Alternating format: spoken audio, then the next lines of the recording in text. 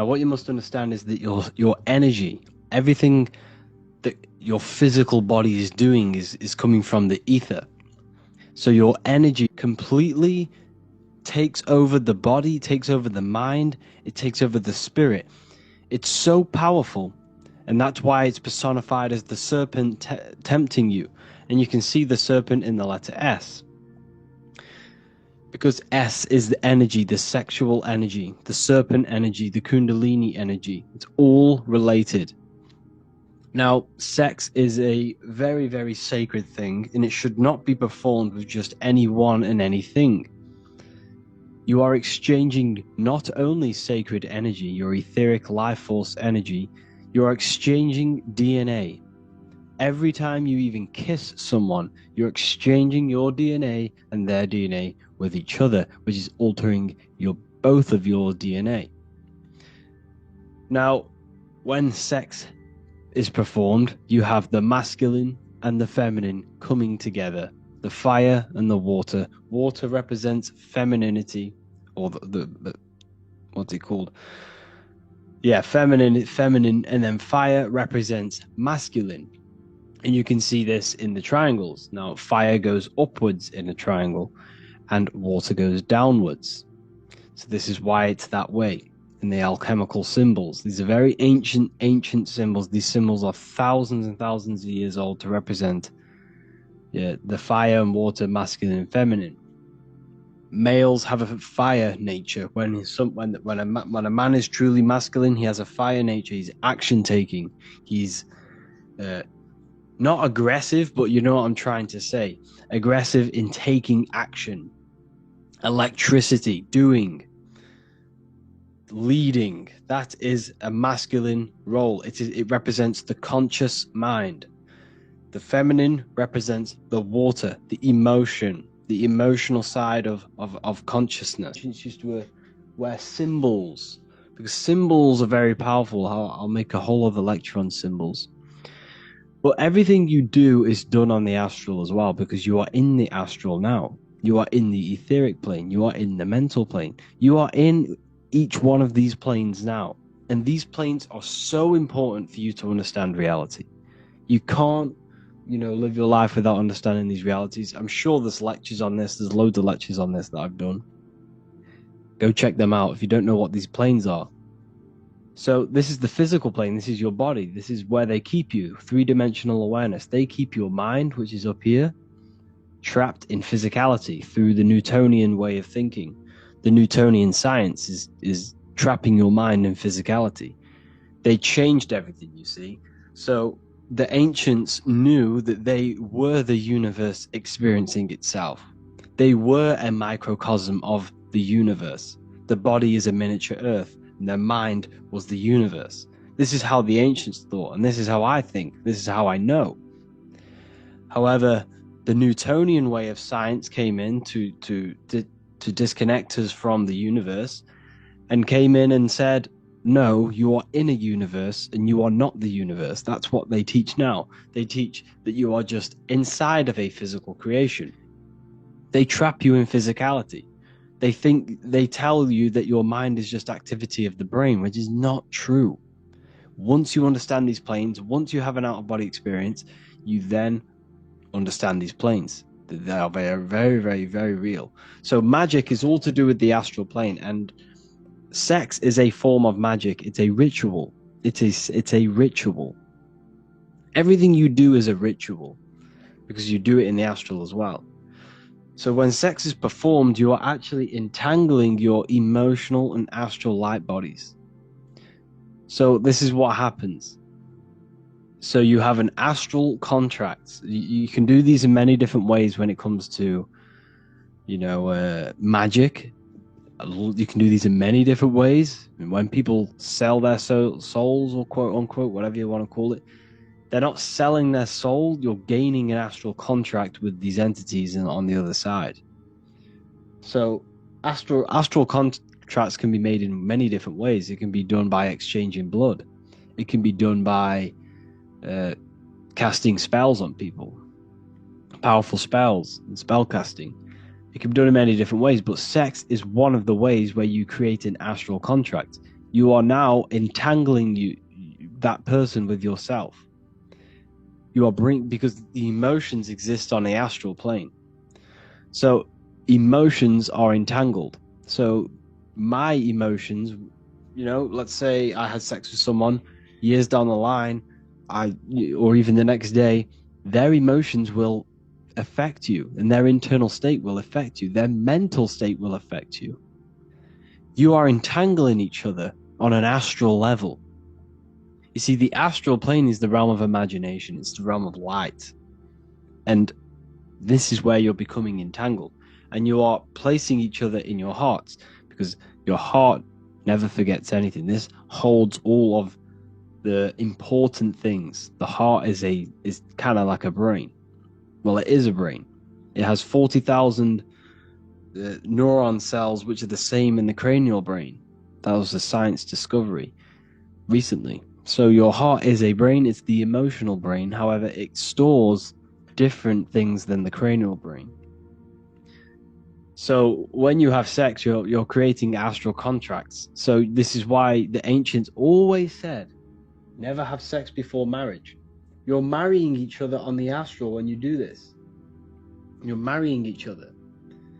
And this is why Christianity, Buddhism, or all these different religions, they tell you not to have sex with just random people. They tell you not to have sex until you are married. This is why. Because all of these modern day teachings that we have all stem back thousands and thousands of years to these teachings, what I'm telling you, of the occult, of the esoteric. But this is hard to believe because you've been told your whole life you're just a physical being. It's not true. Your emotions are not physical. So now that you understand these planes, so what happens when you get someone pregnant? Now, the woman is the master builder. She has been chosen to carry a portal between the spiritual realm and the physical realm, the astral and the physical. That's what the woman is, a womb woman. This is very powerful, and it's being suppressed. Our whole lives, we don't really get told what the womb is, how it even works, how it creates a whole human being. It turns a single cell into a whole human living being. That is how powerful the womb is. And they suppress this knowledge, and it's hidden within secret societies because they don't want you to know how powerful women truly are. Women are very powerful. You see, women are they protect the spiritual side of man, while the man protects the woman physically. You see, the man he represents physicality. The woman represents spirituality. Spirit and matter, light and dark. That's what it represents. And the woman holds a portal. So once you ejaculate into a woman, this now creates a portal within the astral plane. Now, what did I say? What sex is? It's a ritual. Remember that there are higher astral planes, there are middle planes, and there are lower planes. Rituals are either summoning the higher astral plane or the lower astral plane or the middle. So when you do this ritual, sex is a ritual, you are either summoning higher beings or lower beings, depending on the type of depending how you do the ritual. If you do sex and engage in low vibrational sex, based on lust, based on desire, based on no true feelings, there's no passion in the sex, there's no feelings between you two, you are engaging in low vibrational sex for your own pleasure. But remember, you can't fake in the astral plane. The astral plane works on vibration. The physical plane, you can fake it. But if I could see you in the astral plane, I could see you for your raw form. I would see your vibration. I would see your mind manifesting the way you think. You see, so in the astral, you can't fake it. You are your raw form. You can see people's soul in the astral. You can see, because everything you think is manifested into the astral. And the way you think is affecting your astral body. So in the astral, most people are walking around as demons because they're that negative. Their mind spaces are so negative, and they're literally demons. Their souls are dark, are so dark, they're not light. So, anyways, the way I was getting on is that when you perform sex, you need to do it properly, or else you will incarnate a low vibrational soul into your child, a sun. The sun in the sky represents the soul. You're bringing a soul into the physical plane. That's what you're doing when you have sex, when you impregnate a woman. Now, you can do this consciously. You can soul invoke ritual. It's called the soul invoking ritual. I'm talking about it in the new book, Book of Wisdom Volume 2. It'll be ready for you guys very soon. You'll have early access to it if you're inside the university. So when you have sex and you're engaging in low vibrational sex, the vibration is so low in the astral, you're manifesting lower astral entities. And when you open that portal in the lower astral, you're going to get a lower astral soul into the woman. Okay? So this is why you need to make sure that you are doing it properly. And when you have a child, you want to make sure that you perform the ritual properly in a high vibrational state. Because remember, everything you do is in the astral. As above, so below. So to ensure this process attracts the right high vibrational soul, you need to create the environment. So first you need to purify the space by banishing negative energy through the use of burning herbs such as sage, rosemary, or bay leaves. Ancients used to do this, we still do this today. Burning these, because remember, everything has an astral body. Everything you see has an astral form. So when you use, the ancients knew the qualities and the different meanings of different leaves. So they'd use these leaves to burn, to clear and banish negative energy in the astral around them. So you use them, you burn the area, and you cleanse the area. And then before engaging in the sex magic ritual, both partners should focus on raising their energy and the frequency of the surroundings and themselves. This is achieved by chanting high vibrational words of light, setting positivity, loving intention. Both partners need to align their intent with love, light, and high vibrational emotions. During the sexual act, maintain deep sense of love and passion to enhance the ritual's effectiveness. By focusing on high vibrational energies, the couples can invoke higher astral entities and create a favorable environment for the conception of a soul that resonates with these frequencies. By carefully preparing the space and aligning their intentions, the couple can potentially influence the type of soul that enters the physical plane, the world. You must do this. You must be very, very careful. I mean, you're going to love your child either way, don't get me wrong, but this is, if you're going to have a child, do this. I'm not going to say you're incarnating a demon into your world, but if you don't do this, but I'm just trying to raise awareness, I'm just trying to give you this stuff and aware you on these topics. Or you could even do a manifestation ritual with sex. Sex is very, very powerful. The energy is very high. The frequency is very high of sex. So obviously begin by purifying the area again. Before engaging in sex magic ritual, both partners should focus on elevating the energy and frequency of the surroundings. And then once you do this, you both need to set the intent of what you want to manifest. As sexual energy is very, very potent, and it provides strong foundation for manifesting intentions.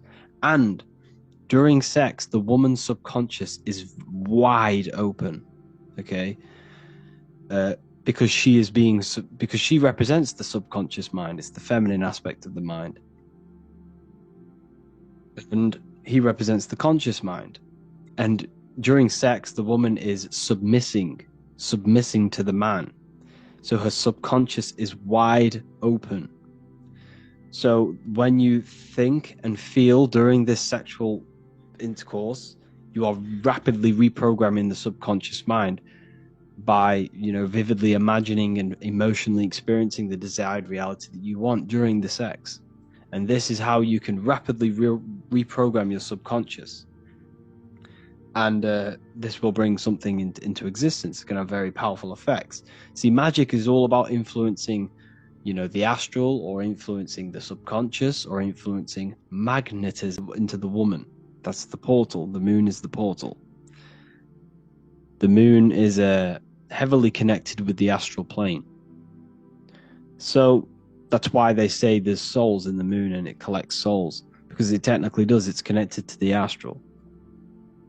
So what's happening when you are born? You're born in 9 moons, okay? Because the woman's directly connected with the cycle of the moon. That's why she has a menstrual cycle every moon. Every 28 days, the 28 days of the cycle of the moon, she'll have an egg, because fertility is directly connected with the moon and the cycles of the moon. So you're in for 9 moons, and you are mineral deficient in at least 3 of these constellations. So you definitely need to find out what constellations you don't have in your chart, and you need to make sure that you're getting them cell salts into your body, or else this can manifest into something. But as long as you're obviously healthy, you should be fine. But if you want to take your health to the next level, this is called medical astrology. This is famous in like Chinese astrology as well, Chinese medicine and stuff like that. So yeah, tantric sex. This is where you do not release your fluids. You shouldn't be releasing your sexual fluids, people. You should not be doing it. This is very, very powerful. And in fact, semen is the astral liquid of the soul. That's what semen is. It has high amounts of etheric energy. When you release, you feel like you feel dead. You feel like the soul's been sucked out of you. You feel like there's nothing in you. You feel so depleted when you release your fluids, because it's so powerful. It has so much life force, so much etheric energy, so much astral energy, so much minerals. See, this is why so many people are mineral deficient. They may be eating everything they can, like they're really healthy, but if you're releasing every day, that's where all your minerals are. Think about it. That fluid can create a whole other human being. That fluid has all the essential minerals in your body, and it's put into another human being to create another human being. So when you keep it inside of your body, first of all, you get an increase of energy.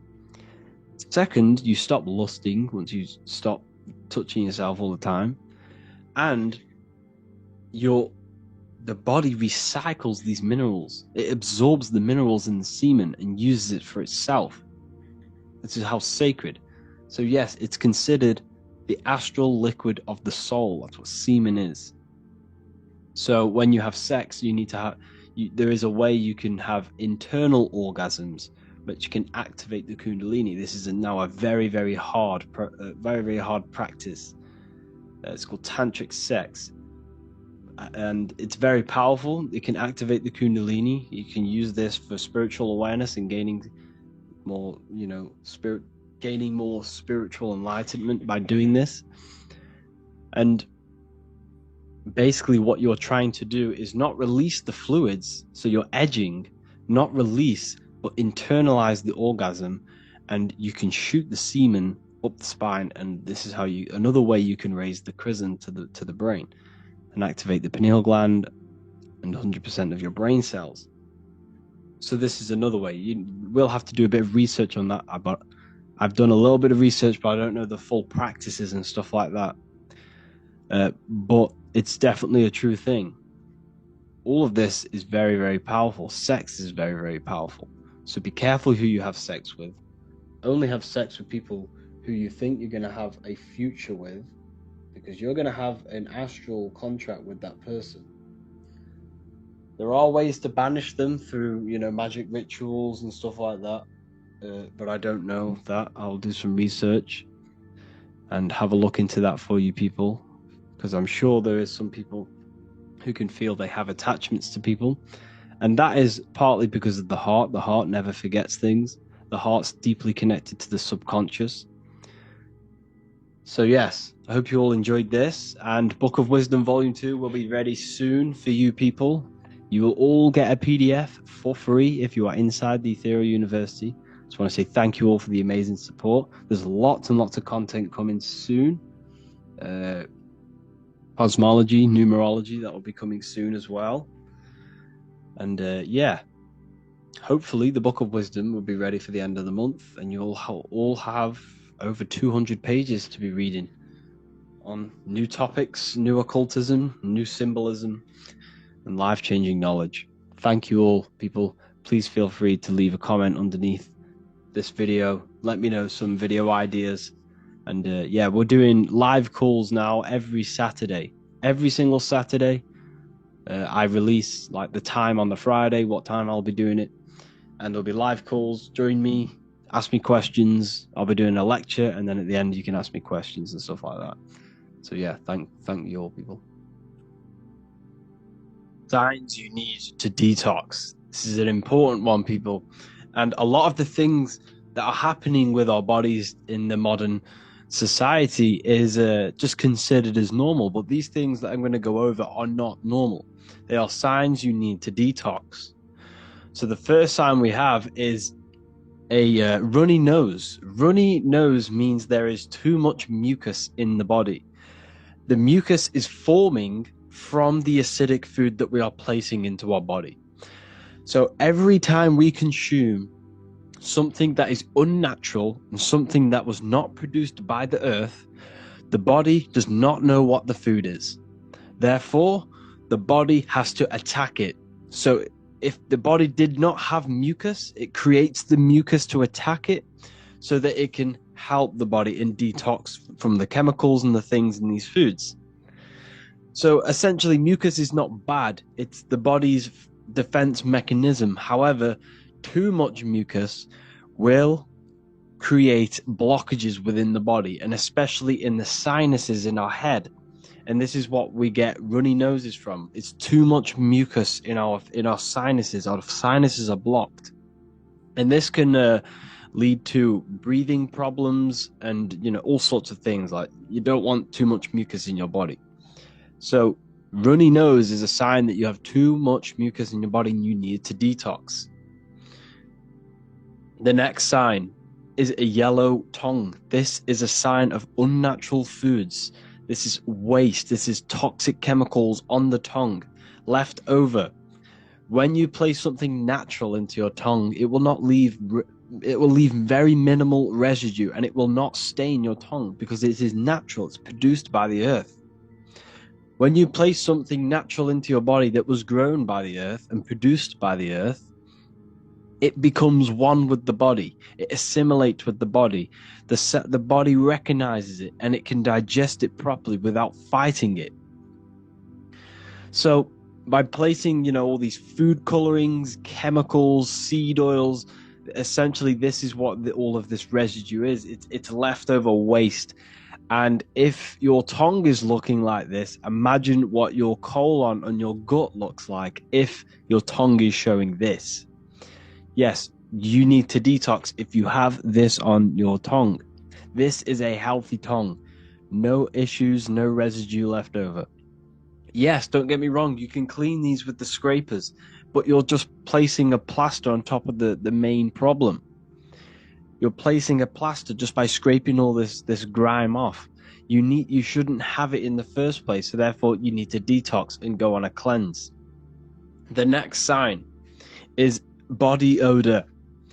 So what they have done is gave you all of this toxic chemicals, food and seed oils, and because they knew that your body would stink after consuming these foods, they go and sell you more toxic seed oils and chemicals with what we call aftershave or deodorant.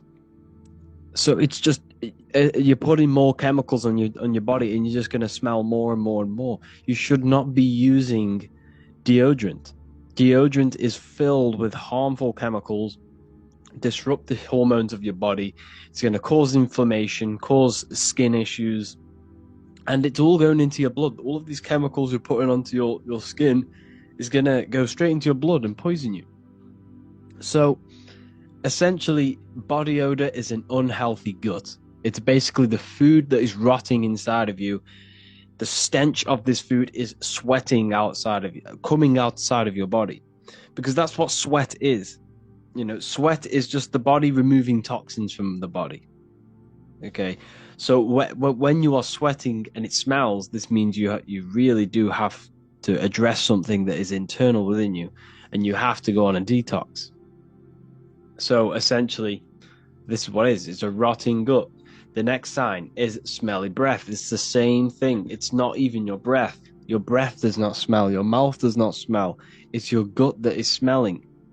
All the stench is finding a way out, and what you're smelling is someone's gut when you smell their breath or your breath.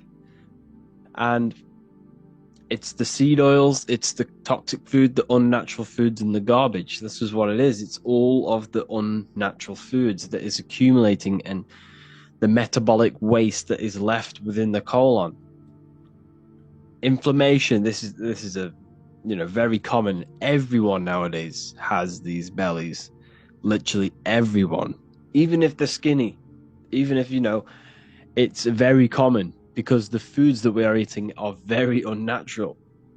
It's filled with seed oils, chemicals, food colorings, and GMOs, and essentially the body does not know what to do with it, so it stores it in its waste.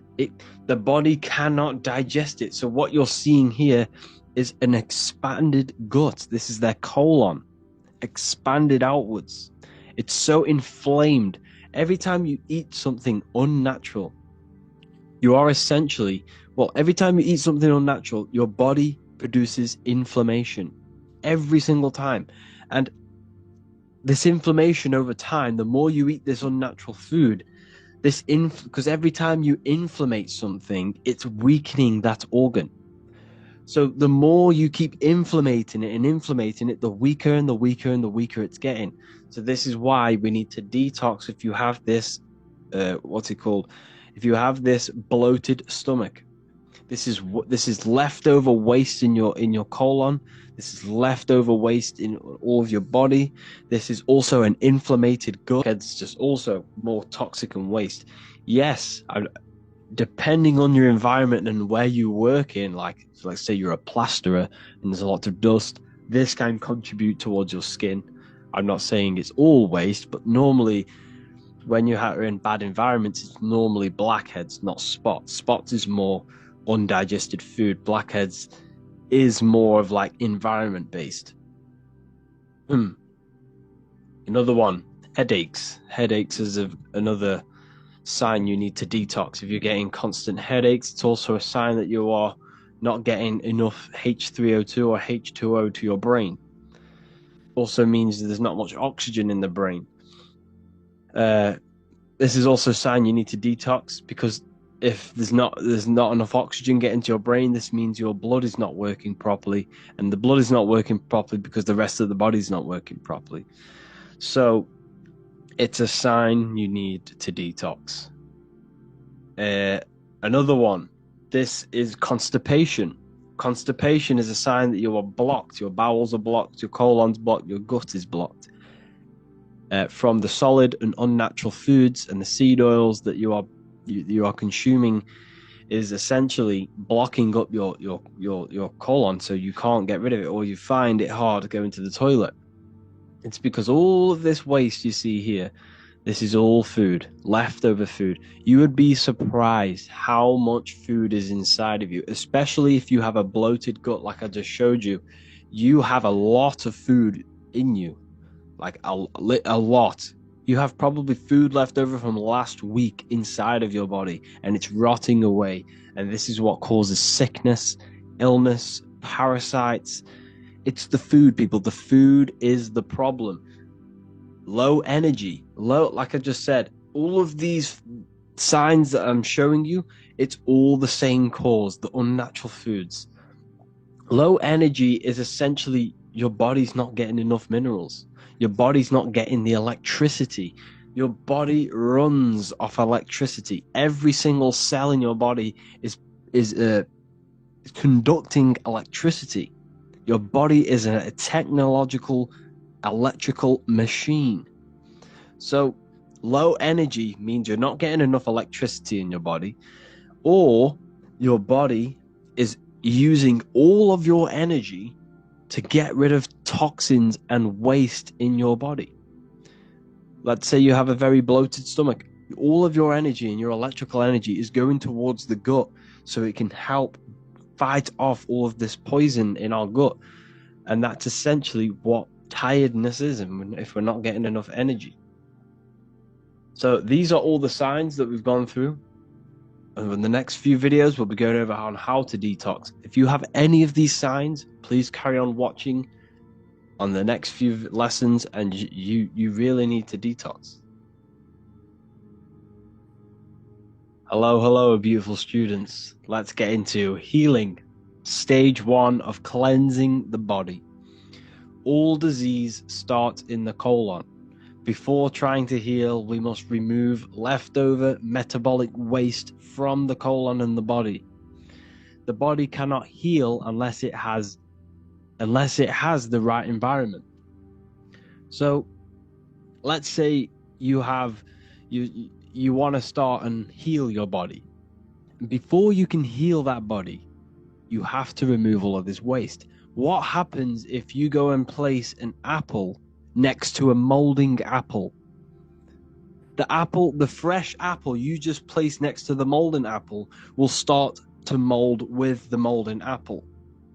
So if you started now, today, and you have all of this leftover waste in your body and you started consuming good foods, yes, it will benefit you. However, it's going to take a lot longer for you to heal because you have not removed this moldy stuff inside of you. So we have to address the colon before we can go on and heal the body. You have to cleanse before you heal. You have to regenerate the body and create a good environment. Because what happens when you cut yourself? Your body healed. Your body knew how to heal that wound that you cut. Your body knows how to heal from anything that you have with your body. You just have to give it the right environment. So, orange fruits, this is for cleansing. Green fruits, this is for detoxification. Red fruits, this is for the blood. Even the strawberry looks like a heart. So, for 2 weeks, you need to do the following. You need to go on a fruit-only diet for 2 weeks. This fruit is amazing for cleansing the body because it contains H3O2, which is structured jelly water. This is the real water that your body needs. It needs H3O2. It means it saves energy now for your body to heal other parts of the body while you are cleansing.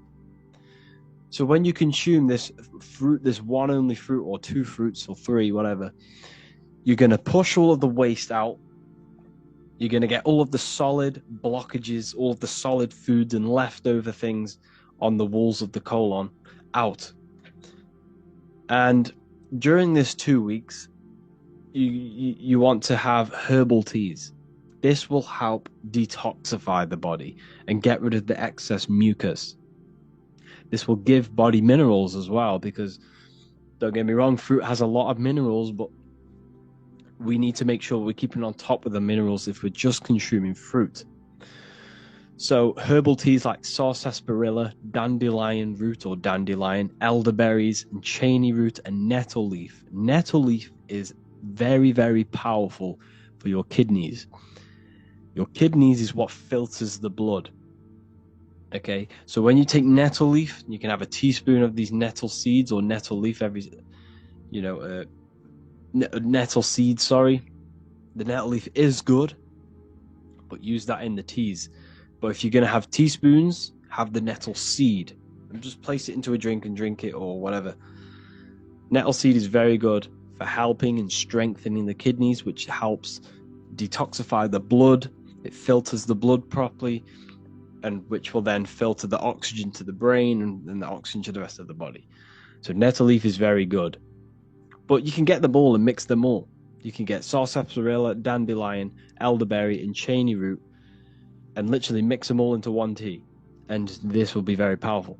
You also want to, if you can, get your hands on some organic sea moss. Sea moss will give you, 92 of the minerals that your body is made out of. Your body's made of 102. Sea moss has around 92 to 100 minerals that your body's made of. So sea moss is a very good way to get all of the minerals in. Key limes, these are very, very, very powerful for detoxing the body and cleansing the body, and very good for the digestive system to get rid of that waste. No tap water, and drink either fresh spring water with no added chemicals or freshly squeezed fruit juices. So get yourself a juicer and juice your own fruits. Don't get me wrong, this can be costly. However, your health is the most important thing. You could have you could have trillions of pounds, but if you don't have your health, how are you going to spend and enjoy that money? Your health is the biggest currency, it's the biggest wealth. So if you don't know how to make herbal teas, this is how to make them. Like I said before, I recommend nettle seed, sarsaparilla, dandelion, and cheney root. Dandelion's very good for the heart. Sarsaparilla has very high in iron. Nettle seed, very good for the kidneys. Cheney root, very high in iron. Step 1, place a cup of spring water into a pot. Place the herbs into the water. You can either leave this pot with a lid on overnight, because when you leave these herbs in the water with the lid on, the water can then soak in all of the the minerals and all of like the things coming out of the herbs. So you can do this for more potency. If you want a very powerful and potent one, leave it out overnight, or just for a couple of hours, maybe even just 2 hours or an hour. This will increase the potency of the tea. Or you can just literally just whack it in and start to boil it. Boil the water on medium heat for 5 minutes. Strain the herbs and pour the water into the mug.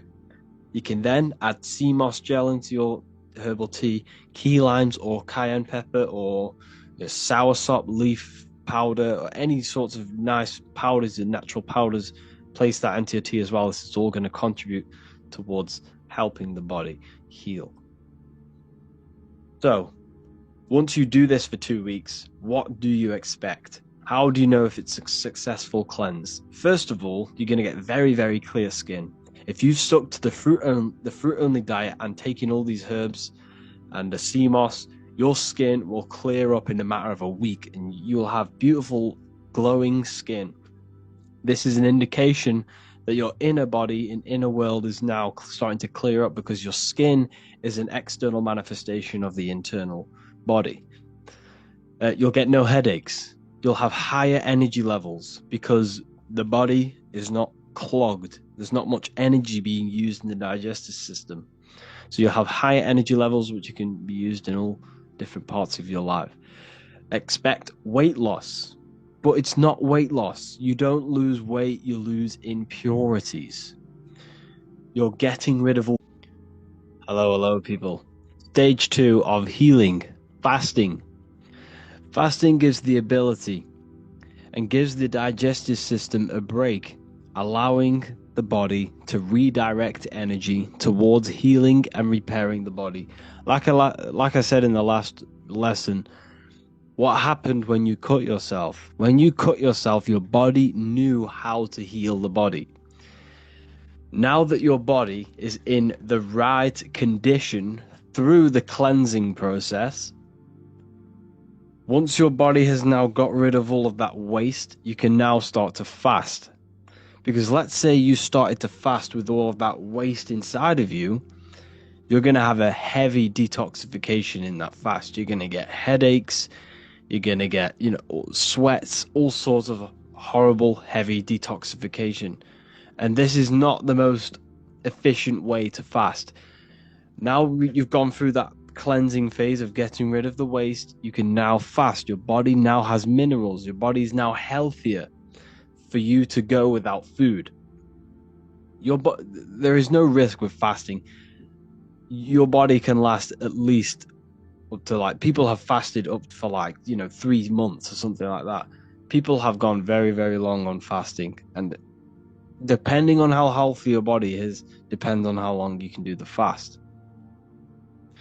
So studies suggest, well, your body produces stem cells once 2 days of fasting has gone.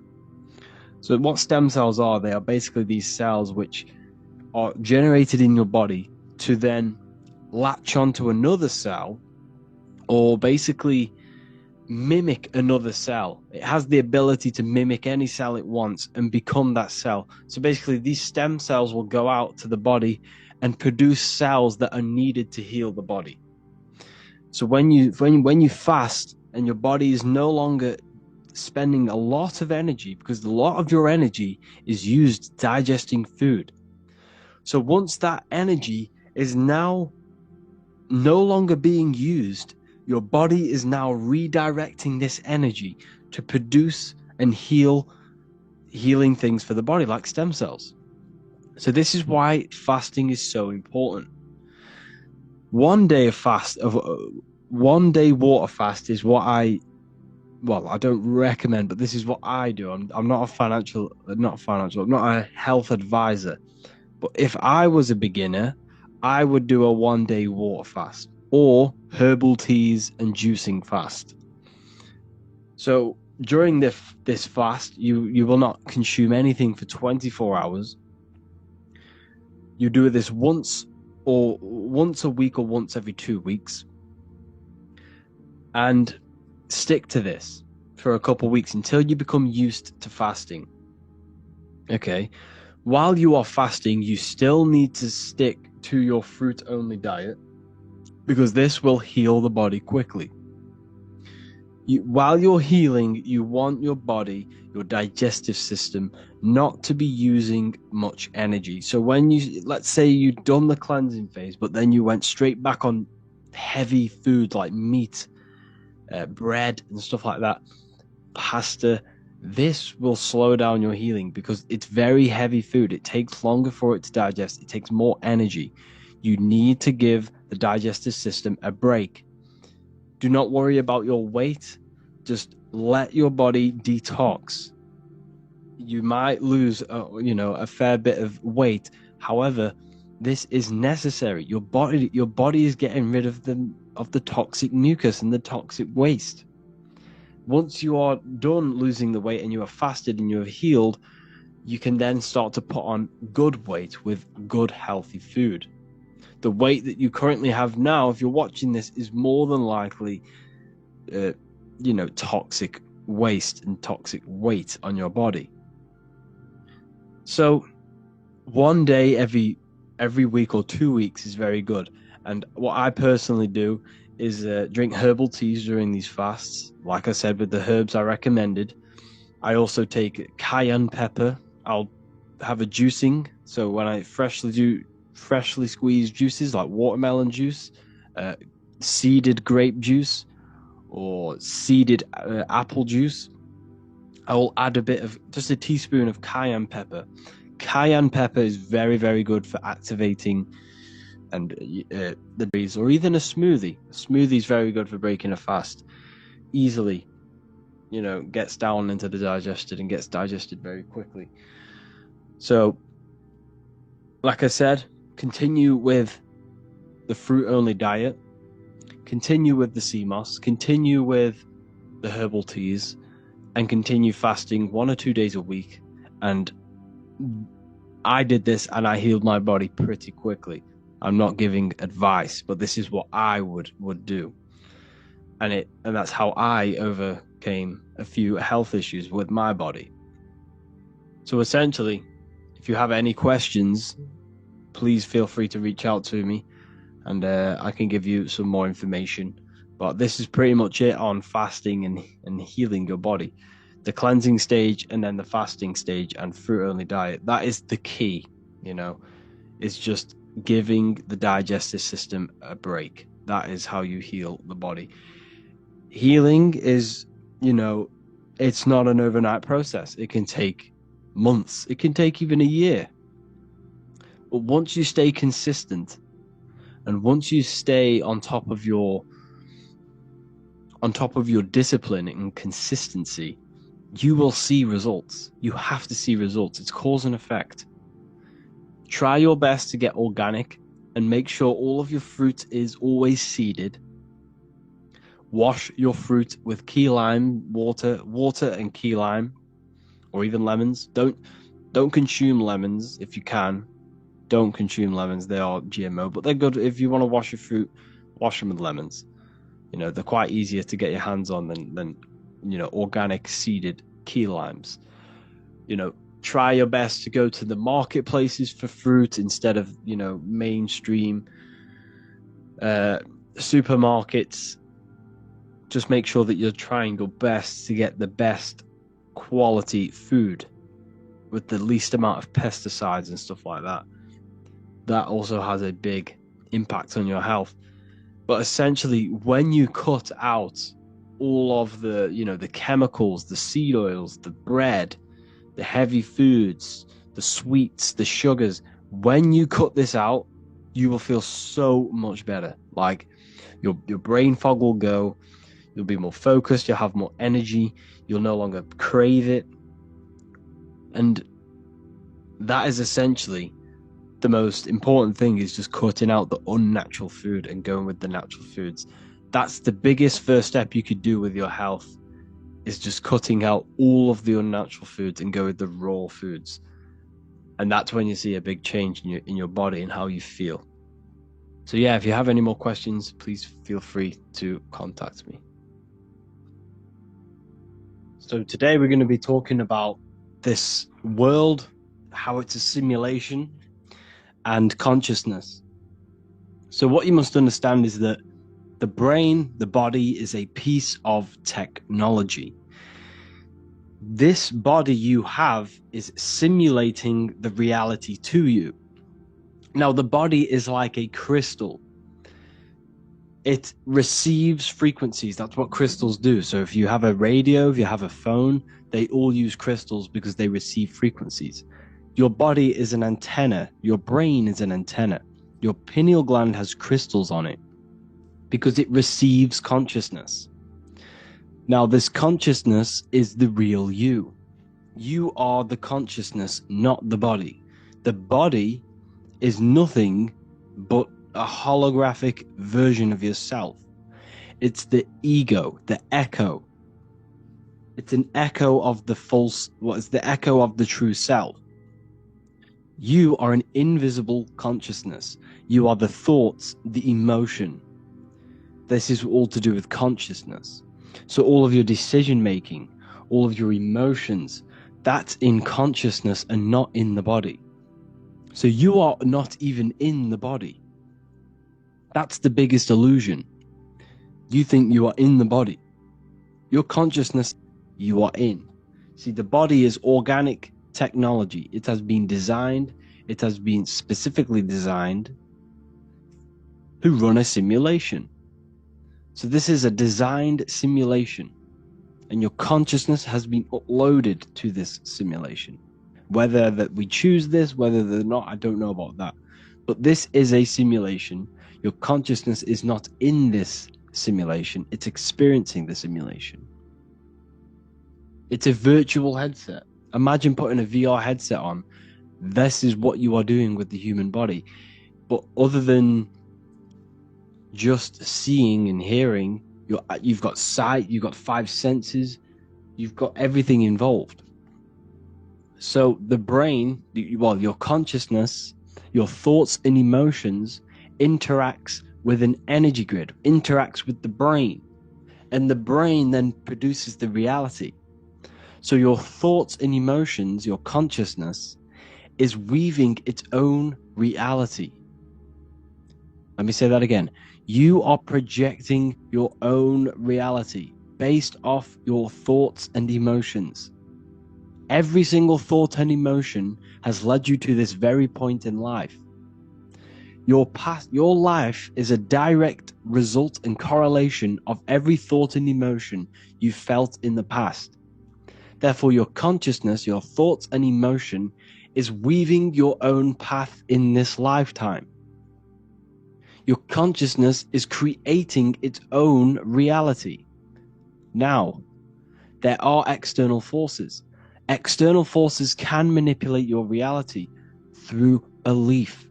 This is why it's called a government. They govern your ment, your mind, your thought, your belief system within consciousness, your memories. So thoughts, emotions, and memories, they are all in consciousness. They are not in the brain. The brain is a computer. It's yes or no. The brain has no memory. It has none of this. It is a computer. It's yes or no. So, like I said, the brain is what you're experiencing, and you are weaving your own reality through thoughts, emotions. Now, the external forces are belief systems. They install belief systems within your mind, within your consciousness, to limit your consciousness, to keep your consciousness bound to three-dimensional physical body awareness. We'll go into that a bit later, but everything they do is to install information and programs, because your programming of the consciousness is what keeps you stuck to three-dimensional awareness, keeps you stuck at a low state. Everything they do is to push fear, because fear is a bondage. Because remember, you are this consciousness. You are out of the body already. But through belief is how you get yourself stuck in three-dimensional awareness in this body. It's a simulation. The body is holographic. It's a holographic avatar, and you're playing this holographic avatar. You leave this avatar every single night when you go to sleep, and you go into alternative realities. Here you see George Washington, the Freemason, with the G above his head. It's the same symbolism. Or you see the I here, the I, because it's the same symbolism. Your consciousness. This is just an avatar. This is a body. Your name. You are not your name. You are not your memories. You are not your clothes you wear. You are not what people think about you. You are the pure consciousness. Whether you believe that or not, you are, and you need to detach from all of these programs. Who you think you are is basically a bunch of programs. Well, my name's Harry, I wear this, I live here, and I do this job. That's me. That's not you. That is not you. It's all about keeping us divided so that we do not unify this consciousness. Because once we all realize it's about us, they're not mocking God, because they know that God is within you. Consciousness is God. So all of these fake psyopses about mocking the Last Supper and the Olympics, it's all a psyop. It's all mind control. Everything you see mainstream media is mind control. News, the word news is north, east, west, and south. And they broadcast live news to north, east, west, and south. They broadcast spells, you see, to a broad amount of people. They're casting spells. It's all mind control. The whole system is mind control. The word government means mind control. Government, govern the mind, govern consciousness. So what you are seeing here is the same symbolism. This is the G. See the light rays coming off it, because this is the light. This is the consciousness. This is the light. This is the you. This is the soul, the mind, consciousness, thoughts, emotions, memories. That's in consciousness. This is just an avatar. It's not him. This is the I am. This is God. There is a battle between God and the devil. See, the devil is the ego. The ego is the layer between you and God, your consciousness. The ego keeps you stuck. The ego wants the food. It wants the the sex, it wants the money, it wants the fame, it wants the cool status. All of them things is keeping your consciousness, which is not physical, stuck in a physical way of thinking and in three-dimensional awareness. The whole system is designed to keep you stuck in three-dimensional awareness. They get you addicted to cigarettes, alcohol, TikTok, Instagram, YouTube, Netflix, working, bills, dogs, family. Everything they do and everything they teach you is to keep your mind externalized on external things. And this is why meditation is so important. Meditation is the only way to connect with the pure divine within yourself. The only way to connect with the pure consciousness, singular consciousness. When thoughts are not present and you're there in the moment with pure consciousness, with no thoughts, no beliefs, nothing, not even the language that your mind uses, you are pure consciousness, you are pure awareness, you are pure. That's the reason of meditation, to connect with yourself, the true self. And that's how to gain a connection with God. We're going to look at this. Look at the symbolism of the ancient Christians. This is in Rome. This painting's in Rome. It was painted in like the 1600s. It's the Kabbalah tree. But what you're seeing here is not God and Jesus. This is you, your body, and this is your consciousness. This is your mind. This is you up here, Kether.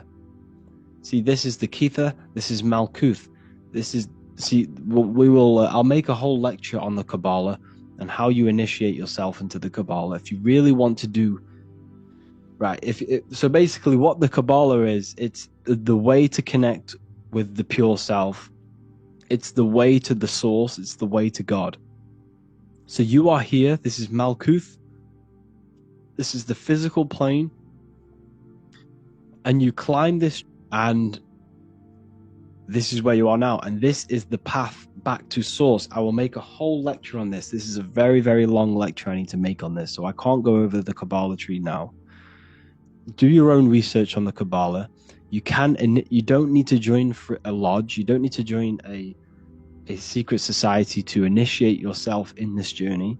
But I'm warning you, if you initiate yourself into the Kabbalah tree, you're going to have very, very challenging ways. You're going to have very challenging things happening and occurring in your life, because it's the whole point of the Kabbalah tree is to rip apart your ego and destroy your old self to be born again to the pure consciousness, to reach your highest potential.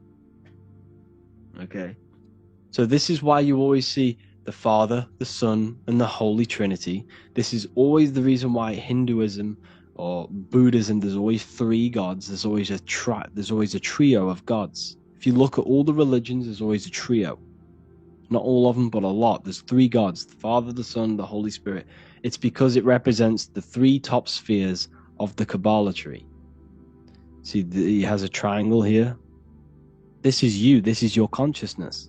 See how he's an old man, symbolizing an eternal consciousness? You will never ever die. This is your body. This is Malkuth. Okay? So this is also hopscotch. Remember playing hopscotch as a child? Well, this is also the path to source, the path back to Kether, the path back to your consciousness, to the oversoul, whatever you want to call it. So man is both human and the divine. This is Albert Pike. See this Masonic symbolism here? You have the eye. This is Kether, which means crown. So you know when kings wear crowns on their head, it represents Kether, because Kether means crown. Kingdom, this is death, because the physical plane, there's death here. You can't die. Your consciousness will never die, but your body will die. So this represents kingdom, the lowest point on the Kabbalah tree, which is matter. Then you're going up through these pillars back to the light bringer, Lucifer. Lucifer is the light bringer. Lucifer is your consciousness. That's what Lucifer is. They demonized all of this. They made it sound so bad. But Lucifer just means Lucy means light, fer means bringer, light bringer, and your consciousness is the light bringer that brings the light down into the kingdom, into the physical plane. Like I just showed you earlier with the Sims character and the George Washington. It's the same symbolism. This is the sigil of Lucifer, which is the visual pathway of your brain and how light enters the eyes, which is, and then produces a visual image in the back of the brain in the visual cortex. So this is showing you how light is transformed into images in the brain and how the brain is producing a reality, a simulation in the brain. We see this in the ancient Egyptians here. It's the same thing. This is the back of the brain, this is the visual field crossing over. We see this here. Wow, this is just mind-blowing. Look, they tell you, you see, the Newtonian way, so the Newtonian science, right? Everything about science is all a lie. The whole thing is to program you and program your consciousness, program your mind to limit you.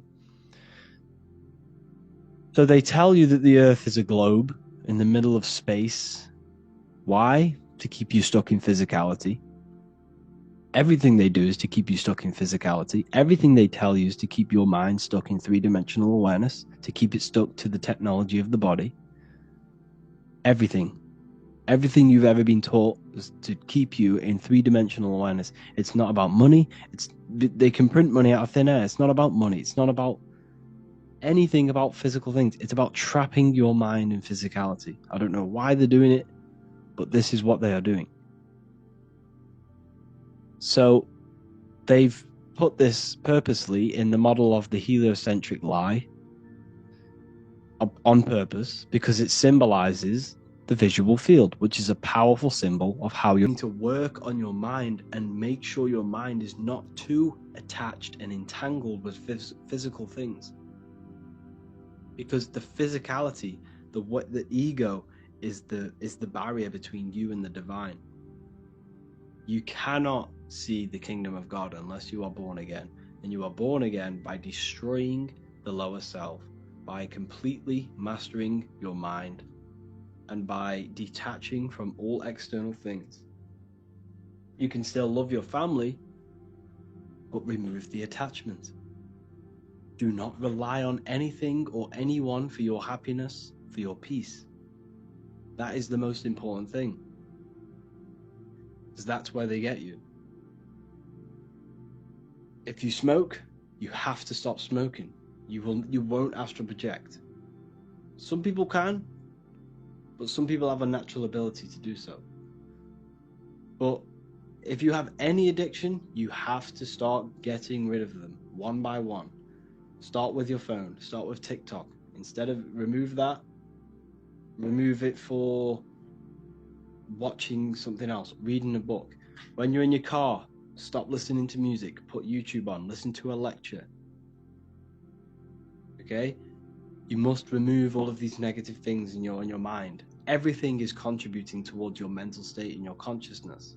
Everything. Everything you see, everything you hear, everything you do is all contributing to your mental state and your state of awareness and your consciousness.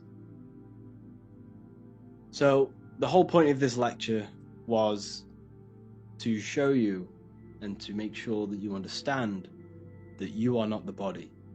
You are the consciousness. And in order to get out of body, in order to reach that higher state, you must crucify your old self. You must crucify everything. You see, death is a very powerful force. They teach you that death is bad. They teach you that sacrificing is bad. There is good sacrificing, there is bad sacrificing. Sacrificing creates a very powerful force. Death is a very powerful force. So when you sacrifice, maybe in order for you to grow, in order for you to reach that next stage of your life, that next stage of your consciousness, Maybe you need to cut off an old friend. Maybe you need to stop hanging out with them people who do drugs or who drink alcohol. And we all know alcohol is a potion. It's a magic potion which invokes spirits. So the only way for you to progress is through sacrifice and through crucifixion. And that's what the Bible is telling you, through crucifixion. So that's the only way. So you must sacrifice. You might need to, in order for you to reach that next level of your consciousness, you're going to have to sacrifice some friends. And if you don't, then that will stop the evolution of your soul. The whole point of the universe, the whole point of you coming into physicality is for the journey of the soul. You are here because you are for growth. You are here to grow. It's the whole point of reality. That's the whole point. You cannot not learn something. So what does that tell you? That's the whole purpose of life. Growth and expansion. The evolution of the mind, the evolution of the soul, the journey of the soul through the universe. That is the whole point. You can't not learn something. You have to. You will never not learn something. It's impossible for you not to learn. Masonry is. It's the mastery of the self. It's the growth of the mind and the soul. It's self improvement. Yes, there are bad Freemasons. Yes, there are good Freemasons. Everything has light and dark. But evil's not evil. Evil is necessary for you to grow. In order for that tree to grow to heaven, its roots must extend to hell. In order for you to reach the higher state of consciousness, you must descend into physicality, into evil, for you to then ascend higher. It's the growth of the mind, the growth of the soul. I hope you enjoyed this lecture. Please comment whatever lectures you want to see next. I'll make one about the Kabbalah tree and how you can initiate yourself into the Kabbalah. But just know that is a very painful process. That you will go through some very traumatic events that will occur because each sphere is governed by a spirit which will test you, and you must be tested to reach back to Crown or Kether. So anyways, yeah, I'll make a next lecture on that. Thank you all for joining the university. I'll see you soon. Let's talk about the soul trap and how they are trapping our soul in three-dimensional awareness. What is the soul? The soul is the essence that transcends the material realm. It is the part of us that is invisible. It is the live spark of all things. It is the consciousness. It is the I am. However, the mind acts as a connecting medium that connects the soul to the material plane. The mind is what projects the soul into material realms or other realms. So the mind acts as a bridge between the physical and material realms, the physical and spiritual realms. So what they are doing is tricking your mind into only believing physicality. Like I said before in the last breakdown, you are experiencing the body. The body is producing the simulation to your consciousness. You do not experience the external world. The external world is produced by your body. So therefore, what they are doing is installing programs within your mind which keeps your mind limited into three-dimensional awareness, which keeps the soul and mind stuck to the material plane. This is why it all goes hand in hand with the material heliocentric model.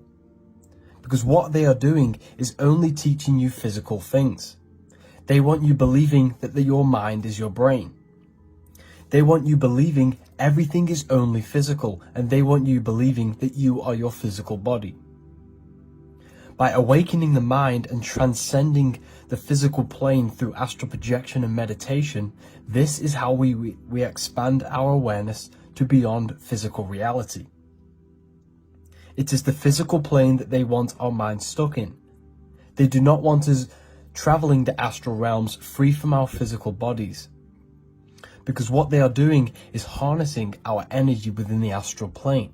So everything they teach you is to go hand in hand with materialism. They promote materialism in the music, through the music industry, through films, Hollywood.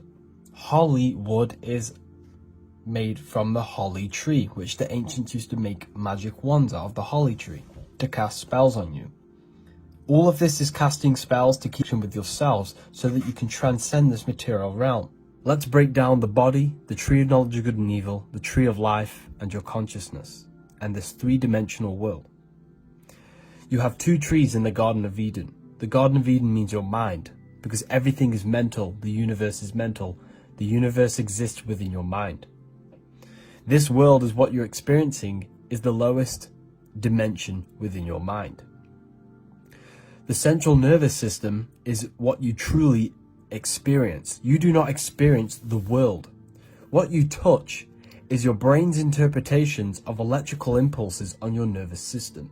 What you see with your two eyes is an image produced by the visual cortex in your brain. So essentially, you are the mind experiencing the body. The body is running the simulation to your consciousness. This is why the central nervous system is one of the trees in the Garden of Eden. It is the tree of knowledge of good and evil, which gives you the knowledge of this realm. This realm, this three-dimensional matrix, it consists of a good and evil, day and night, of duality. The only way your consciousness can experience duality is through this central nervous system, which produces the simulation to your consciousness. So essentially, your mind or consciousness is experiencing and gaining the knowledge of good and evil through this central nervous system. The tree of life is the cardiovascular system, because without this system, this is what gives life or energy to the physical body. This is what keeps you alive during this experience within the three-dimensional matrix or the three-dimensional world. Your heart, rearranged as earth, because when you leave the earth, you are actually in fact leaving your body. When the heart stops, you leave earth. So this is why the heart is earth. When you leave the body, you are leaving earth, because the body is running the simulation and producing the simulation to your consciousness. Your brain is an electrical computer producing this whole simulation. You do not experience the external world, you experience the body. This is why everything in this world is a manifestation and expression of yourself. This is why you have 5 fingers for the 5 elements of this world. This is why you have 5 points on your body for the 5 elements created in this world. Your body is the temple of Solomon. And this is why in the Bible, in Acts, it says, God does not dwell in houses not made by man. Because the body is the house not made by man, and your consciousness is God.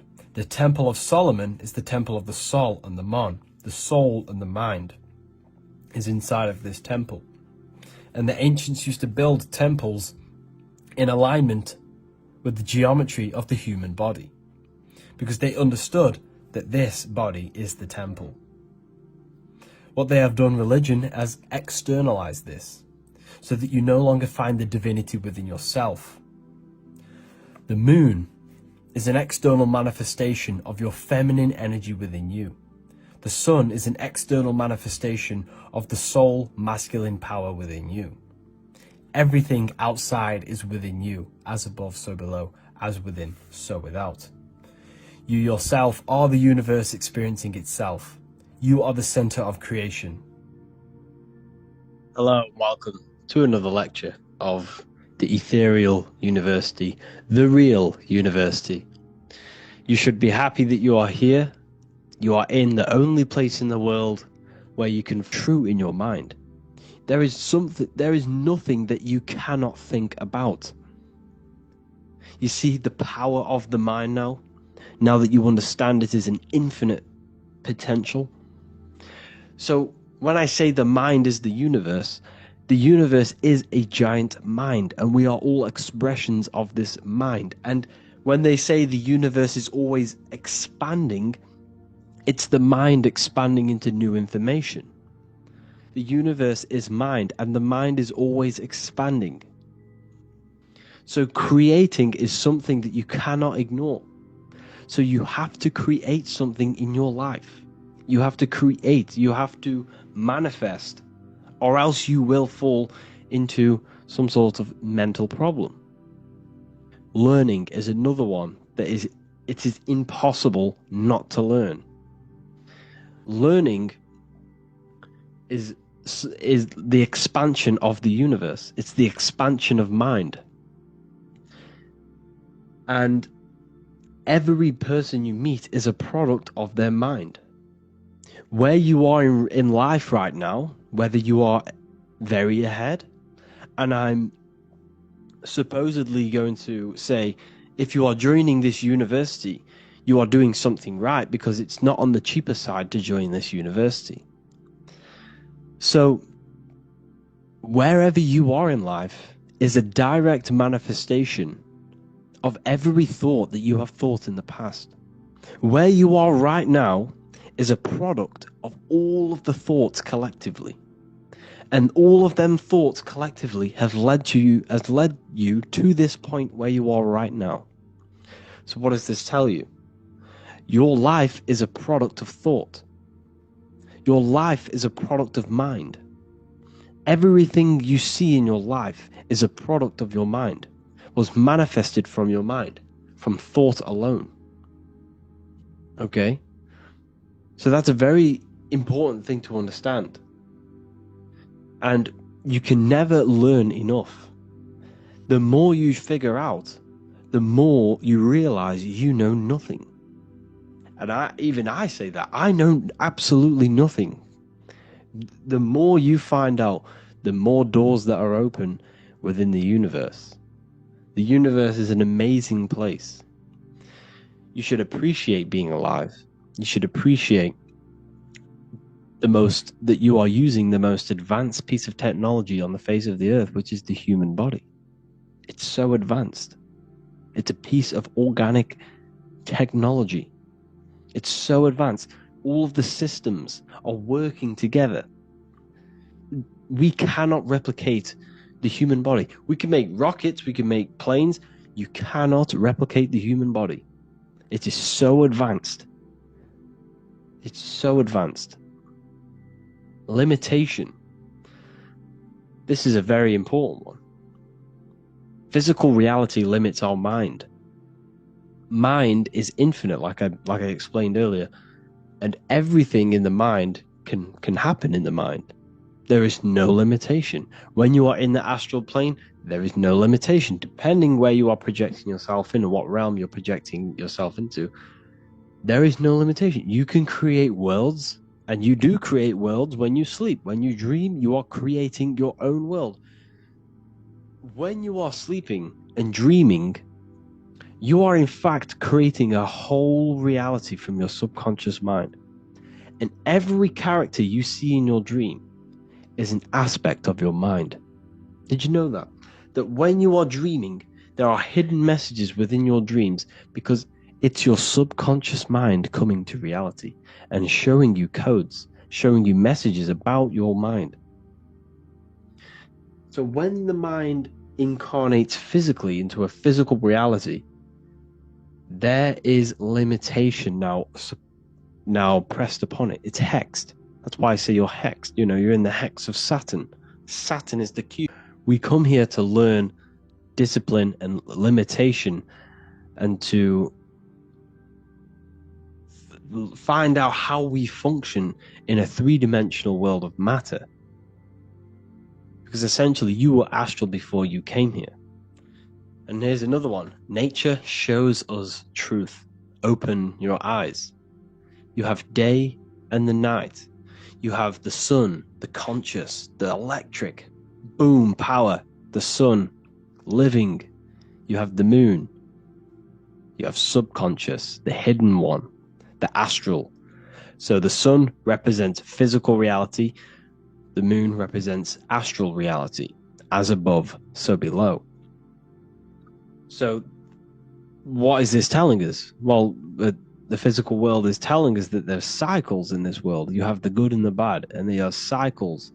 And the beginning of one cycle is the end of another cycle, and the end of another cycle is just a new beginning.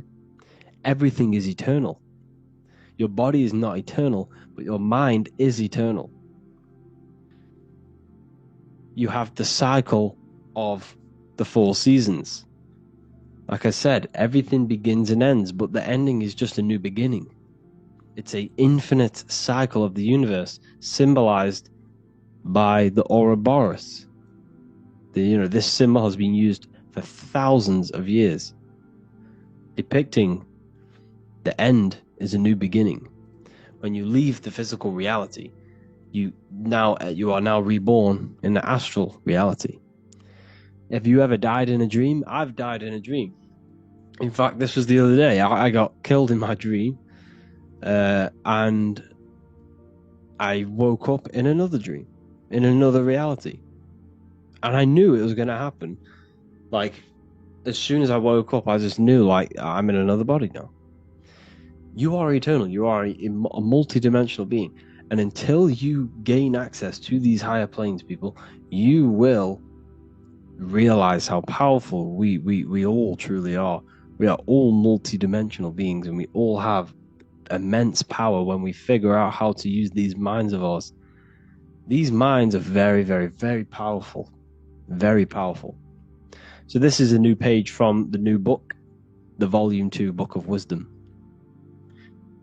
We also come here for growth and expansion, like I said earlier, the expansion of the universe. The scientists, these paid scientists that, are paid to lie to you, they say the universe is always expanding. Oh, yes, it's mind. Mind is always expanding. Mind is always figuring out new information. The mind can never be full. It's always expanding. And the mind is the infinite potential. The mind is the universe. It's every substance you see around you is a product of mind. The squirrel, the dog, you, your mother, your family. It's all mind. All product. They all possess mind. They all share mind, and this mental plane is shared. And your reality is a product of thought, and this physical reality on a macro scale is a product of God's thought. Now, when I say we are God, we are a microcosm of God. God is within us. Now, I'm not saying that we are the creator of this reality. We did not design the human body. God did. We did not design the functions of the heavens, the order of the heavens, and how the sun rotates around the earth. How it does that, I really do not know. The heavens and the sun and how they, for any lectures on anything you want, give me a message. I'll create a lecture for you. And yeah, have an amazing day, people. Spirit and matter. So essentially what we're looking at is mind creating spirit and matter. The universe is mental. Everything exists in the mind. What spirit is the energy, and basically the energy of mind, of the thinking mind. Spirit and matter are polar opposites. They are two vibrational states of the one substance, which is mind. Mind creates matter, mind creates spirit. Mind is the ultimate source of the universe. Man is made in the image of both the divine and physical. He is spiritual, he is physical. Everything is spiritual and physical. Everything physical has a spiritual, life-giving essence to it. Behind your body is the spirit. Without the spirit, you would be a dead meat sack. You wouldn't be able to move. Behind the animal is the spirit, the all life-giving force coming from the divine mind. Now, man is made in the image of both matter and spirit combined. Spirit is infused with matter. Like all things, however, man has the mind to be conscious of the spirit that dwells within. Animals cannot do this. Animals are purely stuck to their animal instinct. They are not self-aware of the spirit within them. They are only aware of the internet of their aware. They are only aware of their immediate environment, their physical reality. The animal. This is why animals symbolize our lower nature. But we have a hell, physical. We have a head in the heavens where the spirit is. We can raise our consciousness above the animal self to the spirit, to the divine. Now, matter is a way of thinking, so is spirit. If you have a very low vibrational consciousness, your mind is directed to the lower aspects of consciousness, sex, lust, power, money, fame. This is all matter. This is a materialistic way of thinking. You must tune your mind to the higher aspects of consciousness. Tune your mind to spirit. There are two ways of thinking. Now, you are both of them combined. You need to find balance between them. This is what Leonardo da Vinci is depicting. Man being both spirit and matter. The circle is eternal, beginning no ends. The square is limited, beginning and end. The body is in the square because the body is limited. The body is not eternal. It's mortal. The circle has no beginning, no end. It is immortal. The spirit is raised above the square, representing spirit over matter. The spirit controlling the matter. Spirit controlling the body. We don't want the body controlling the spirit, the body controlling the mind. That's the lower mind. That's 666. This is the Freemasonic square and compass. We have the compass for the circle and the square for the square, which is matter. Spirit and matter combined with the G, the generative principle, or God, or geometry. Also, Leonardo da Vinci depicting the eye of Ra, the eye of Horus, the small pupil, because when you're in light, when you're in a very light environment, your pupils go small. This is the physical eye of man, the conscious mind, the physical eyes. Then you have the inner eye, the spiritual eye that sees in the darkness, that gives perception. That's the large pupil, because when you're in darkness, the pupils go large. You have the eye of Horus, the eye of Ra. You have the physical eyes that you look with, and you have the inner eye that gives you perception. You have black and white. Black represents matter, white represents spirit. Spirit and matter intertwined with one. This is the Masonic checkerboard. The earth is not just a rock. It's not a rock. It has spirit within it. The elevated bird to the spirit. And that's what the Anunnaki is.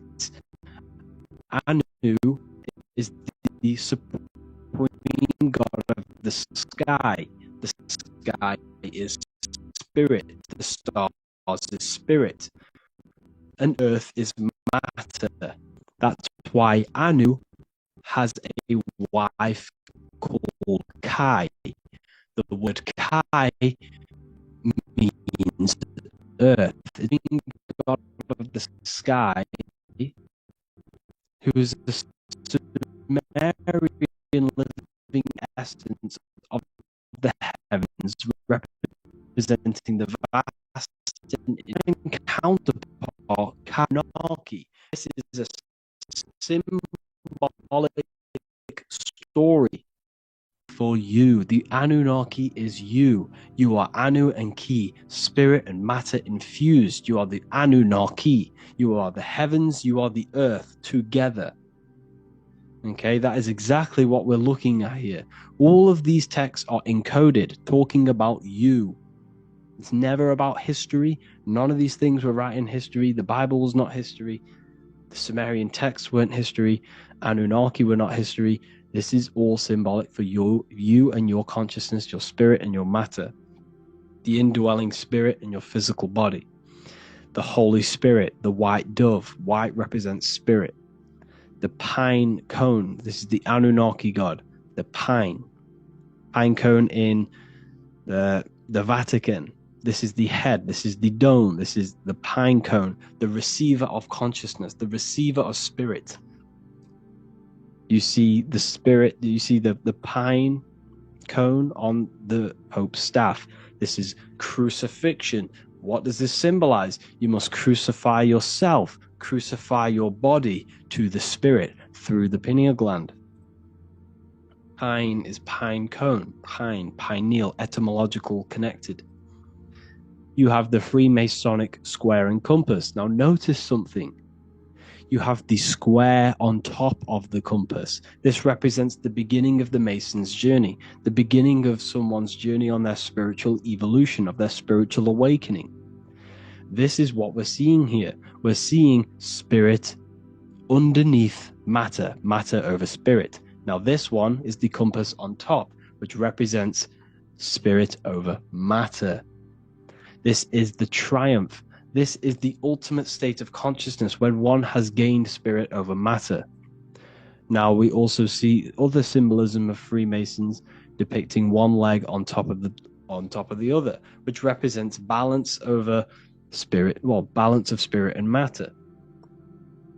All of this will be available in the Book of Wisdom, Volume 2. This book is the next revolution of human consciousness. I cannot explain the amount of hours and work and research that has gone into this masterpiece. I'm not even going to call it a masterpiece. That is up to you whether you think it is a masterpiece. But I have put my heart and soul into this book. The amount of knowledge, over 230 pages of pure esoteric and occult knowledge that will blow your mind, that will make you feel so connected to the universe, because you're going to understand everything once this book is released. October the 8th is when you can get your copy. And if you are inside of the Ethereal University, then this book will be free for you. You'll get this book for free if you're inside my university. So I hope you all gained a great insight from this video, and I'll see you all in the next one. Lesson number 3. Conscious and the subconscious mind.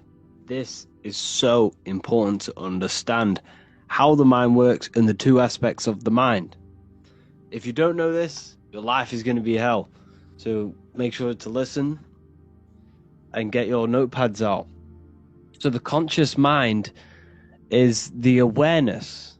This is what you're aware of right now. You're listening to me. You're probably watching your phone or laptop, something like that. Your 5 senses, your mental state, your awareness. This is all your awareness. What you're aware of. This is the 10% of your mind. Only 10% of your mind is what you're aware of, your consciousness. You're conscious.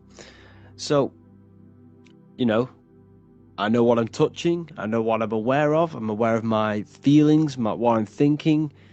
This part of the mind, what you consciously do, impresses the subconscious mind, which is 90% of your mind. Think about that. 90% of your mind, you are not aware of what is going on in that part of your mind. It's all there, but it's all in the background. The subconscious mind controls the systems in your body. So it is the mind that is telling your heart to beat, telling your lungs to breathe, telling your digestive system to digest food without you being conscious of it. So the subconscious mind is controlling every single system in your generate mental programs. Driving your car, changing gear, tying your shoelace. You don't have to think about doing these things. You can literally just do it on autopilot because your subconscious mind knows that program is there. So when you consciously think of tying your laces, bang, it's done. You don't have to think about it. The subconscious takes over and does it. So the subconscious is manifesting 90% of your daily basis actions, thoughts, and emotional state on a daily basis. So what's that mean? The subconscious rules your life pretty much, and you need to change these programs. Okay, we're not going to go into this lesson, but the subconscious also sees, counts, and analyzes everything. For example, you go and past this sign. You're in a car, you drive past this sign at 6 o'clock in the morning on the way to work. 8 o'clock at night or 6 o'clock, or when you're driving back home, you have a random thought, oh, I'd love a KFC. Because your mind, you might not have consciously been aware of it, but because of this sign was in your visual sight at 6 o'clock in the morning, later on that day, that subconscious mind has picked up because you started to feel hungry. And this was the first thing you seen that day. This is why it's called advertisement. Ment means mind. They're advertising to your mind and your subconscious.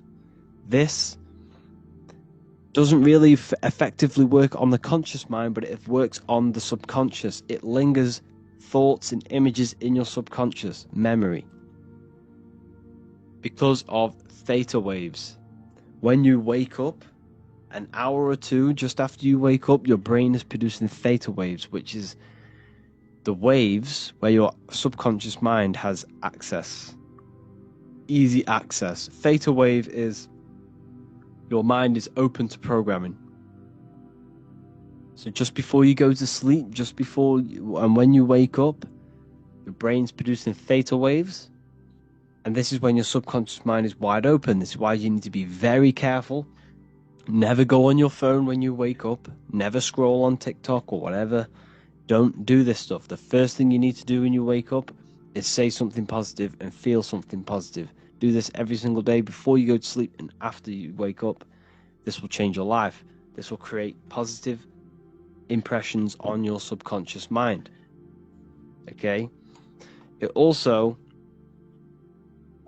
the conscious mind, it's like a cycle. The conscious mind, thoughts and emotions impresses the subconscious, and this will repeat.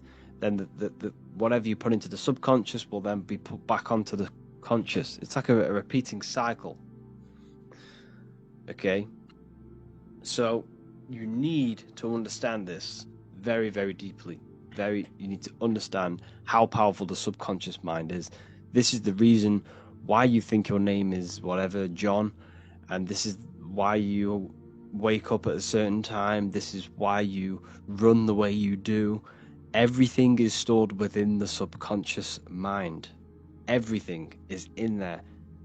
You identify yourself with the programs that are in your subconscious mind.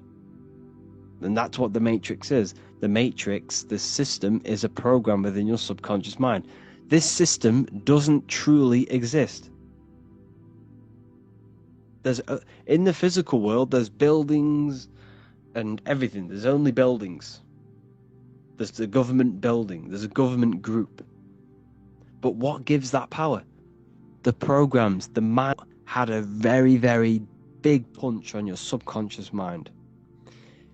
And this is why, if you think about that moment, that traumatic moment that you've experienced when you were younger, you can recall that moment so vividly, like you were there. Like you could remember the taste, the smell.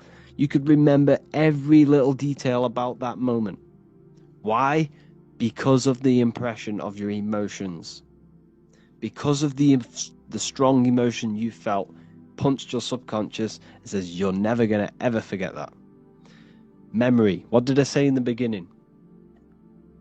You don't have good or bad emotion. You don't have good or bad memories, just strong or weak ones, depending on how deeply you impressed your subconscious mind with that emotion. Okay? Therefore, I've just given you the secret to success. The secret to your manifestation is emotion.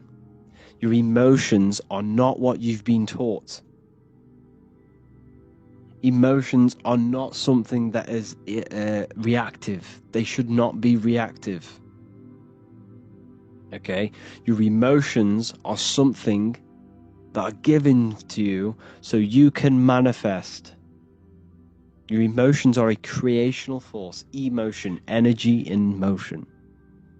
Your emotions are energy in motion. And these emotions are impressed in your subconscious mind. And that's another thing. Whatever you think in your subconscious, whatever you think is true. Whatever you think is true in your subconscious mind. Whatever you think and whatever you say and whatever you feel is truth to your subconscious mind. Remember, the subconscious mind is manifesting 90% of your thoughts and daily actions. Therefore, if you call someone an idiot, if you feel like death, you feel bad, you feel sad, you're telling your subconscious mind that's what you want. If you call someone an idiot, you're telling your subconscious mind that is what you are, because the subconscious doesn't know anyone else but you. Only knows you. It only knows yes. Yes, yes, yes, yes, yes. I want this, I want this, I want this. That is all it does. If you think a negative thought, you're telling your subconscious, I want that. If you feel a negative emotion, you're telling your subconscious, I want that. And it will manifest it. And that's why you need to control your mind. You have to control your mind and emotions and what you say. Okay? Very, very important, people. So remember, when you were in that traumatic moment, going back to the car crash, right? When you were in that traumatic moment, because you experienced that moment, it still affects you today. Because you had that car crash and you felt that such negative and traumatic emotion, it's still affecting you today because you'll be conscious of whose car you get in. I won't get in certain cars with him because this might happen because of that. Or you might not even go in a car at all because of that event. That is how the subconscious mind manifests into 90% of your daily basis behaviors. Every program you have is having an effect on your decision making, your actions and thoughts. This is why you need to heal childhood traumas through meditations. We'll go over that. You need to heal the subconscious. You need to let go from these programs and create your own programs. Hope you enjoyed this lesson. Go and watch the next one. How's it going, people? Today we're going to be going on lesson 5 on the human electromagnetic field. The more impact you have on reality when it comes to manifesting your reality and what you want. So it's important that we keep our body healthy, our cells healthy, because all of this contributes to what you're putting out and how effective your energy is putting out into the quantum field around you. So your heart produces this field based off the emotion that you feel. So every emotion that you feel, your internal state, is what manifests this electromagnetic field.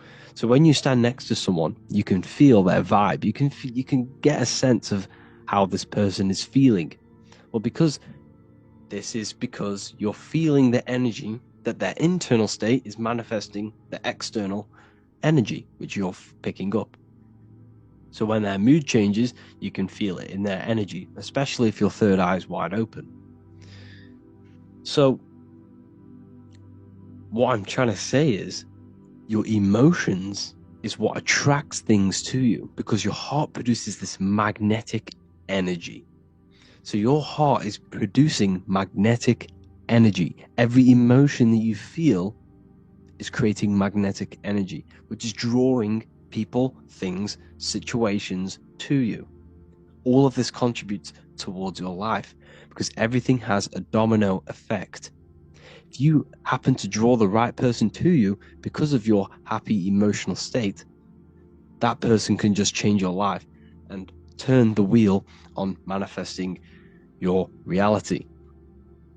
So like I said before, when we feel higher emotional states and elevated states of emotion, this strengthens our electromagnetic field.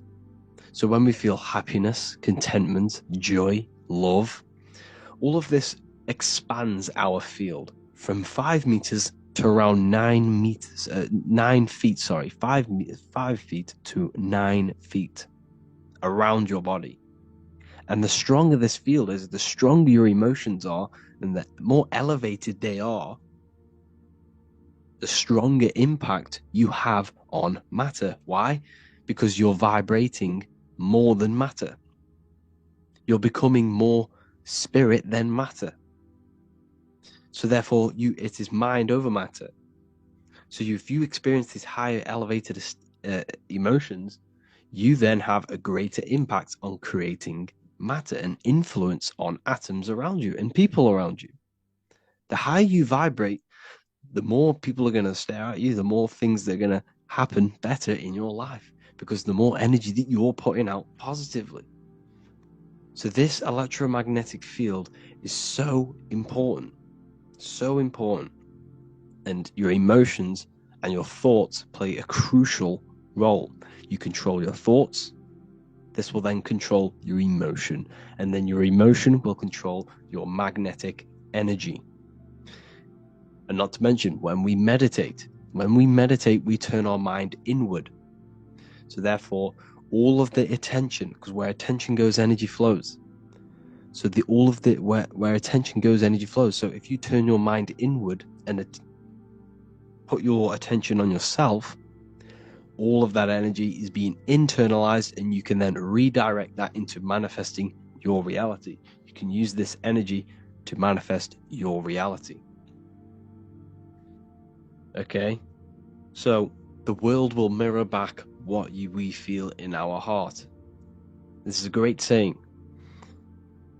Whatever you carry in your heart, you will experience. Because emotion is energy in motion. The emotion you feel is the thought motion. So every thought you think produces energy in motion, which is emotion, which will then be put out into the quantum field, which is everything's in your mind, because the words you say, the things you feel, mold your mind, and your mind mirrors the external world. So you need to be careful what you're thinking, feeling, and saying and hearing, because all of this has an effect on your external world, because it has an effect on shaping your mind. Okay, so controlling emotions, we need to get rid of the reactive emotions. Thought alone, the astral plane is the imagination of the thought. This is where the thought forms manifest into some sort of form, not physical form, but some sort of form, lucid form, like dreams. Then it goes to the etheric, then physical plane. The etheric plane is the blueprint. It's like a blueprint of the astral and the physical form. It's basically the realm of energy. This is where energy is, and frequency. And then the physical plane is where physical manifestations happen. So essentially, this physical world is a product and the world of effect. Everything goes through this is a world of effect. You can't change this world by manipulating it physically. You can, but it's not going to last long. It's not long term. This is where we get the saying, as above, so below from. You change the higher planes, you manipulate the lower planes. If you manipulate the astral plane, you manipulate the physical plane. This is a mirror effect. You manipulate the mental plane, you manipulate all of the planes. So these planes are how things manifest into physicality. Everything starts in the mind, then goes through the astral. Now, the higher, middle, and lower astral are the vibrational states of the thought, because remember that the mental plane is the thought alone. So, for example, I'm going to give you an example now. This is a chair. Think of a chair. Don't imagine the chair, just think of the thought of a chair. So you have the thought of a chair in your mind. Now, imagine that thought. What form does it have? This is the astral plane. This is the imaginational plane. This is where you imagine things. So when you hold something in the screen of your mind, This is this is astral matter. You're creating out of astral matter. That's what imagination is. Depending on the vibration of that thought that you are manifesting in your imagination, depends whether it goes to the higher, middle, or lower astral. If it's a high vibrational form, high vibrational thought, you create the higher astral plane. This imagination will go into the higher astral. Or if you think of a chair to murder someone on it with spikes and kill someone on it, it will go to the lower astral plane because it's a lower vibrational thought form manifesting. So you got to use these planes to manifest things, to imagine things. You can manipulate the astral plane through astral projection. This is a very, very deep, this is a very occult teaching of astral projection, and that's going to be taught later on in another course, because that's not for everyone. But you can still access the astral plane through imagination, and that is how you pretty much get there. You use your conscious mind to project yourself, your consciousness, your awareness into the astral plane. So if you manipulate these higher planes of existence, you manipulate these lower planes. As above, so below. You got to look up. But it all starts in the mind.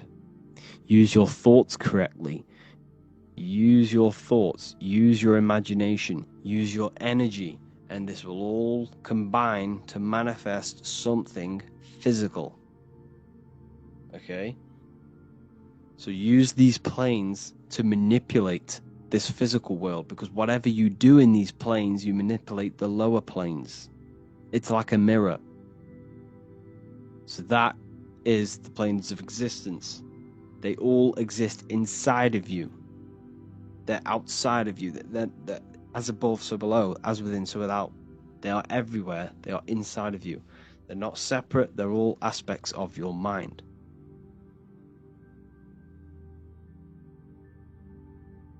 Lesson 6. When we eat food that is processed, that is not grown under the sun, made in some sort of lab or manufacturing, wherever, it has no magnetic energy to it.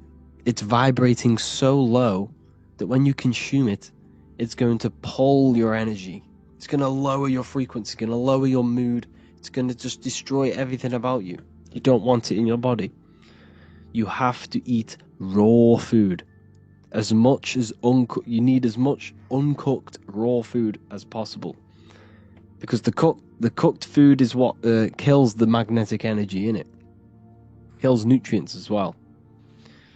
But it's based off magnetic energy. They never want to tell you this. They want you focused on nutrients, minerals, but they'll never tell you about the magnetic energy, the etheric energy about the food. Yes, meat might have some, nutritious benefits to the body. Flesh might have that. However, the magnetic energy behind it is negatively charged.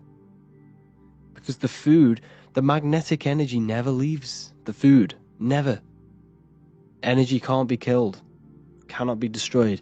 Therefore, the slaughtered animal is running, fear, traumatized, and all this negative energy is stuck within the food, and this is going to lower your vibration and weaken your field. So don't just think about nutrition. Think about magnetic energy. You're an electromagnetic being. So you need to make sure you're eating food that is under the electric sun. When you stand under the sun, you feel that masculine, powerful electrical energy charging you in your body, in your cells. This is why you feel so much better when you're under the sun. It's because it charges you. It charges your body, your cells, your mind, your spirit, everything. It upgrades your DNA. The sun is amazing. You need the food that grows underneath the sun, because the sun crystallizes in the food. When you eat raw fruit that's grown under the sun, you're eating the sun. You're pretty much eating electrical currents. You're putting that into your body, and it's charging your body, charging the cells, because the cells produce electricity.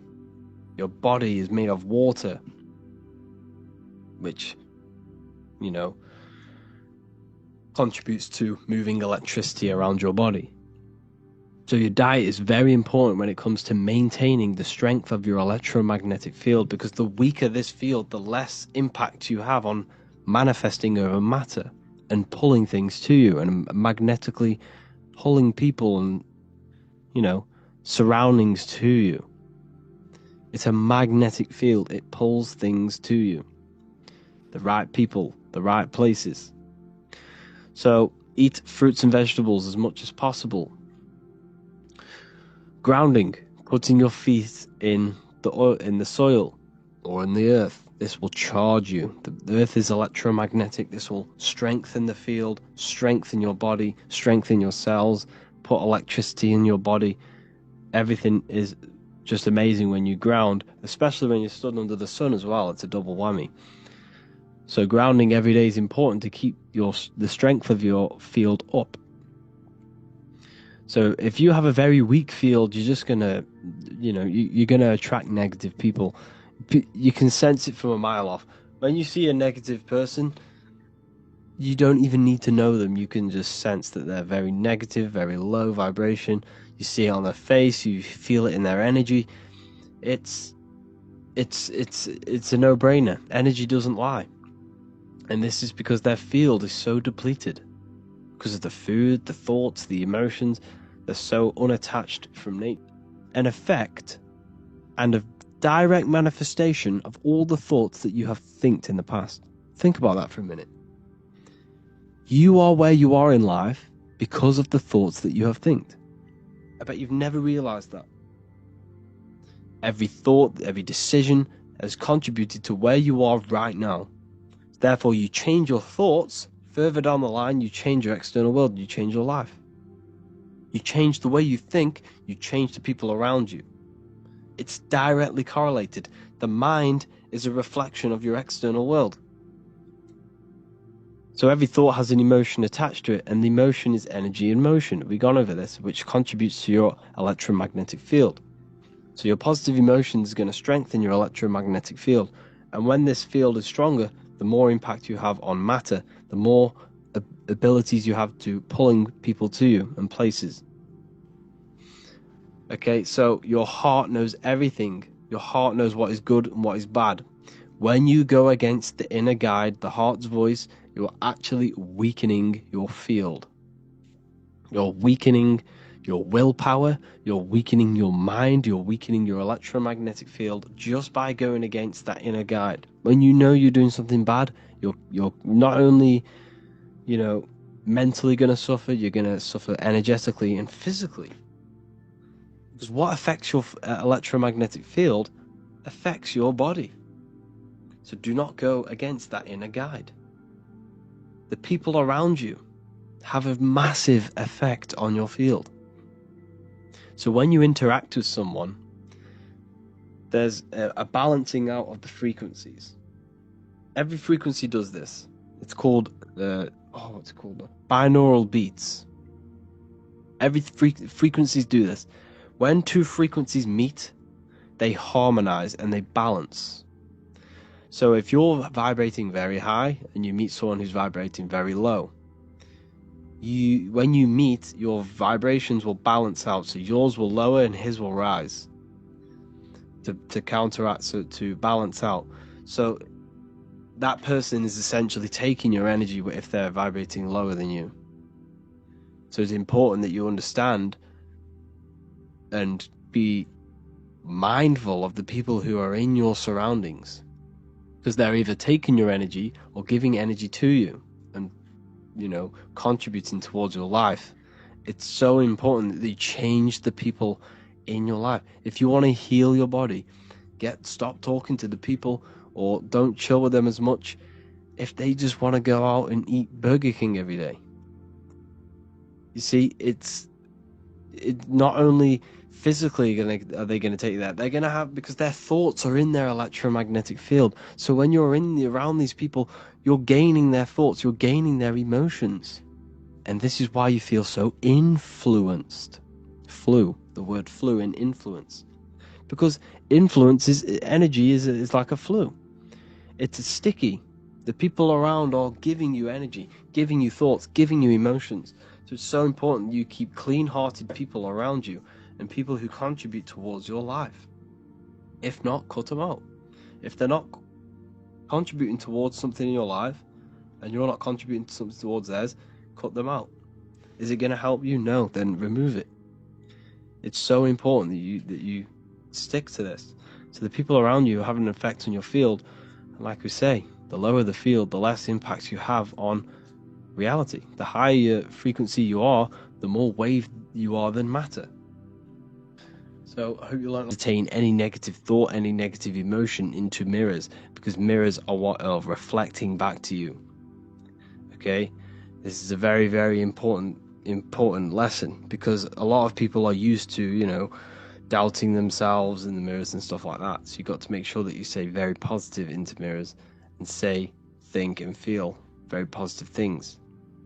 And this will reflect back to you in energetic wise, and you're reprogramming your subconscious. Lesson 4, programming the subconscious mind. This is so important, people. You have to reprogram the programs that are in your mind. Everything is true in the subconscious mind. This is why the ancients had the golden rule: treat others like you want to be treated. Because if I go, like I said in the other video, if I go and call you an idiot, I'm calling my subconscious mind an idiot, which will then telling my subconscious that is what I want. So remember, it is impressed by emotion and repetition. These are the two main ways the subconscious mind is reprogrammed. Repetition. You tie your shoelaces every single day. You know how to do it. You know how to change gear in your car. This is repetition. You have created a program through this repetition.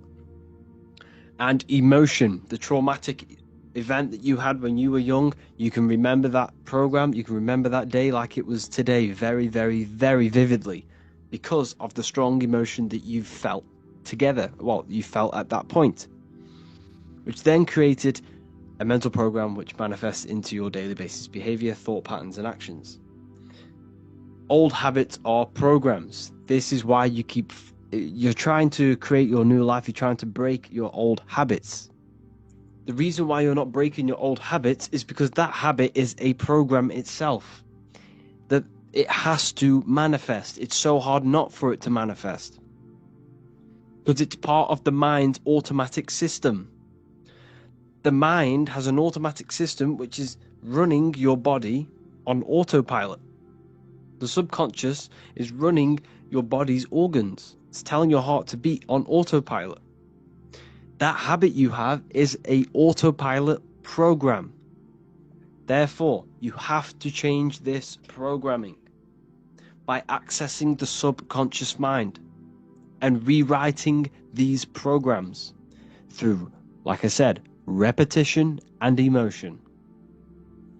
Repetition and emotion, combining these two methods, will reprogram your subconscious mind. And when is the subconscious mind most accessible? 1 hour when we wake up and just before we go to sleep. Your brain is producing theta waves. It doesn't have to be then when these two are, it doesn't have to be when you wake up or when you go to sleep. You can also create theta waves when you access deep meditation. Deep meditation. So you have to do these every single day, as much as you can. Doesn't have to be when you wake up, doesn't have to be before you go to sleep. Whenever you get time, or whenever your conscious mind floats over the idea of doing it, do it. Repeat affirmations constantly, as much as you can. And I mean every second of the day if you have to. Whenever you get the time, mentally say it, physically say it. Get these affirmations done as much as possible to reprogram that subconscious. It has to be in present tense. The subconscious does not know the future, does not know the past. It only knows now. It only knows you, doesn't know anyone else, and it only knows now. You and now is only this is the only thing the subconscious mind knows. And everything is true in the subconscious. Therefore, thinking, feeling, and saying I am affirmations. It has to be in the present tense. You have to claim as if you are what you are saying. If you want financial freedom, you have this deep new program of you feeling wealthy or feeling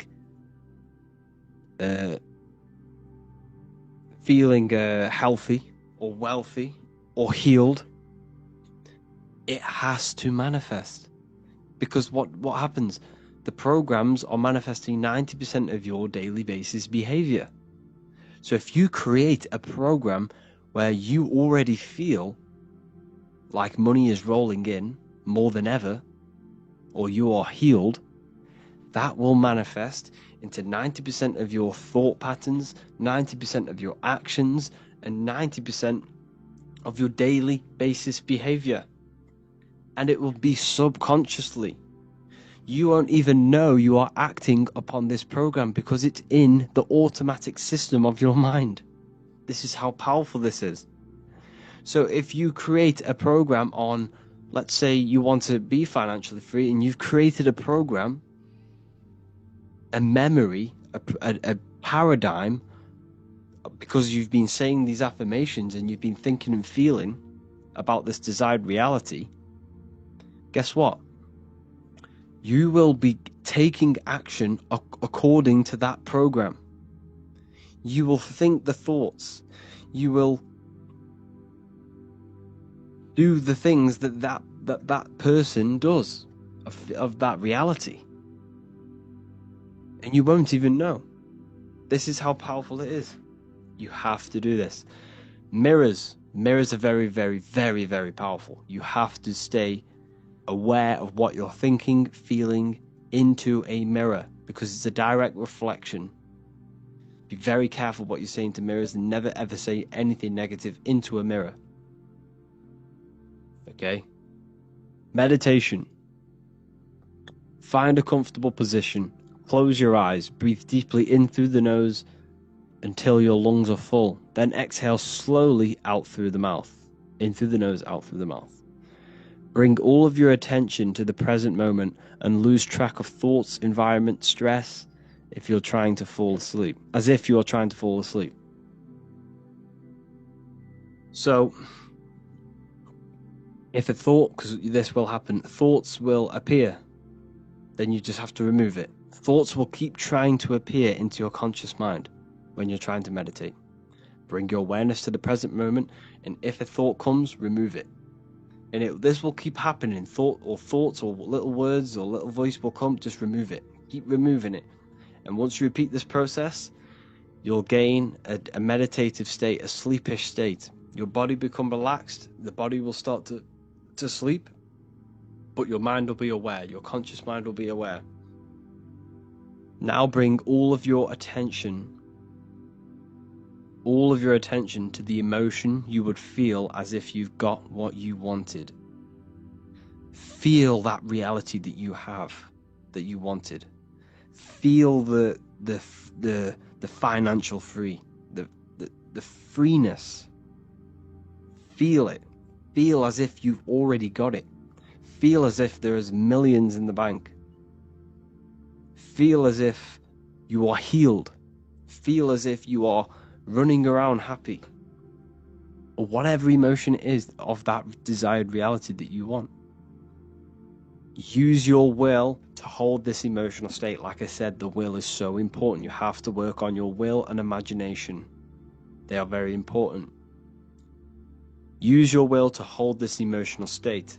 Now you have to bring in your imagination, which is another. Lesson 12, sigil magic.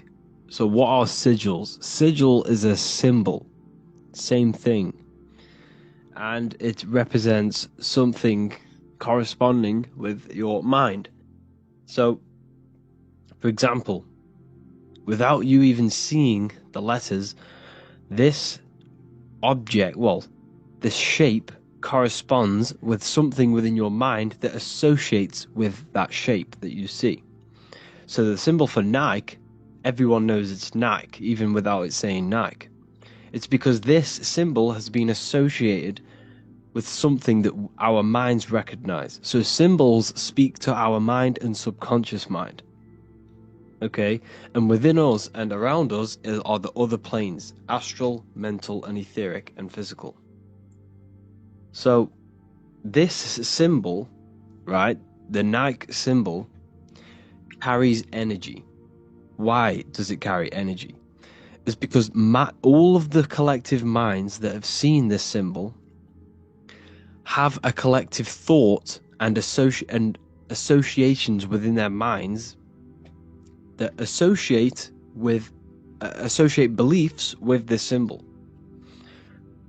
So another way to see this is this symbol is speaking to you energetically and metaphorically to your right hemisphere and your mind.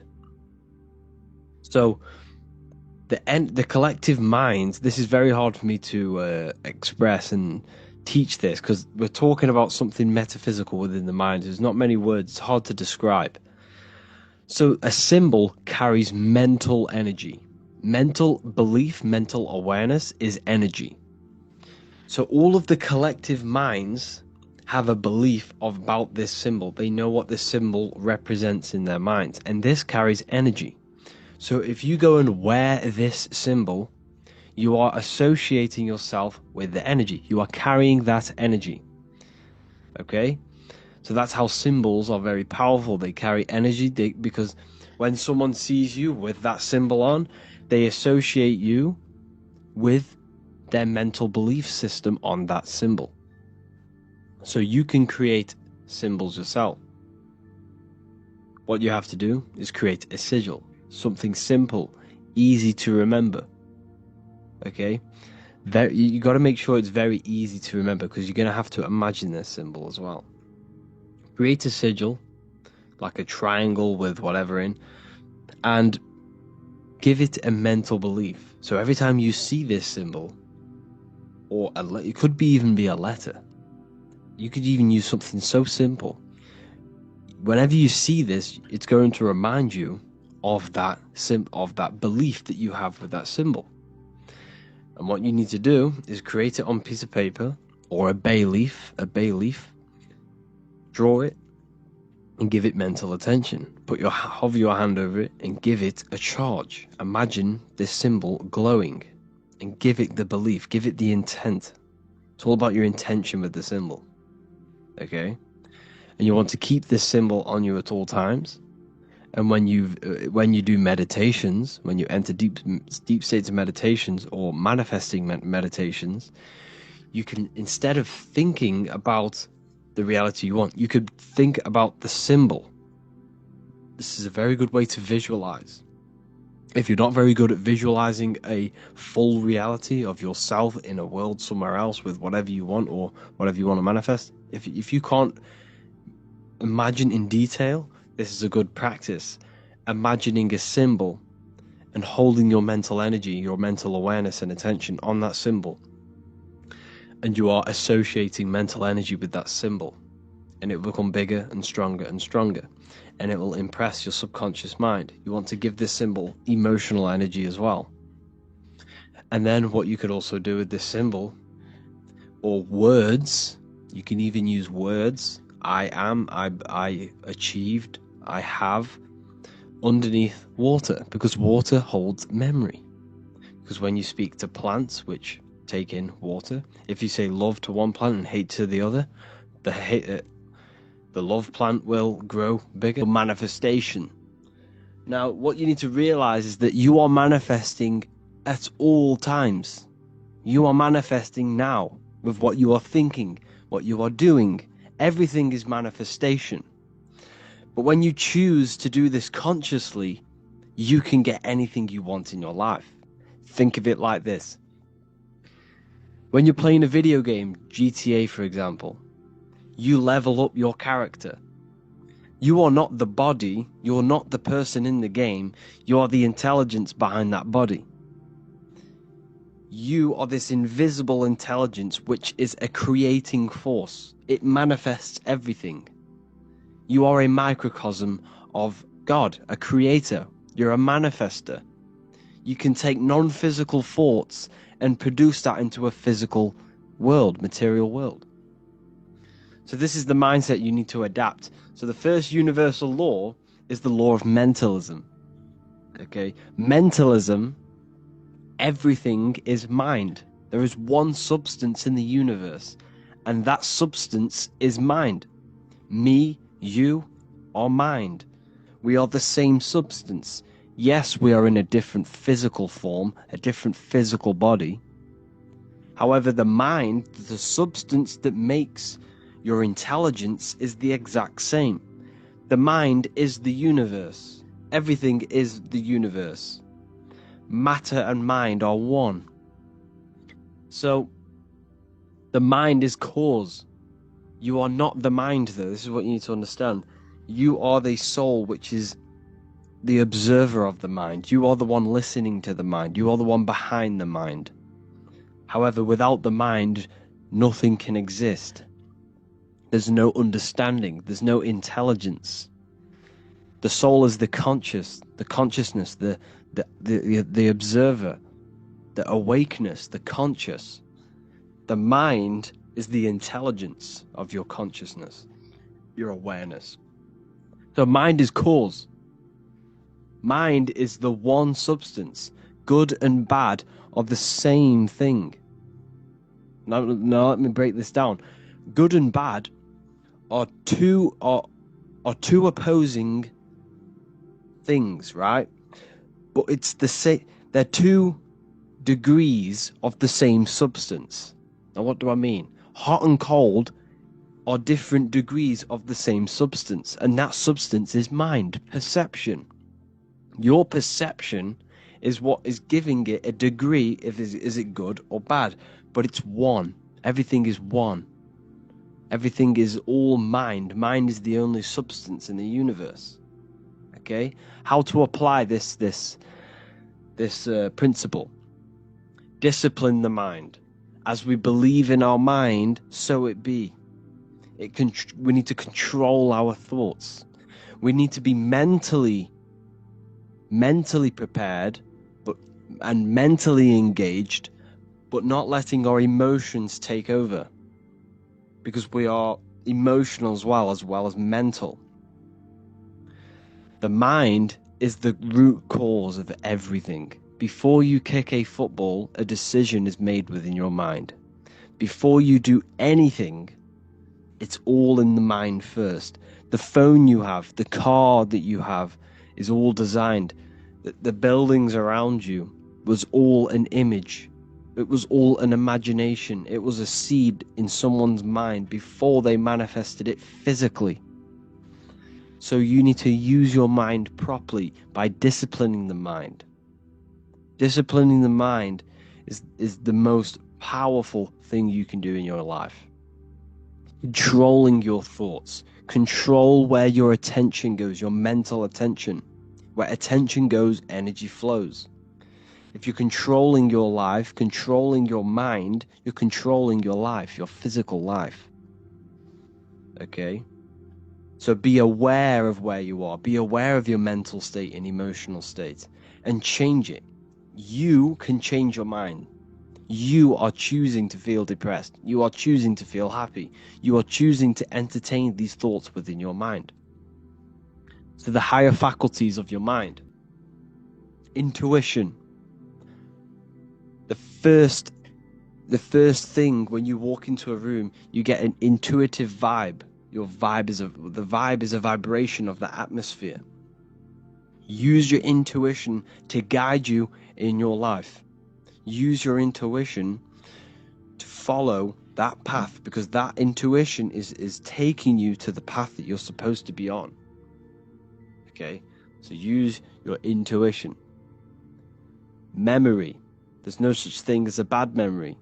There are only weak and strong memories, like a muscle. You can develop your memory by phenomenal degree through exercise. Exercise your memory.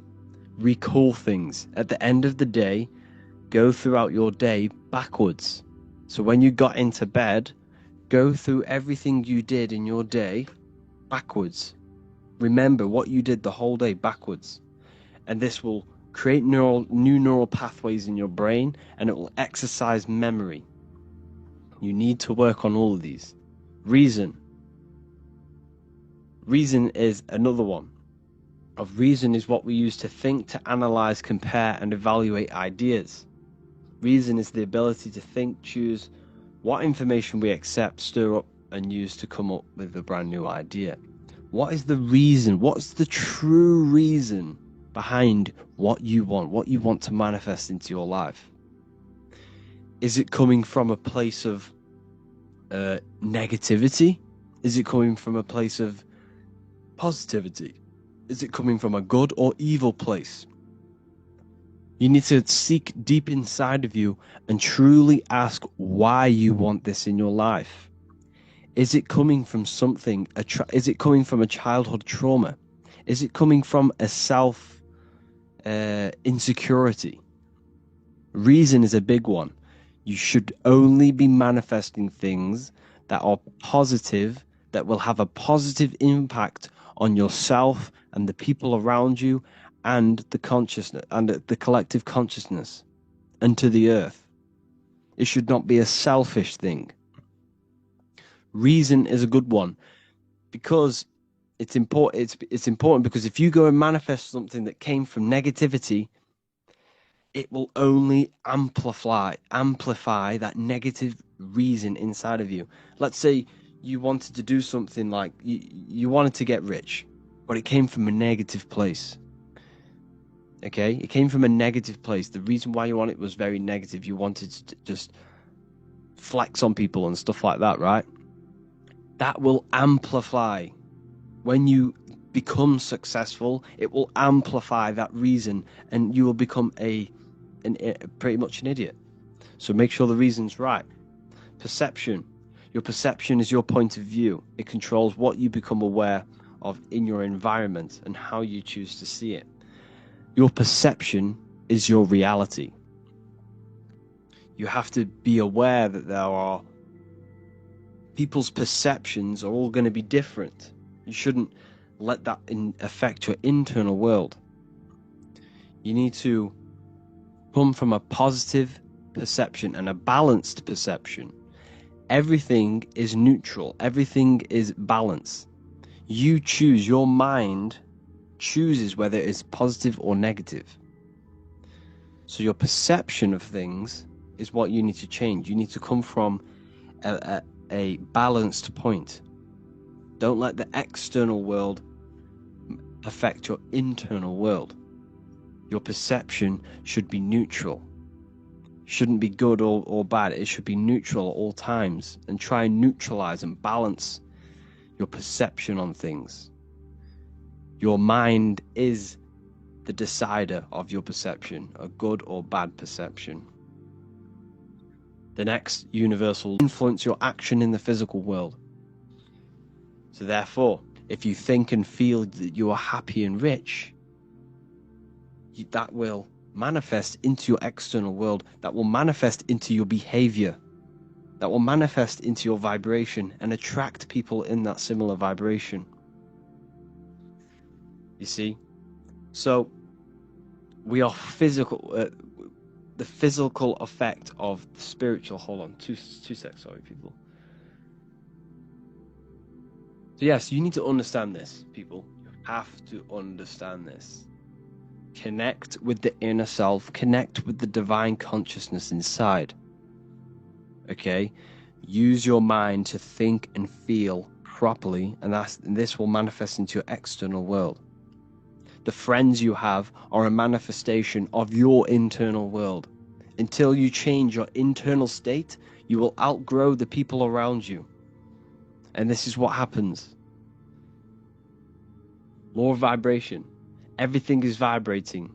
The speed of vibration depends whether on something appears solid, liquid, or gas. Every thought you think is a vibration.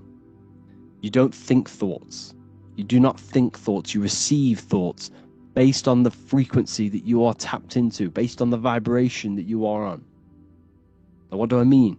This is why we call it a mindset. You set your mind to frequencies. So when you set mental attention on a thought that you've received, you are tapping into that vibration, and you will receive thoughts based upon that vibration. So that you set your mind to a frequency, you receive information and thoughts based upon that frequency, that vibration. So when you think, feel, and speak higher vibrational things, this manifests into your external world, because remember the law before, what happens inside happens outside of you.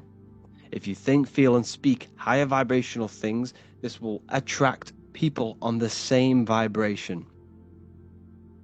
Okay? You do this positive thinking, positive affirmations, and remembering mind over matter. Mind manipulates matter. God is mind. Everything is mind. The universe is mind. You change your vibration, you change the people around you. They will sense this. Your friends will sense this. The people, when you start elevating your vibration and thinking positively and no longer entertain the negativity, your friends will sense this, and they will say that you've changed. But what you need to realize is what people say to you is a reflection of their internal state. So if someone's being negative to you, you've got to see that is a reflection of their negative internal state that they think about themselves. What you say negative to someone else is something deep down that you see within yourself. As within, so without. As above, so below. The law of polarity. Everything has two poles, good and evil, love and hate, attraction, disconnection. All the opposing forces are actually the same substance, which is mind, in various degrees.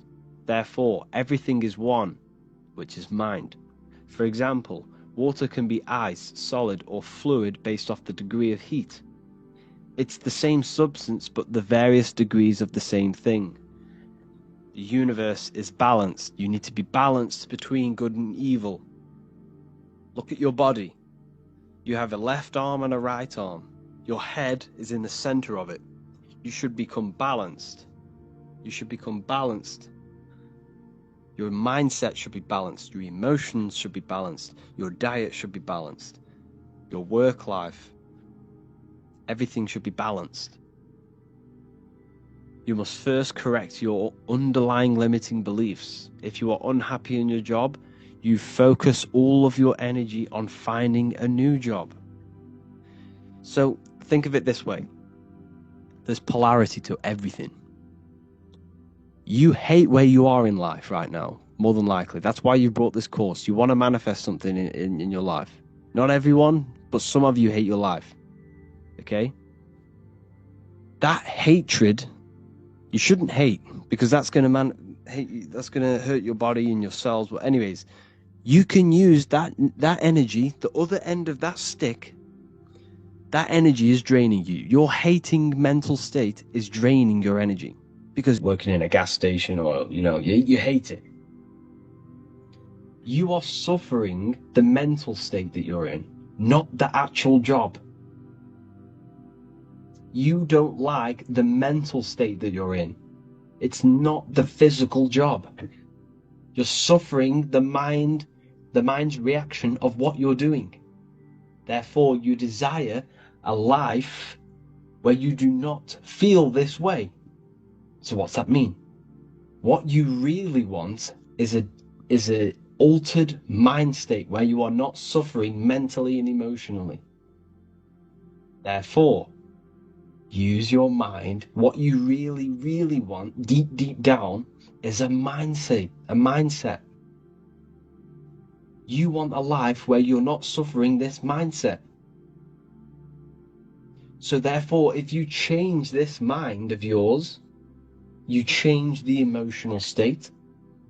So when you do your bad job, or when you're there, change the mindset. Change it as if you love and you experience blissfulness and you experience amazingness. And this will manifest into your life. When you go home, think and feel the reality that you want. Think and feel the reality that you want. Create a cycle. I've gone a bit off guard there. But what you really want is a mindset. This is what you need to understand. Everything is mind. Okay? If you had the mindset properly, you'd actually stay in that job. But it's the mindset that you hate, that you're suffering from. Cause and effect. Every cause has an effect. The physical world is the effect world. What you see and experience is an effect of mind. The root cause is the mind. The building you're in, the microphone I'm speaking into, is the effect of someone's mind. Therefore, use this properly. When you push a domino, it will push all more. Every little choice you make has a massive impact on the rest of your life. Every decision you decide has the biggest impact ever. It has a domino effect on your whole life and the people around you. So if you see someone, let's say you want to get financially free, you see someone, you make a little comment, nice car, nice shoes. That could spark a conversation where you speak to him and he changes your life.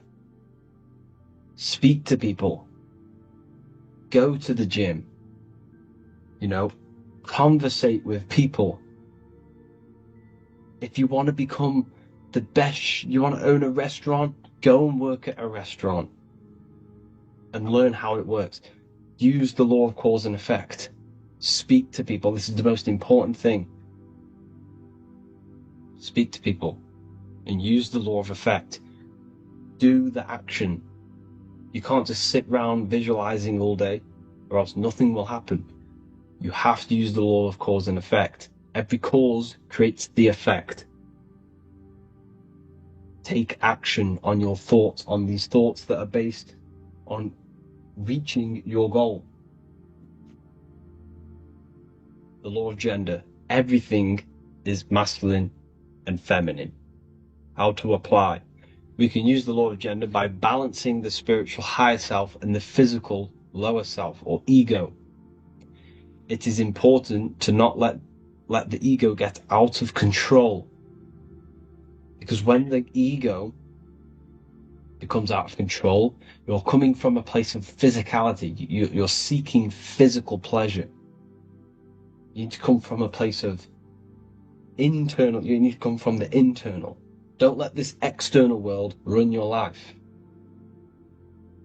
Let this tell you your true things as an emotion, what an emotion is. I remember being in infant school, or whatever you want to call it. They were teaching you what the emotions are. And they told you they are just things they're just reactions. By living in a very reactive mindset, and an emotional reactive person, this causes chaos in your life.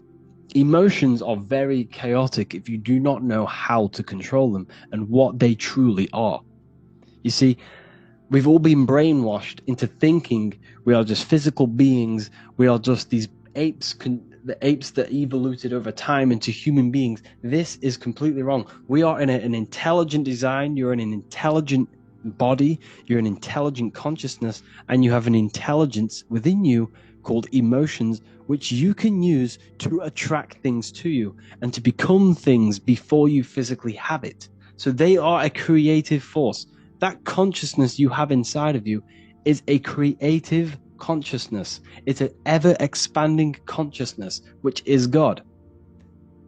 The whole point of you being in this physical world and having consciousness is creating. You cannot not create. It is impossible for you not to create something. Your whole life you have been creating. Before you kick the football, it's a decision made within the mind. You then created this action. You are a manifester. Okay? So your emotions should be used. They should be controlled as a tool to create things in your life. to become the reality before you physically have it. Fear. Fear is an illusion and it is a bondage. It keeps your mind stuck to three-dimensional awareness.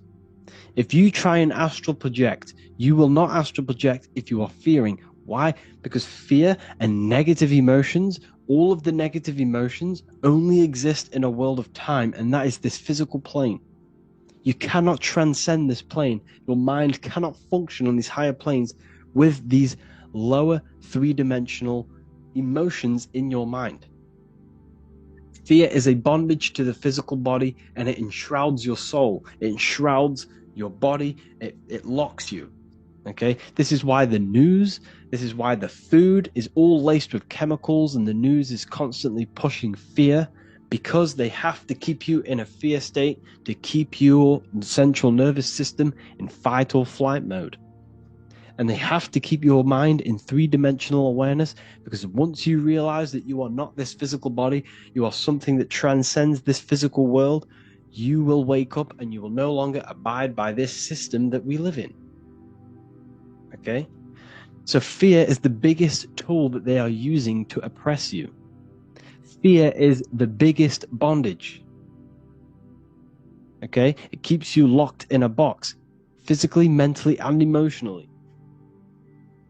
So emotional effects on the body. Emotions have great impact on the body, the immune system, the brain, and every single cell and the water structure in your body. Hatred and negative emotions impacts the nervous system, immune system, and endocrine system negatively. Extreme emotions trigger the release of stress hormones in the brain. So what's that tell you? The emotion is there before something is triggered in the brain. You feel the emotion because emotion is energy. And then the release of hormones are triggered within the brain. So like I said, everything begins spiritually. Everything begins in these higher planes. Everything begins in the mental, astral, etheric, and physical before it manifests physical. Over time, these stress hormones lead to increased inflammation throughout the body, resulting in significant health consequences. You could eat the most amazing diet in the world. You could eat the most pure organic sea moss, the most pure organic apples and watermelons every day. But if you have a mind, the emotions, the thoughts, and the body, and the stars, the study of the stars, every religious text has something to do with the stars because they are very important. But today we're going to focus on emotion. What's the wine? The water into wine. The water is the emotion. The wine is the transmuted emotion. It's emotional alchemy. It's alchemy, this is, people. It's what the Bible is talking about. It's talking about them negative lower carnal mind emotions being transmuted into positive ones that bring benefits to your life, that attract better things to you, and controlling the emotions. Because when the emotions are not controlled, you attract negative people, you put out negative vibrations, you attract that back, you are destroying your body. That's why the Bible says the light of the body is the eye. If thy eye be evil, thy whole body will be filled with darkness. That's what it says in the Bible. It also says if their eye be single, thy whole body should be full of light. But then after that it says, if thy eye be evil, their whole body will be full of darkness. Why? If your mind, your emotional state, your spiritual state is negative, your whole body, your whole life will be filled with darkness. You will be chained by your emotions. You will constantly live out of this animal state, this emotional state. Every time you feel sad, you will, fall into this trap of the emotions. So it's so important that we master the self, master the emotions. And we do that by changing the mindset that you have on life. Okay? What you must understand is that your mind is the director of energy. It has the power to create. It has the power to focus energy. Attention is energy. Where attention goes, energy flows. If you are placing attention on negative things, let's say you break your leg. Okay, this is a bad situation. Don't get me wrong. It's not nice that you broke your leg. However, there is a positive side to that. What's the positive? Well, now what's a good positive? You can now sit down, you could read the books that you've always wanted to read. You now have time to do something else productive because you can no longer walk. There's always a positive to the situation. And when you're using your mind to direct the energy into the negative route, the negative dual side, you are constantly digging yourself a hole, creating more and more negativity in your life. The law of cause and effect. So we must transmute this negative aspect, the water, the emotion, into wine, into a positive emotion to attract better things to us. Why? Because you attract what you are, not what you want. Emotions is energy in motion. Your emotions create a massive impact on this electromagnetic aura you have surrounding around your body. I have many videos on this, so go and check them out if you don't know what this is. So the emotions create energy. It puts energy in motion, energy in motion, which is spiraling around your electromagnetic field. And this field is what determines what is attracted to you and what is not, and what people, what animals, everything. Okay? This field, before you have an illness, the illness shows up in your field energetically, because as above, so below. What happens in the field happens in your body, happens in your life. The positive emotions that you feel creates a more stronger and bigger field, extending up to 9 feet in circumference. So when your field is in a positive, high vibratory rate, this is when your field has more impact on matter. Why? Because what's matter made out of? These fields.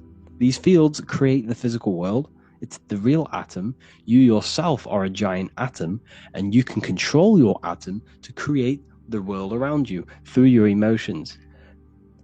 So if someone's crying and you go and walk next to them and go talk to them, that negative emotion means emotion. Sin. That's what a sin is. It's a negative emotion. It's an emotion that exists in time. That's what a sin is. So you must control these emotions. And how do we do that? We do that through meditation. And like I say, meditation is a massive, massive part of I don't like using the word meditation because people get thrown off. Just turn off your mind. Sit in silence. Be at one with yourself. Sit in silence, in the dark. Turn off all the lights and sit in the dark with yourself. And just let the emotions and let the thoughts pass by like the clouds. And when you let them go, they will sooner rather than later, they will go. And you will just be left with the consciousness, that pure awareness. The reason why they told you to be scared of the dark when you're a child and programmed that into you through the movies and Hollywood is because they don't want you sitting in the dark. When you sit in the dark, there is a light shining within you, that pure consciousness. You no longer can see your body. You no longer can hear the thoughts and the emotions. What is left when all of this is stripped? When the body is stripped off, when the emotions and the mind is stripped off, you are left with pure consciousness. And that is what they don't want you to figure out. Because when you connect with that, you can transcend this physical world. You can do all sorts of have mystical experiences. So yes, emotions can be used to attract things to you. When you think, you are visualizing, and when you feel, you are becoming. So you can think and feel on a daily basis of this reality that you want, which I teach in my Manifestation Mastery Course 2.0. You have access to this in the university, so make sure to check that out. I'll tell you how to use your emotions, thinking and feeling. visualizing, becoming that reality before you have it. This will train your mind, because why? Your brain does not know the difference between an imagination and a real reality. Your brain does not know the difference between an imagination and a real reality. So if you become that reality in your mind with your thoughts and emotions, you are creating, you are becoming, you are tricking your brain that this has already happened. And what will happen when you create them neural pathways in your brain will subconsciously create that, somehow try and figure out to create that neural pathway into a real physical reality. And that's how it works. So I hope you learned a lot from this lesson about emotions and what they truly are. And the last thing I'm going to say is love. Love is the unifying force. Love is the unifying emotion. Because, like I said here, this image shows 1,000 words. What we all are is one observing consciousness expressed in thousands, if not trillions of different bodies. What's in the squirrel is inside of you. It's consciousness. It's self-awareness. And this consciousness is divided through fear and hate. And that's why they push fear and hate onto you so much. And they place you in different postcodes with different football teams and different basketball teams. And they send you different schools, and then different schools compete with the other schools to cause division. It's all about causing division and causing hatred towards others. Why? Because love. We all naturally love when we come here. When a child is born, you can see the love in its eyes. It loves everything. But as it gets older, it starts to become darkened by the matrix, the system, this dark spell that is casted upon the minds. We all need to learn how to love, because this is the unifying force that brings all of our consciousness back to one unified team. And when we figure out that these elites are literally, there's probably, they're compared to the population, there's way more of us. And if we all started to love each other, why would we need them? So anyways, I hope you all learned a lot off this lesson. Thank you all for joining the university. I look forward to teaching you more. Please let me know for anything that you want. Because you have joined, I want to make sure that you are happy inside of this university. And I want to make sure any question you have, I can answer. I can research for you. Okay? Thank you all. Have an amazing day, people. Hello, welcome. What you say is molding your mind. What you state is truth in your mind. It does not know the difference between a joke or it takes everything literal. It is literal. Your mind is a manifesting supercomputer. And whatever you say into it, it says that is what I want. So whatever you tell your mind, that is what you'll have. That is what you'll believe. So every word you say is truth within the subconscious. So this is why double meaning words have an effect on your subconscious. And this is why I'm raising awareness here. So talking is a tall king. You are either a tall king by talking, by using your words wisely, or you're a small king, because you create big or you destroy yourself with your words. So talking is Phoenician. This is phonetics. So this is etymology, is when you take the root words, but phonetic etymology is when you take the sound of the word. So talk and taw are the same, because when you talk, you're creating sound waves, which is a form of a light wave. And when light waves expand in all directions, it creates a torus field. And everything is torus fields. So if you affect one torus field, it affects every torus field in creation, as above, so below. So what you say is affecting the torus fields around you in your body. You are made out of these torus fields. This is why talking is torusing. You're creating light waves, sound waves, and you are permeating creation. And this is why the Bible tells you the tongue has the power of life and death, and those who love it will eat its fruit.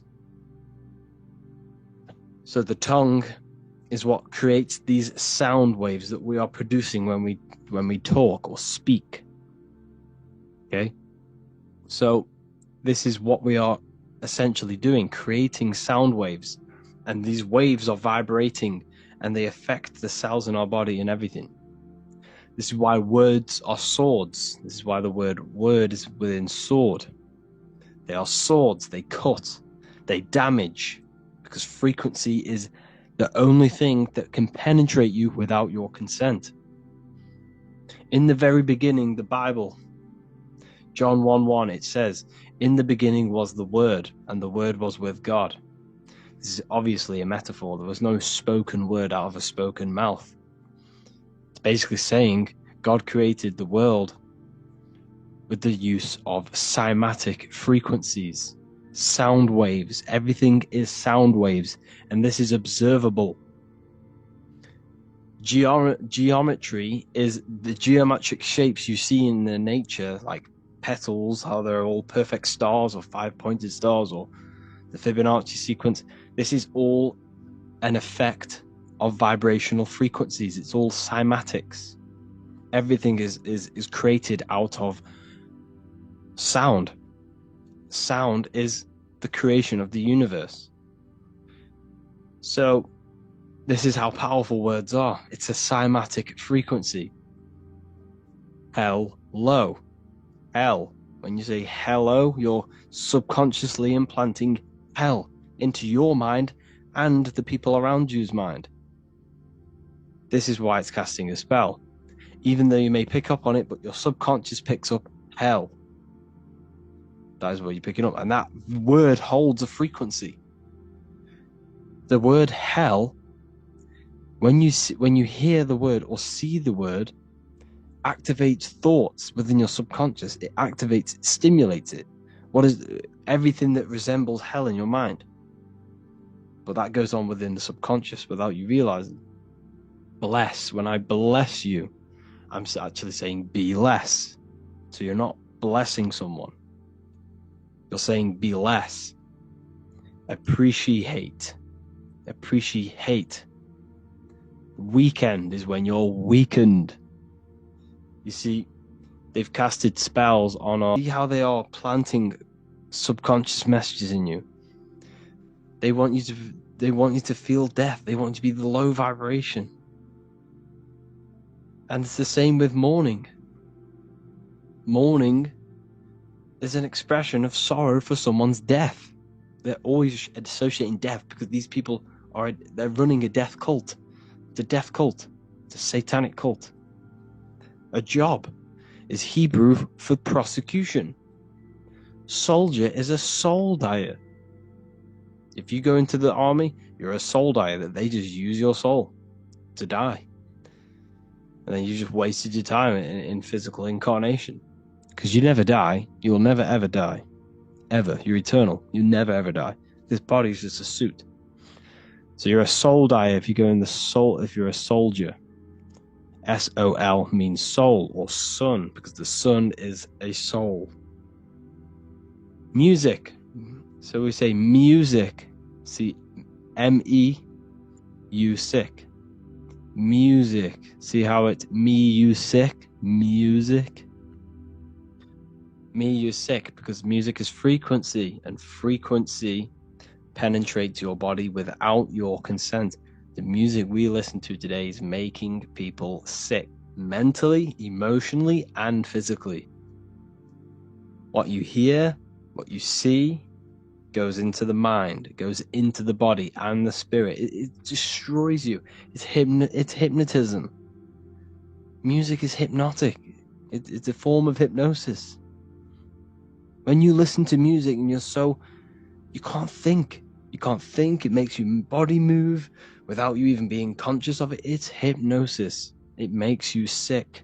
The right music is good, don't get me wrong, but the music they use today is making you, me and you, sick. And that's another one. When we say things are sick, Oh, that's really good. So we say sick. It's another spell that you're casting. You're calling yourself sick. Your subconscious mind doesn't know the difference. You're calling yourself sick, ill. Spellcasters will often use the word abracadabra when spellcasting. This is because the word abracadabra in magic means I create when I speak. Every word you say is molding your mind in some form of way.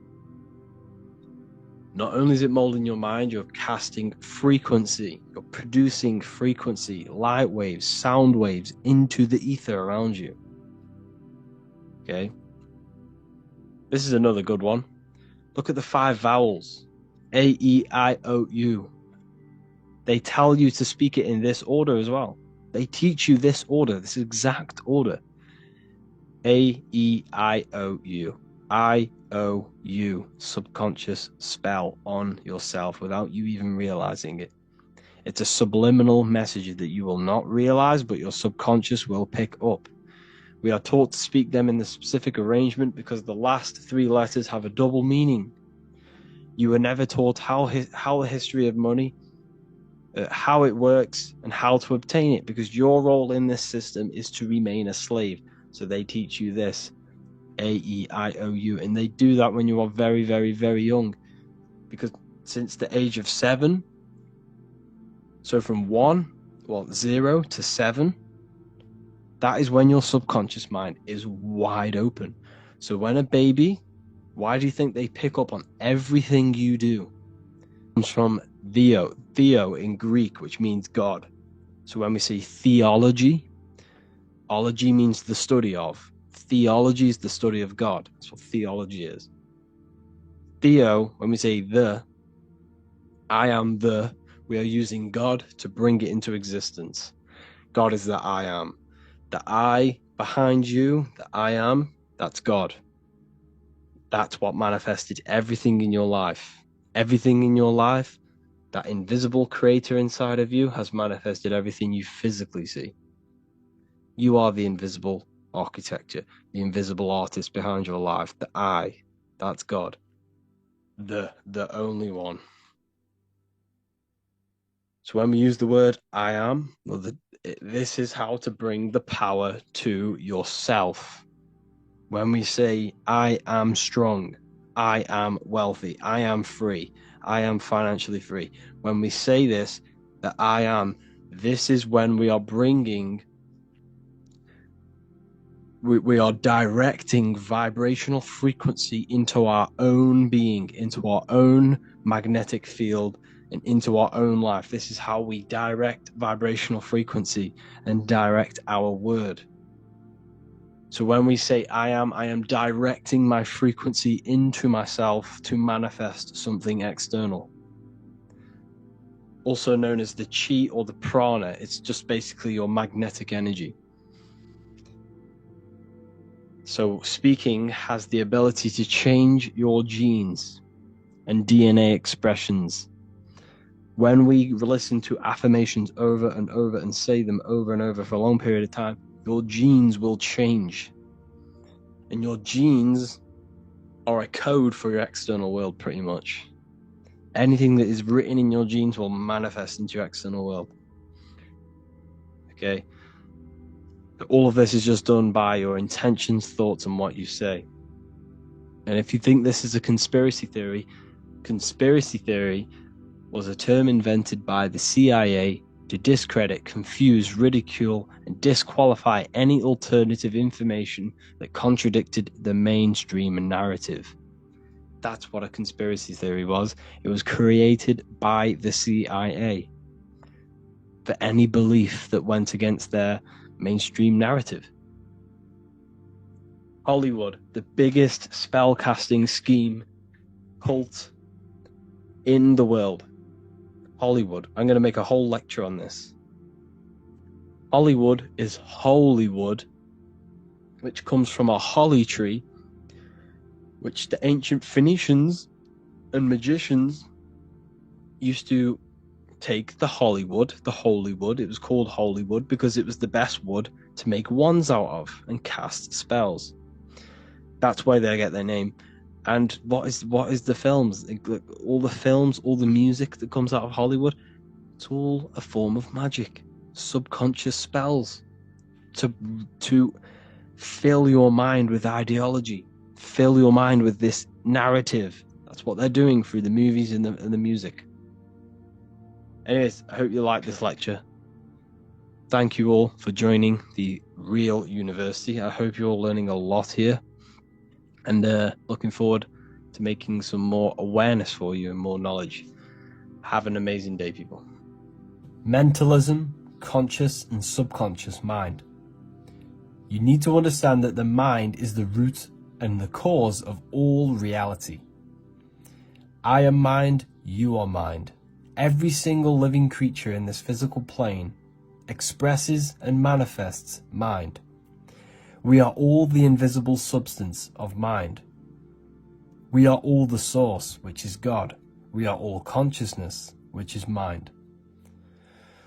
Before we manifest something physically, we manifest it within the realm of thought, which is the mind. Thought then manifests into astral imagination. This then gives energy within the etheric plane. Then we manifest it physically within the material effect world. Everything just mind is the 90% of your mind. The subconscious mind is what holds all of your memories, your programs, and all things that you have ever experienced is all stored within the subconscious mind. It is this part of you where you draw memories from, where you draw your words from.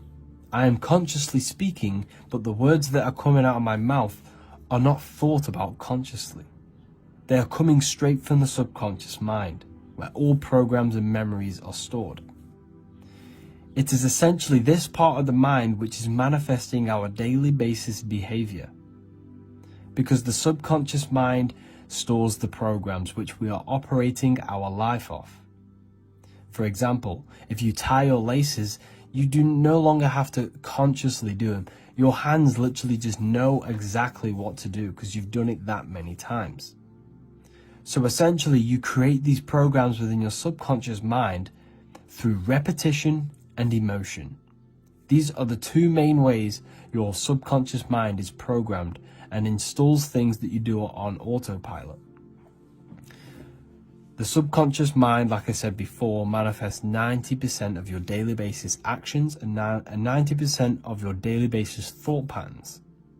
For example, if you were in a car crash 10 years ago and you had a very traumatic event, that car crash and that emotion that you felt in that time impressed your subconscious mind with a program. And even to this day, 10 years later, you are still wary about entering cars because of that program. Even though you may be not thinking about the car crash, you are still wary about entering cars because of that program, because of that emotion impressed upon the subconscious mind. You see, everything you say, everything you think, and everything you feel is telling your subconscious mind, that is what I want. The subconscious mind takes everything literally. Even if you are talking about someone else, your subconscious mind only knows you, and it only knows yes, and it only knows the now, the present moment. So this is why the golden rule back in the ancient days was treat others like you want to be treated. Because the way you treat others is telling your subconscious mind that is how you want to be treated. And this will create subconscious programs within you, affecting you. So, before you go to sleep every single night, what you want to do is to impress your subconscious mind with thinking and feeling of something that you want to become. Become that reality. Think and feel that reality. And by doing this, you are impressing your subconscious mind, and you will wake up in the morning with ideas. Because when you install a program within your subconscious mind, like I said before, it manifests into at least 50% of your thought patterns. So let's say I created a program within my subconscious mind of how to become financially free. Well, I created the program that I am financially free. My conscious mind will start to slowly think about that program and how I can achieve that program, because the conscious mind operates on survival. So if you create a subconscious program of I am financially free, your survival conscious mind will start to operate and think and act on this program subconsciously. You won't even know that you are doing it, but you are. And this is the power of the subconscious mind. You have to reprogram it properly. You have to be careful of the things you think, say, and feel, because all of this is contributing towards molding your subconscious mind, which essentially molds. So let's say you want financial freedom, you say, I am financially free. And if you say, I want financial freedom, or I will have financial freedom, it's not as powerful. You need to use the present tense. You need to trick the subconscious mind that you already have it and you already possess. And this means you become that frequency. And you become that mind. You become that person. So the way I did it was that I recorded. I downloaded an app on my phone, a voice recording app, and I'd said affirmations into it I listened to it every day. It was just different affirmations about what I wanted. I am affirmations. And I listened to them as much as I can. I didn't just do it in the mornings. I'd listen to it every single morning, every single night, guaranteed. But whenever I had time, or whenever my mind was free, I would say them, I would state them, I would become them. You need to become the words that you are saying. You need to have emotion behind them when you say affirmations. And I just repeated them as much as possible on a daily basis and filled my mind with these words to create the program in the subconscious. And it's so important you do this, because this is a massive effect, and it's a form of magic. Just literally creating a program in your mind is a form of magic, and you will see it slowly seeps into your life. It doesn't just appear one day. It slowly seeps into your life before your eyes, and you won't even realize. And one day you'll be realizing, wow, this is what I dreamed for. This is what I've been manifesting. And you won't realize. It just slowly comes into your life. It becomes one with your life, whatever you're trying to manifest. So yes, make sure they're in the present tense and you are saying them with emotion. Do them every single morning when your brain is in theta. Because when you wake up, your brain is producing theta waves or theta waves, which means your subconscious mind is wide open to programming. So you need to make sure that you're saying them then, and this is also your brain is also in theta waves just before you go to sleep. So sometimes I would listen to them over and over. I'd have them on repeat whilst I sleep, and I'd wake up and I'd still listen to them. You need to get these words that ingrained in your mind and these statements that ingrained in your mind that it rewires your brain and it rewires your whole DNA in your body, and it will slowly seep into your life. Okay, this is a very powerful technique.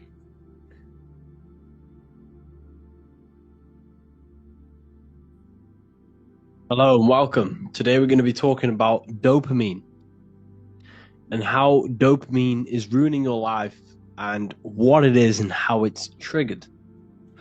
So first of all, everything in this matrix that we live in, everything in this system is specifically designed to trigger your dopamine. Now, the people who are running this matrix understand the human body, they understand the mind, they understand how your body functions on the deepest levels. So these phones, these apps, everything you can see in this matrix was designed by very, very, very intelligent, illuminated people who understand how these functions work within the brain, and they are using this against you. Okay, to keep you a slave to the system.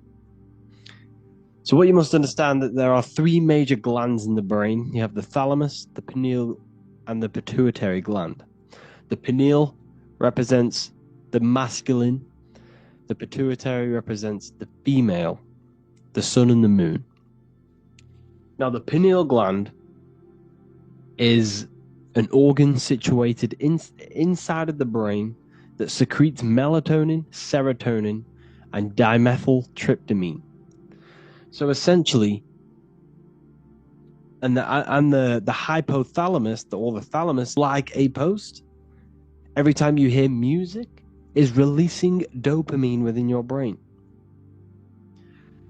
Information, so every reel that you are scrolling is releasing dopamine, and this is why a lot of people are getting depressed. It's because their dopamine is so high that when they get off their phone, they can't enjoy their life, because their phone is giving them rewards of doing nothing. Of sitting there on your phone is giving your brain rewards, and it's tricking your body and mind that you are doing something good. Okay? Talking about your dreams. So let's say you want to become a millionaire, and I go to my friends and go and tell them all, oh, I'm going to do this, I'm going to do that, and I'm doing this and I'm doing that to become a millionaire. That actually releases dopamine in your brain when you're telling people this. This is why you feel so good when you're talking about yourself. Try and always put the focus on other people. That's another social tip, actually. When you are talking to people, the secret to communication is to get them talk about themselves, because it releases dopamine in their brain. And this way, by getting people to talk about themselves, it's a great way to open up with people and gain connections and gain great communication skills, because people have never-ending words talking about themselves. So never talk about your dreams to people. Never talk about what you're going to do or what you want to do, because this will release dopamine in your brain, telling you that you have already achieved this goal when you haven't even got it. So what it's actually doing, it's tricking your brain, thinking that you've already got the dream, the £1 million, and you're less likely to go and get it after that, because your brain already thinks it's got it. And your subconscious mind takes every word you think, every word you say, literally. It takes everything you say like as truth. Okay? It's very important so that you don't, talk about your dreams to people. Sugar is a drug. Did you know if sugar was illegal, it'd be a Class A drug? It would be a Class A drug. It's so addictive. It activates the brain's reward system, dopamine. That's why it's so addictive, because every time you eat this poison, it is fruit sugar is not poison. That's very good. It has fructose, and your body runs off the energy of fructose. However, this sugar, this artificial sugar, is destroying you, because it's making you feel like you're doing something good, and that's why it feels so amazing. That's why it's so addictive. That's why sweets and chocolate are so addictive, because there's so much sugar in this stuff. It's activating the brain's reward system, making you become addicted. Masturbation is the worst one ever. So look at the matrix from my point of view now. You have sugar in every piece of food. You have free websites for porn to see any woman or male that you want to see. You could see the most, stunning girl on there. At the click of your fingers, you can get that for free. Okay? So when something is free, you are the product. You have to understand that. You are the product. What are they gaining out of you if they are giving something for free? First of all, they're gaining your information, your IP address and stuff like that, and they're getting you weak. Because releasing dopamine, orgasms are the best feeling a human can feel, or any living being can feel. An orgasm is the killing a part of you every time you get rid of it. Because when that fluid is inside of you, instead of wasting it outside of you, that sacred body's fluid is actually vitalizing all of your cells and nourishing your body. Okay, so you have to get into retention. It's the best way you can gain power and gain confidence and gain your life spark again. Because it's killing you, people. It's killing you, people. Everything, like I said, everything in this matrix is designed for dopamine. It's all triggering the brain's reward system, so it keeps you lazy and on your ass scrolling on your phone. So we'd have to do dopamine detoxes, a phone detox, caffeine detox. Caffeine releases dopamine in the brain. Another one. Everyone drinks caffeine. So they wake up, they drink caffeine, dopamine. Then they have sugar in there, which is more dopamine. Then they scroll on their phone, which is more dopamine. They watch the TV, it's more dopamine. Everything's dopamine. And I mean everything in this matrix. You can't enjoy the little things. Okay? Exercise. So instead of doing these things, instead of, having all this dopamine, you need to go on a detox. Okay? You want to exercise. This is natural dopamine. You want to activate the brain's reward system when you have earned it by running or, not eating all day, then eating at the end of the day. This is natural dopamine. If you're eating all day, then you have no drive. You have no motivation. This is why I keep myself hungry whilst I work through the day, because it gives me that drive. Okay? Meditate. Drink natural water. Goal setting. This is the most important. It gives you drive. It helps you gain focus. It gives you that straight path when you are getting rid of this dopamine. So I advise every single one of you, turn off your phone, turn off TVs, anything that gives you pleasure. And I mean anything. Food, like your phone, TV, notifications. What else have we got? Gaming. Get rid of it all. Music is another one that gives you dopamine. Talking about your goals, get rid of all of this. Do a dopamine detox. This will definitely help you in your life, help you gain mental clarity. It will give you a perspective that you've probably never seen before, and yourself that you've probably never seen before. And it's another way to grow and elevate your mind and grow in life. Lesson number 11, prayer and emotions. Prayer is not something that we should be begging for. You see, because it all comes from a point of vibration and energy. So let's say you are praying, something bad happened to you, and you are praying for, something better to come to you or a better circumstance. But because you are praying from a place of negativity and a place of suffering, you are giving out that suffering and negative energy outwards, and you will receive more. Okay, so make sure when you pray, it says this in the Bible. It says, therefore I tell you, whatever you ask for in prayer, believe that you have it, and it will be yours.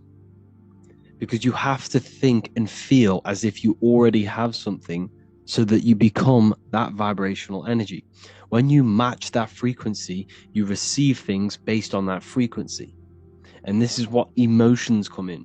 Believing is about emotion, being. A being is when you become something, and you become something by feeling it with your emotions. So emotions are actually a creational force that was given to us so that we can manifest and attract things magnetically to our lives. So emotions should not be reactive. We should be using our emotions to attract things to us through prayer. So emotions can be used reversibly. We can use this law of emotions. So let's say you really want financial freedom. When you have that money, it gives you the emotion of feeling free. And you can reverse this. Okay? Even if you don't have the money, you can feel that emotion, which will still attract the money.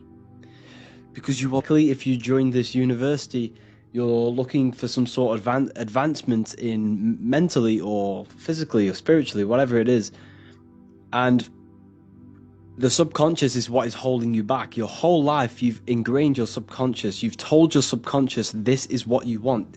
Your life right now, if you hate your life, your subconscious is manifesting programs where it's basically, it likes this life. Your subconscious likes this life that you live, but your conscious mind does not. But your whole life, you've been programming your subconscious, this is what you want.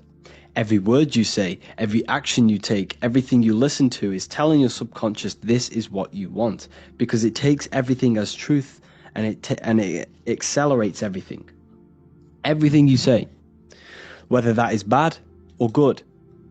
So for example, if you are a loser and you have not much going for you and you want to change your life and you're trying to change your life, but you're finding it so hard to even get out of your room. Let's say you are an introvert, an introvert where you can't really speak to people. Your subconscious mind is manifesting this program. It's telling you not to speak to people. It's telling you to stay in your room. But every time you consciously walk out of that room, your subconscious will walk you back into that room. But you have to keep moving forward. You have to keep going and taking action and slowly reprogramming the subconscious mind. You want to walk out of the room. You want the financial freedom. If you want financial freedom, but you're in a place now where you don't have it, your subconscious is manifesting your reality. Your subconscious wants you broke. And it wants you because this is the program it's operating on. Your whole life has molded your subconscious mind, and this is what is creating your conscious reality, your external reality. So therefore you must change it. It will keep you broke until you change them broke programs. That is what the subconscious will do. It will keep you in safety because your whole life you've been wanting safety. If your whole life you wanted fighting, then your subconscious will manifest fighting. Like I said, it will walk you back into the room every time you walk out, but you just have to keep going and rewire the subconscious and change it. You must change the inner to change the outer. You change your internal state to project an outwards reality. Your reality, everything, like every relationship you have, every personal possession you have, everything you listen to, everything you do, every action you take is all a reflection of your internal mind. It's all an aspect of your mind. Every relationship you have is an aspect of your own mind. And whether you observe that or not, your girlfriend, for example, if you have a girlfriend, if you have a boyfriend, do you truly love this person? Or is it coming from a subconscious place of desire or fulfillment of lust? Is it a fulfillment of sexual desire? Or is it a hole that you are trying to fill of aloneness, of being lonely? Do you truly love this person, or is it a shadow trait manifesting on the surface of your reality? You have to deep dive within your mind and question every single person in your life. Why do I have this person in my life? What is it am I trying to gain from them? What is it that this person is fulfilling in my mind?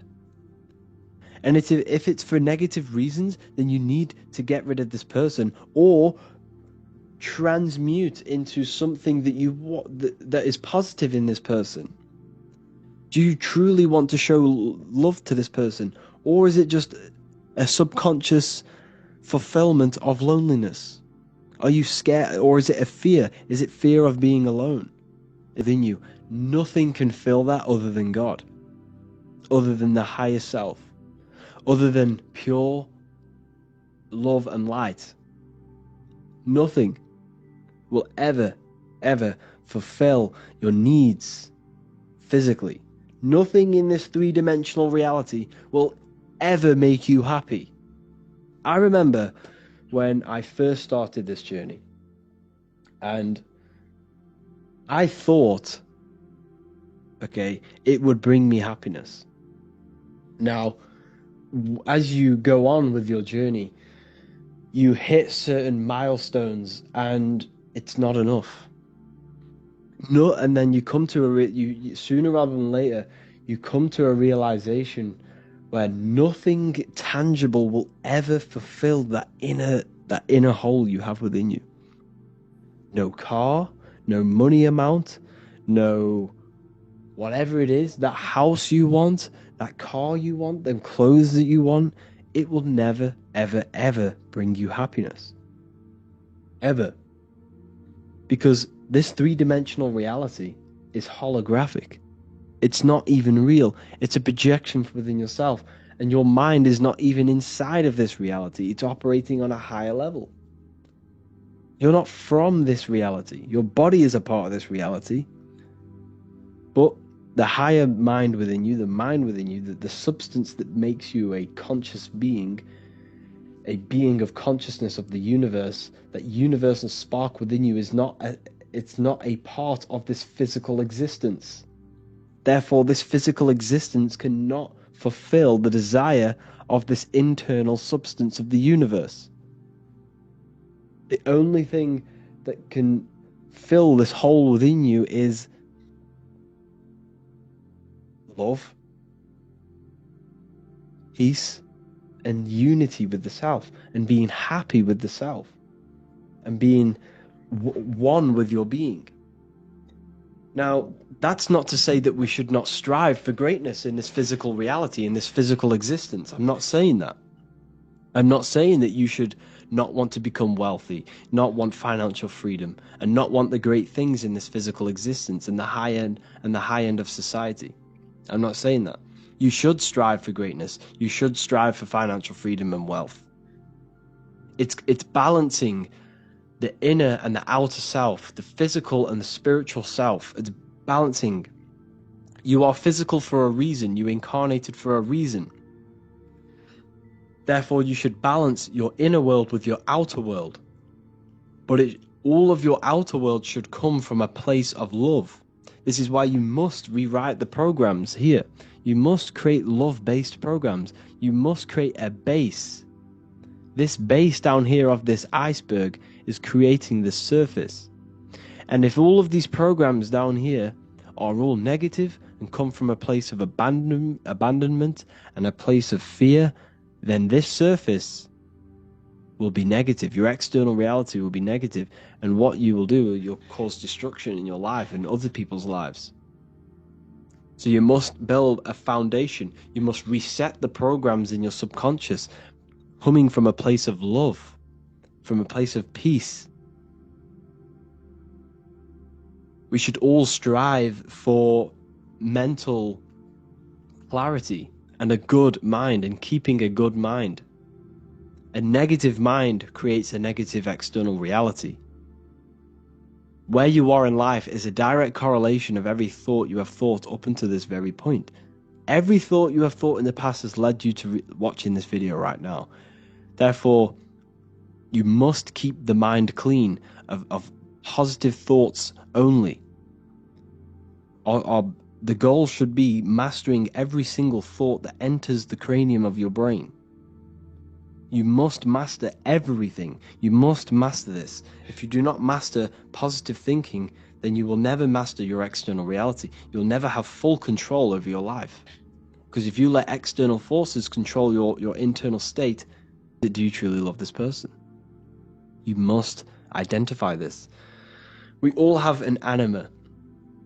It's basically, an anima is an animation of all, and this animate, for example, you're trying to meet a girlfriend, for example, and every girl you meet, okay, there is an animation in your mind that has been built from all of your past experiences from every female you've ever encountered. Therefore, you have this perfect version of a female in your mind that you want to meet, and you are trying to see this in that person. Okay, this is a very, very good teaching of psychology. There is an anima which you must come to one with, and you must understand that you will never actually truly find this anima, this animation, this perfect person. You'll never find it. Okay? And if you've had bad experiences of women in your life, your mother, your sister, your ex-girlfriend, or your friends, this has then built up a bad animation, and you will see this in every single person that you meet. You will see this in every single female that you meet. So now that I've addressed that, you can now identify, wow, is this person just has this, or is it just me looking for my anima in this person? You will see in people what you see in your mind. If you are a negative person, you will only focus on the negative aspects of someone else. If you are hating on me, I understand that is coming from a negative aspect of yourself that you hate about yourself. If you call someone else ugly, there is an aspect of your mind that tells you that you are ugly, that you hate about yourself. So this world that you are in is a direct correlation of the mind. We are living in the mind of God. And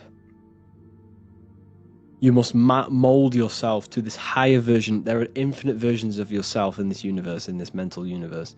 And there is a version of yourself that has everything that you've ever wanted. And there is a version of yourself that is pure good, pure love, pure peace.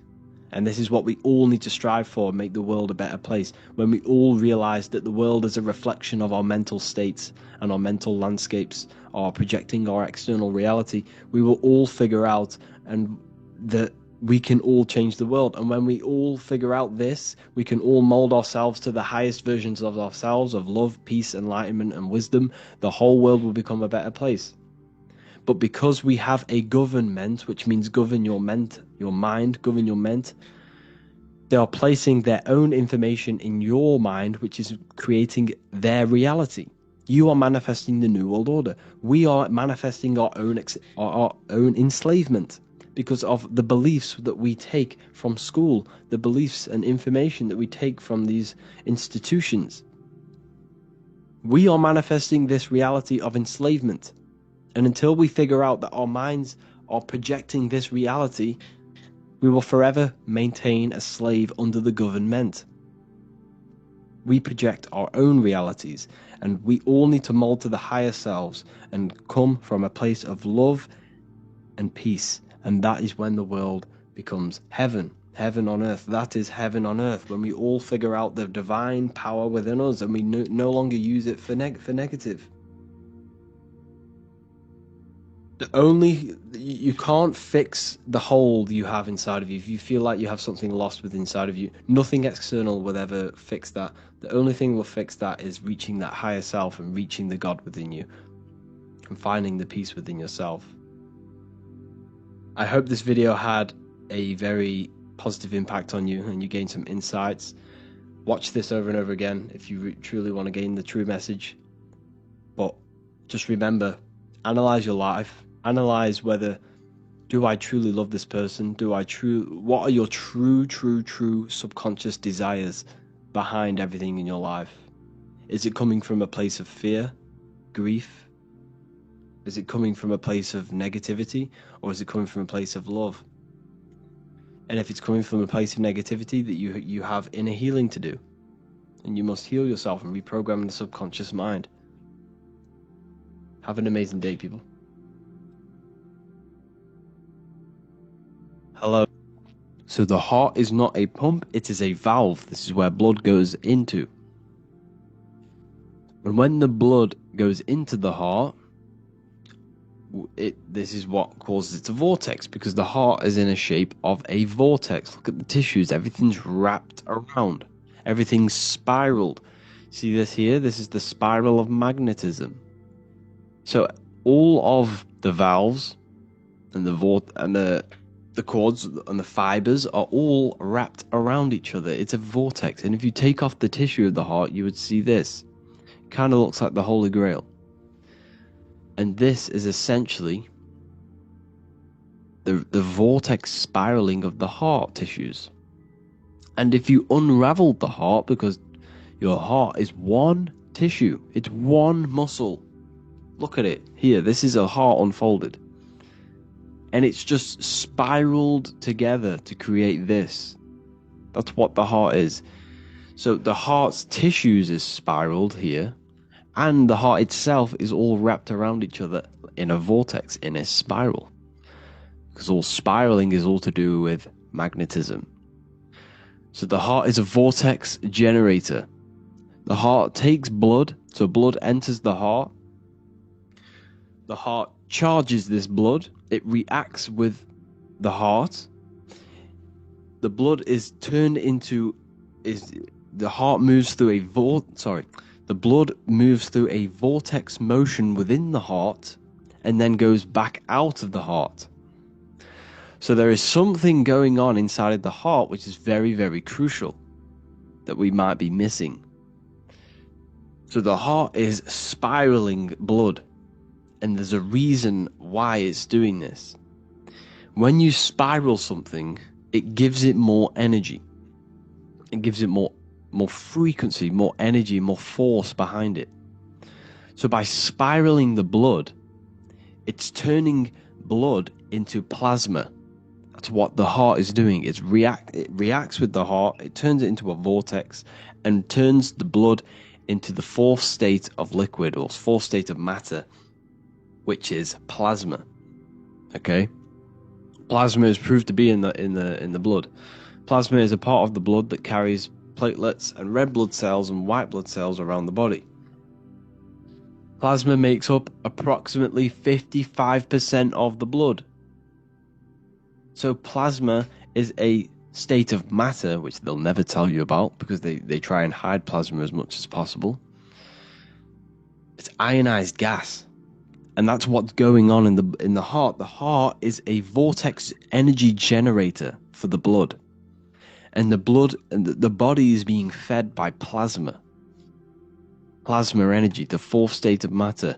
And if you go and read the Emerald Tablets will tell you this exact same thing. Emerald Tablets of Thoth. They're supposedly thousands of years old, or it was supposedly written by M. Doriel, who was an occultist. Apparently he translated them. Either way, he was an occultist. So it's either written by an occultist or it's actually 100,000 years old. In the physical are these channels, the blood which moves through the vortical motion, reacting on the heart to continue its beating. So what is that telling you? The blood moves in vortical motion. It's a vortex.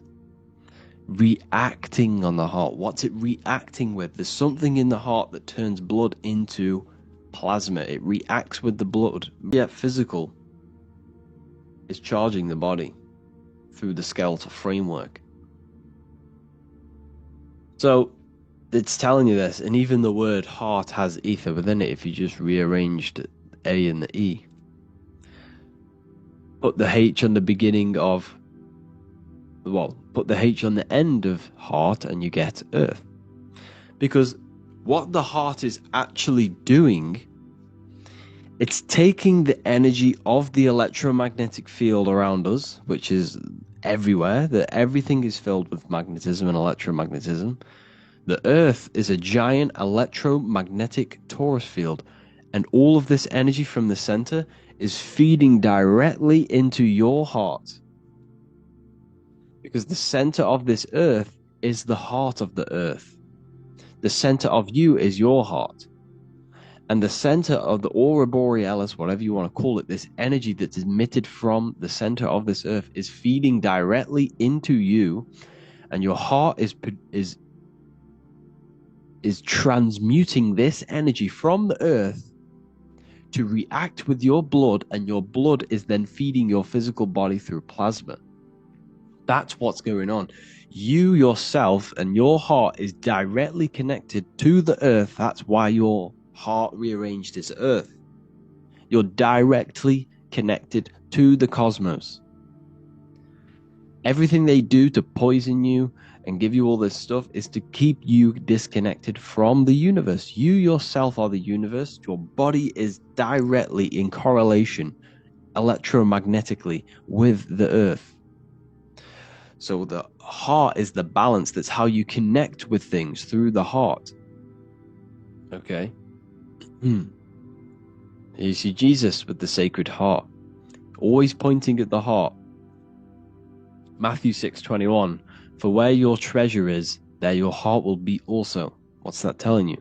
What's your treasure, your goal, what you're doing in life? There your heart will be also, because your heart is a guide through this lifetime. Your heart has an intelligence. Every single organ in your body has consciousness, and you think with it. You can think with these different organs. You can think with the brain, you can think with the heart, you can think with, the reproductive area. That's why, Everyone always says you're thinking with your penis. For if you're a man, you know about this. People say that. That's just a saying, but it's true. You think with these body parts, people, and your heart is a guide. It knows everything that's right. It knows the things that you need to do. So that's why your heart is called a chest, because your treasure chest is in the chest. Sorry, your treasure is in the chest. And what's the treasure? Your heart. All of the wisdom, all of the understanding, all of the guidance is inside of that heart. And you need to follow your heart. That's why we say follow your heart, to find your treasure in this life. Find your purpose. That's what your treasure is, your purpose in this life. So the heart is also producing your electromagnetic field around your body. And the heart is all to do with emotions. So thought happens in the mind, which is not the brain. Then the thought in the mind produces brain activity, electrical signals, and then these electrical signals are sent to the heart, which produces an emotion. So essentially, the brain and the heart are directly connected. You need to sync them. You need to sync the brain and the heart. Why? Because you need to be thinking with emotion behind it. If you think with lack of the heart thinking, also, if you think without the heart, you are only thinking for yourself and not for the empathy of others. You have to think before you take action of the emotion of others and have thought of people's feelings behind. So you must sync the heart and the brain. The actions you must take must be in line with your heart. Your heart tells you everything. Before you do something, you can feel whether it's right or wrong. You can feel it deep down. Decision making in the brain. There can be confusion between the left and right hemispheres. This is when people are confused. But the heart is a singular organ. And if you go onto Google and type in brain cells found in the heart, there are 40,000 neuron cells in the heart, the exact same cells which are found in the brain, in the cranial brain. This means that your heart is essentially a brain for your emotions. It's what it is. And your emotions tell you what is right and what is wrong. So every thought you think produces an emotion, and whether that emotion is good or bad will tell you whether something is right or wrong. So the heart is the guidance through this life, and your higher self resides in the heart. You have to follow the heart. You have to do what the heart tells you all the time. So I hope you enjoyed this video, people. Please feel free to contact me if you have any video ideas or anything like this. And welcome to the university. I look forward to connecting with you all. There we go. So yeah, weed can be used for good and it can be used for bad. You can use it to enter deep states of meditation. You can use it to become lazy. If you smoke it every day, you will become lazy and you will shut yourself off from things that you need to address. So you don't want to use it to escape. Okay, so don't escape. Don't use anything to escape your own mind. You must face it. Okay, so what was the next one?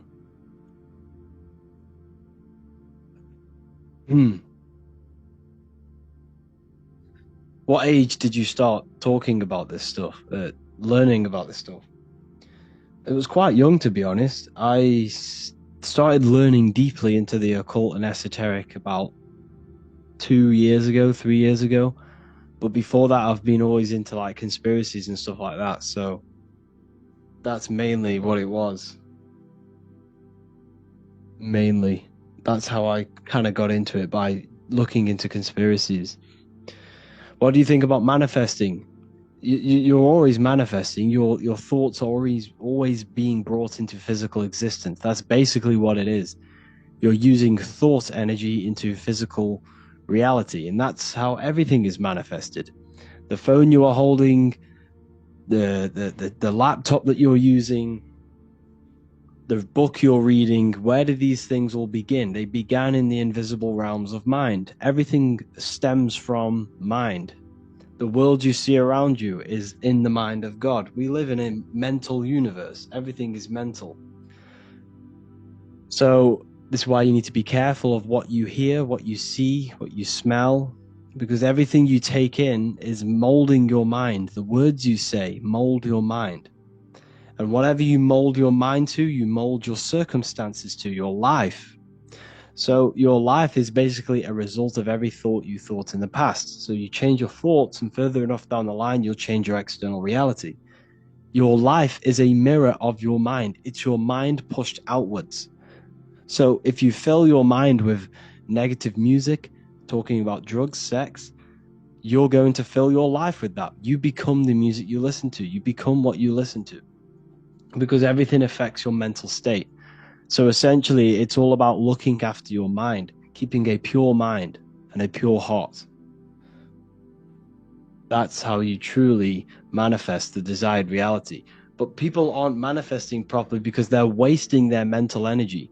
They're wasting their life force energy on low-level pleasures like food, lust, yes, like chasing after low-level pleasures. When you start to master yourself and you master your mind, your body, and your emotions, once you start to master this, you're no longer wasting energy on these low-level pleasures.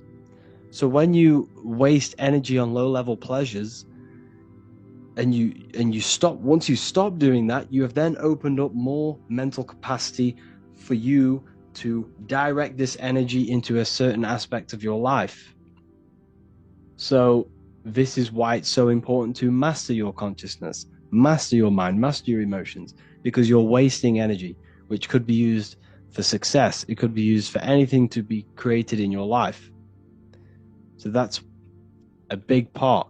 So all of it comes together. What was the next one? Do you do Q&A in Ethereal University? Yes, we do. We do. Not you. You are the I am. Every single one of us refers to ourselves as I, because I is the all-seeing I, the all-seeing eye of consciousness. This is where we all come from. So you have divine consciousness, then above us is the stars, then you have man. Now, man is very important because man is made in the image of God. We have the ability to expand our consciousness. We have the ability to move above our instinctual survival mode. Now, what do I mean? Animals are stuck in survival. They use their creative ability, because we all have the ability to bring thought into physical reality. Animals only use this creative power of mind to survive. But humans can surpass this. And this is everything I teach is about getting out of the lower self, getting out of the animal self. And once you conquer this animal self, this lower mind that wants the food, the money, the fame, the power, and sex, once you destroy this lower self, you then have the ability to expand your consciousness to understand very complex things. So humans possess the ability to know God and know the secrets of the universe. This is why humans are so important. This is why humans are made in the image of God.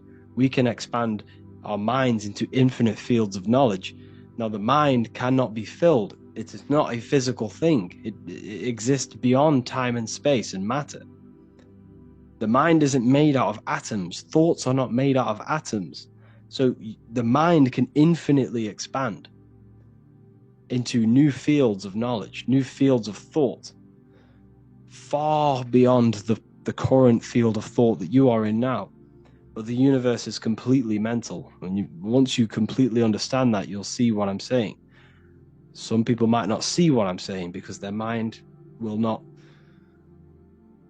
have that understanding. But some people will understand. How to activate your pineal gland.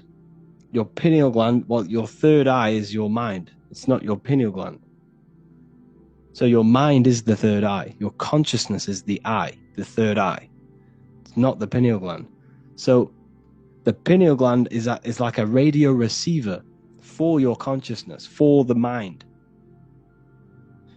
So when the pineal gland is obviously attacked through the food and the water that we drink. Hold on, let me just open the window.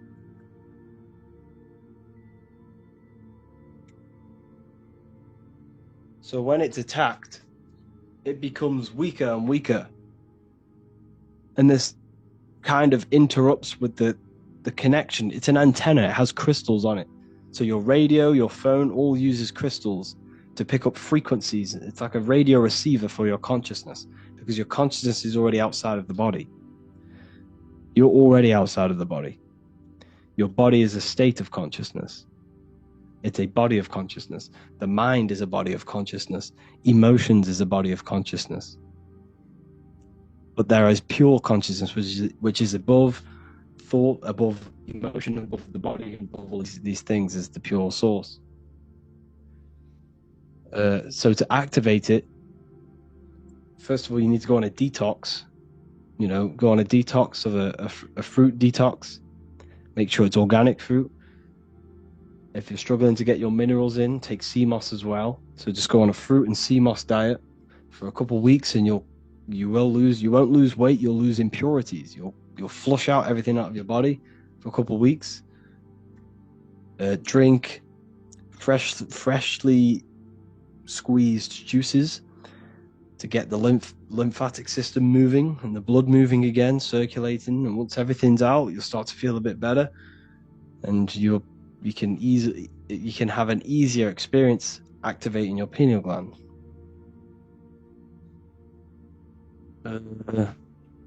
The music without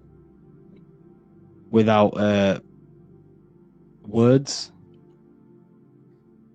because a lot of the music now is just it's all propaganda. It's all to program you. It's all to mold your mind in some formal way. Everything they do is a form of propaganda. So just be careful what you listen to.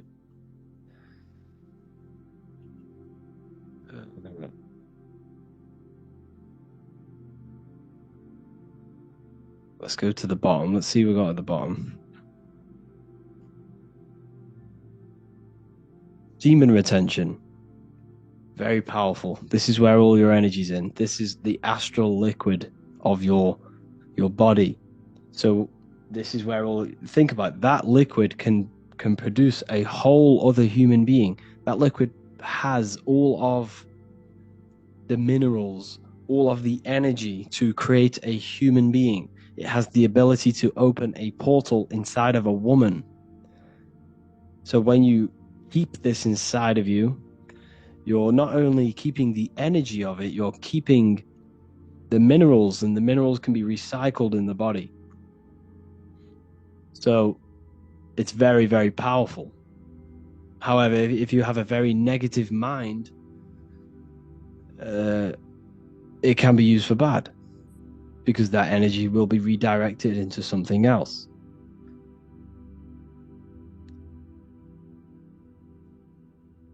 What was that? How can I heal from weed damage? Just heal yourself. Fruits, vegetables, just go on the fruit-only diet. Take sea moss, take cayenne pepper. What else? Burdock roots.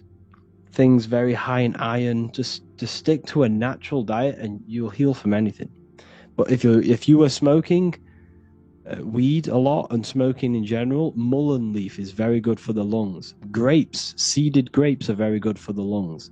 Now look at the fruit that you're eating. Grapes are in the form of lungs. Mushrooms are in the form of ears. Walnuts are in the form of the brain.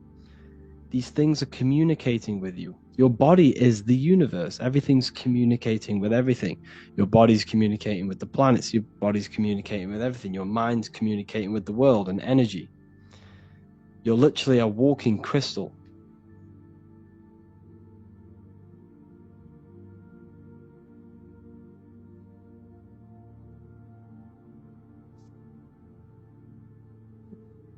what do you think about ginger and lemon shots? Instead of ginger, use wait, what was that? Sorry.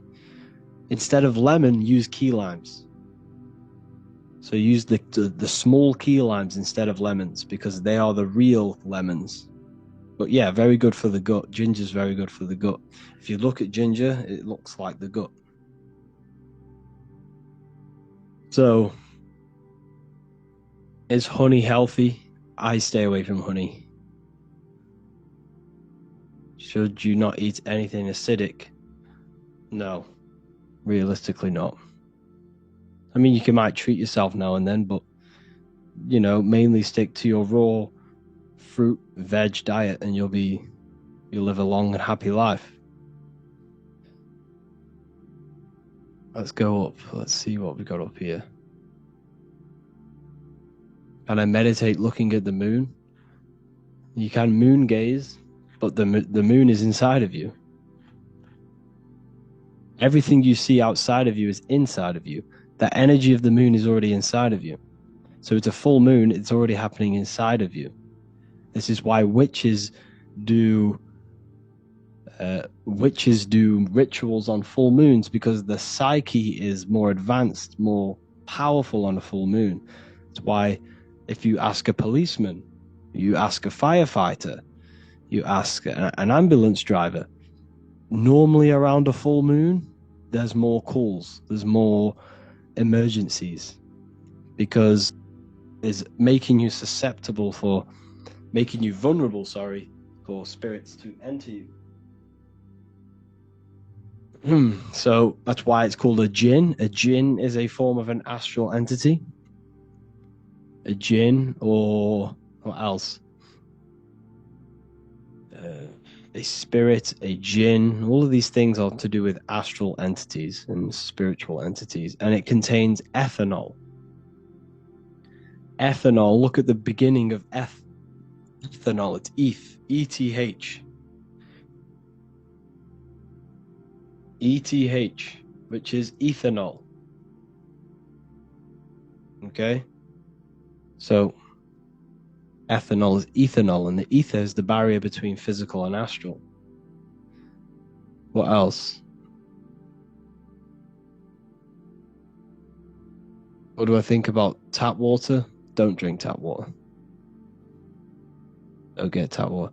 Is it bad to get wisdom teeth out? I mean, if you've already done it, it is what it is. But if you haven't done it, don't do it, because everything's connected in your body.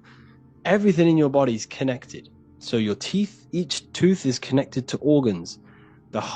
Your lips, that's your heart. Okay, your lips. So you can see people's. For example, this is a gem.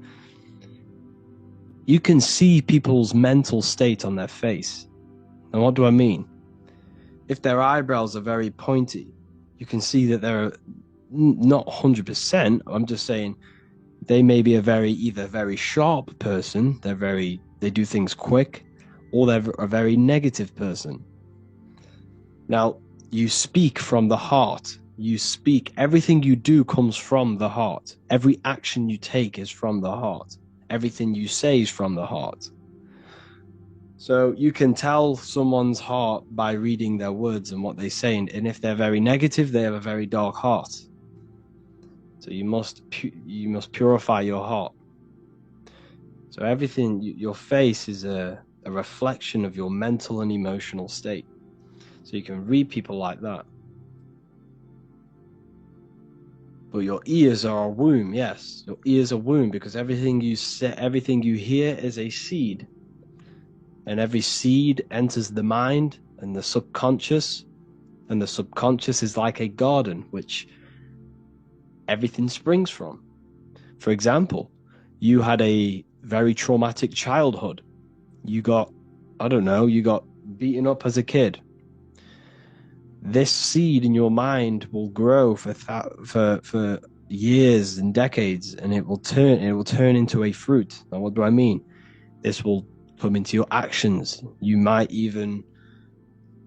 do what happened to you, do the complete opposite. This is how you get murderers and, rapists and stuff like that, because they've had very negative things implanted into their subconscious, which has grown over years, which they may have not realized where all of this anger truly comes from. It's trauma in the subconscious. Yeah, it is. So the subconscious is very, very powerful. 90% of your daily basis behavior comes from the subconscious.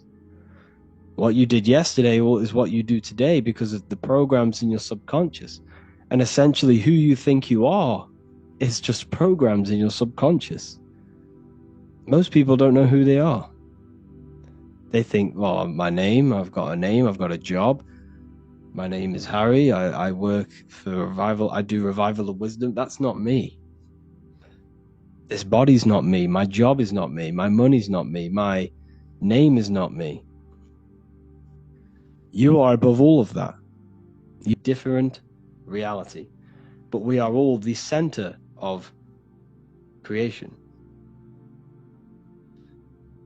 What do you think about the monk who lived for 300 years in Himalayas? Do everyone have that possibility to live that years? Yes, I truly think this. Because, think about it. I sent a list into my Telegram the other day. I sent a list into the Telegram of all of the, well, not even all of them. It was a big list about a lot of the toxins that we're being toxic. I'll try to find it. Where's it gonna load? Okay, here it is. Where is it? I'll show you this list. It's insane.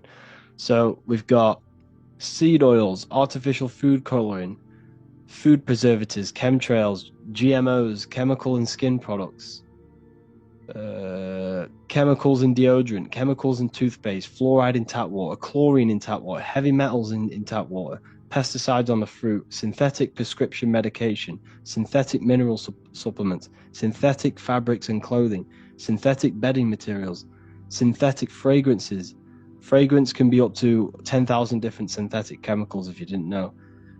Synthetic candles, fragrance, of course, sun cream, plastic water bottles, BPA in cans, plastic cutting boards, Teflon coated cookware, cigarettes, vehicle emissions, caffeine, radiation from phones and cells, radiation from smart meters, harmful music frequencies, music tuned to 440 hertz, chemicals on receipts, blue lights from screens. That's just some of the chemicals we're being bombarded with on a daily basis. A daily basis, we're being bombarded with every single one of them chemicals, pretty much. And imagine a world where none of that would happen. Think how long we would live. We're living up to maybe 70, 80, 100 years old now. Imagine 1,000, 2,000, 5,000 years ago when none of these synthetic chemicals were there. We would have lived for hundreds of years. And especially your thoughts play a massive role in this. The thoughts. Your thoughts can age your body. If you think very negatively, it will age you. If you stress, it will age you. Because the body, that's how powerful the mind is. The mind is the most powerful thing in the universe. Everything came from it. So have a think. The phone you're holding was a thought. The pencil was a thought. What else? Everything you see around you was a thought. It began in the invisible realms of consciousness. Therefore, this world you see is an externalization of mind. It's an effect of mind. The whole universe is inside of your mind. You are living in a mind. You're living in the mind of God. Now, everything you see is an effect of mind, is an effect of thought. Everything is thought. Okay? So, I'm sorry, but if you're promoting stuff in here, I'm going to have to kick you out. Okay, so everything is thought. This world is an outcome of thought. It's an effect. Everything you see is already manifested. already manifested to help people. If you gain money with a dark heart and a negative heart, you won't keep that money, because your heart will come into your reality somehow. It will destroy you. You have to do things with a good heart. If you don't do it with a good heart, it will come back around and take everything from you. So focus on giving people value, helping people's lives, providing a solution for people, and money will come with that. That's how you gain money.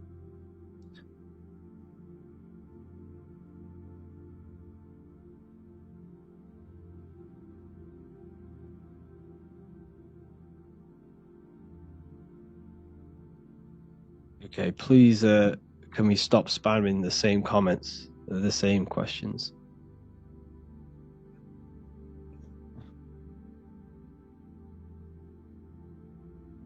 So, yeah. What do you think about psychotherapy? Is that some sort of therapy? I mean, depends. You know, I don't want to say don't do it and then you go and don't do it and then it changes your life and some crazy stuff. But what I'm saying is you need to learn how to master your own mind and learn how to meditate and turn off the mind.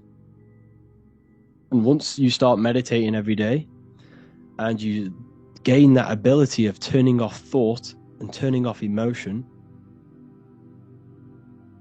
and turning off everything, so turning off all of your emotion, all of your connections, all of your just everything. Once you learn how to turn off the mind, depression doesn't exist, anxiety doesn't exist, because you rise above thought. There is a realm above thought. And once you learn how to access that realm by turning off thought, that's why Jesus says, take no thought. 5 times he says that. Take no thought, take no thought. Because once you learn how to do that, you rise above all of your problems, because all of your problems exist in the thought realm. There's no anxiety, there's no depression, there's nothing. So you need to learn how to master your mind. Learn how to meditate. And if you're thinking, you're not meditating. How can we start to meditate? Sit down and think of nothing. And if just try and experience your thoughts. So if a thought comes, push it away and carry on. And then there'll be about 5 seconds of nothingness, and then another thought will come. Push it away and then keep doing it. And the longer you push away these thoughts, the more consistent and more disciplined you are every day to turning up and meditating, the longer the gap will become. And the gap between another thought will then become half an hour, sometimes an hour. You can then think, you can then meditate for like an hour with no thought. And this is when because once the mind is turned off, once the thought aspect of consciousness is turned off, you are opening up new doors for your consciousness. You're opening up new avenues of your consciousness. That's what the power of meditation. And once you start to master your mind and you have the ability to turn off thought, this will then come into all aspects of your life. It will come into every aspect of your life. For example, you'll be able to turn off thought when you're about to make a bad decision. Your decision making will be good. Your anxiety will go out of the window because you won't no longer have it. You'll always remain in the present moment. So it's basically organizing and disciplining the mind. It's meditation. So thoughts are not physical. Thoughts are not a part of your brain. This is an aspect of your consciousness. Then you have, under thought, you have emotional body of consciousness. You have thoughts, emotions, observation, and then you have imagination. Imagination is an aspect of your consciousness. And then they are mainly the 4 things inside of your consciousness. Because imagine, you can't split open the brain and see someone imagining something. You can't split open a brain and see a thought. You can't split open the brain and see an emotion, because these things exist metaphysically. They don't exist physically. They're in consciousness. And that's what everything stems from. Now, and if you really want to connect with this, you must detach. You must sit down and detach from everything. Now, what do I mean? Sit down, detach from your name, detach from your body. Say, I'm not the body, I'm not the thoughts, I'm not my name, I'm not my worries, I'm not my money issues, I'm not the car, I'm not the clothes. And once you detach from every worry and every little aspect you identify yourself with, you're left with the mind. You're left with thought. And then once you're left with the mind is then attached to a language. That little voice in your head is using a language. You need to detach from that language. And once the mind is detached from that language, you're left with a pure consciousness, pure awareness. Your cause. It's a cause. It's a cause. Like everything comes from that cause. What's your opinion on Rosicrucians' secret society? I know that the symbol of the Rosicrucians is the cross with the rose in the middle, which represents the cross is your body, the Jesus cross is your body, and the rose is your heart, because all of your action comes from the heart. So there's a lot of secret teachings of the heart in Rosicrucianism. If we are all God, are we the devil also? Yes. You have the ability to bring in a non-physical thought into a physical reality. You have this creative power of bringing thought into physical matter. You can use this for your gain. You can use this for darkness, which is the devil. Do evil is the devil. Or you can do this for good, which is God. You have a higher mind, which is the mind that wants love and wisdom and knowledge and growth. Or you have this lower aspect of your mind, which is your body's sort of mind, which wants power, fame, hate, desire, food, survival. This is Satan. It's an aspect of your mind. It's psychology. It's a psychological allegory of the human mind. That's what the Bible is. It's all allegory for the human mind and the functions of your mind, body, and spirit.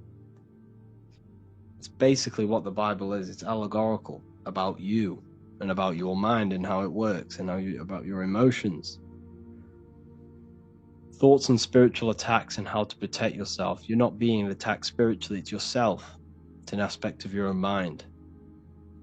You're attacking yourself. No one's attacking you. There's no spirits attacking you. You're not possessed. It's your own mind blocking yourself. So you need to focus and need to look within yourself on what is attacking you. There's a subconscious seed which has grown, which is attacking you. Learn about the subconscious. The subconscious will tell you everything about yourself. Do secret societies control everything? Yeah, pretty much. I'd say so. Yeah. But don't focus on that, Don't lose yourself in conspiracies. Don't lose yourself in any darkness. Don't fill your mind, then it has no power. It's the same with the government. The government have no true power. It's your belief. Like, if you believe so all of us as a collective consciousness believe the government exists. We believe money has value when it doesn't. It's a piece of paper. It's our thought. It's our consciousness thought energy that gives it power. That's why they're called a government. They govern your mental state. They govern your mind. They don't govern your body. They govern how you think, because that's where the power's at. The power's in the mind, in your consciousness.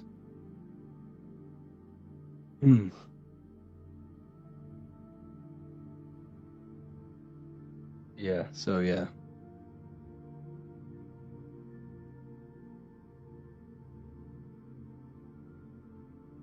Go up a little bit.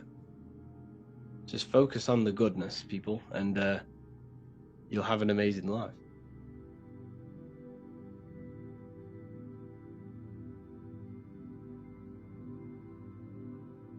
Yeah. And shaman heals every disease. I really don't know. I'm not too sure about that. Tattoos affect your mental state? I wouldn't say so. Like, just be careful what you get and make sure it has a good meaning, and then you're okay. We are the government once they give us the information. A whole lot to see. Yeah, literally. Yeah.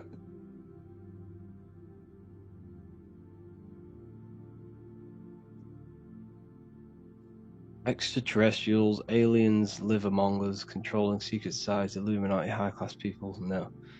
That's what I used to think, but it's not. We're not being bombarded by aliens, reptilians. This is all humans. It's people who worship the flesh. It's all it is. It's people who worship the physical world. Why? Why do they worship the physical world?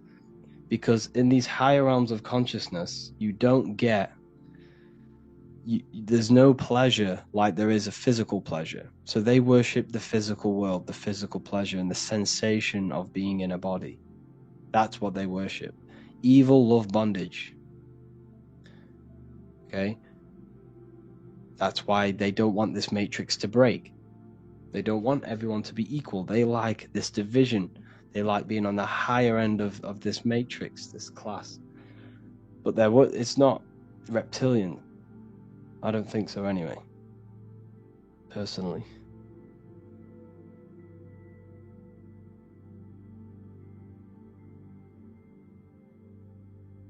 Yes, we have a brain, we have a reptilian brain, but this is our natural instinct brain. We have a lower animal self and we have a divine self. So if you see the screen here, we as humans exist in the middle between matter and spirit. We have the opportunity to expand our consciousness upwards to God. We can expand our consciousness to know God and know the secrets of the universe, or we can stay in our lower animal nature just for survival, basic needs. This is why humans are made in the image of God. We are Anu. We are Anu, spirit, and Ki, earth, matter. We are Anunnaki. We are spirit and matter together. Okay. What do you think about music and fashion? Directly correlated. Well, you know, music and fashion are directly correlated. You know, when the Beatles came out, everyone started to wear hippie stuff. You know, look at UK drill music started to come out. People started to wear tracksuits more, and it's directly correlated. But it's a psychological warfare. You must understand that music is psychological. It's all to mold you in a certain way, to make you think a certain way. Yeah, as you said, the Rosicrucians talk about the heart, and the heart is playing a big role on our energy and field. Yes, that is true. So everything you do is from the heart. Every action, every word you say is from the heart. You speak and you act from the heart. So this is why you know people by their actions, because if they're doing things that are stupid and not good, they have a dark heart. So that's why the earth is an anagram for heart. If you rearrange the word earth, it's heart, because everything we do is from the heart. Everything we manifest is from the heart.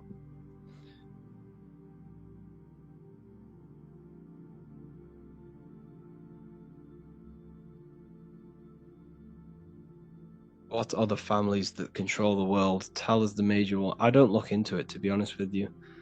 I don't really look into that stuff anymore.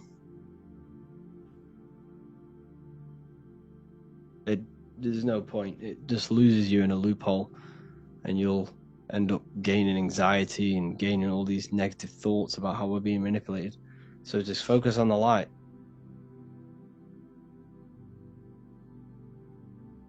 Just stay away from the conspiracies and keep your mind focused on the light. Yeah.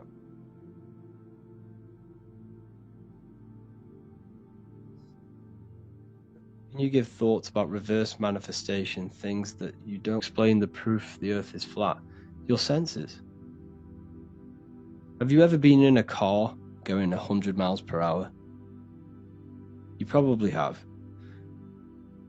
How quick does it feel when you're going 100 miles per hour? It goes very, very quick. You can feel it very quick.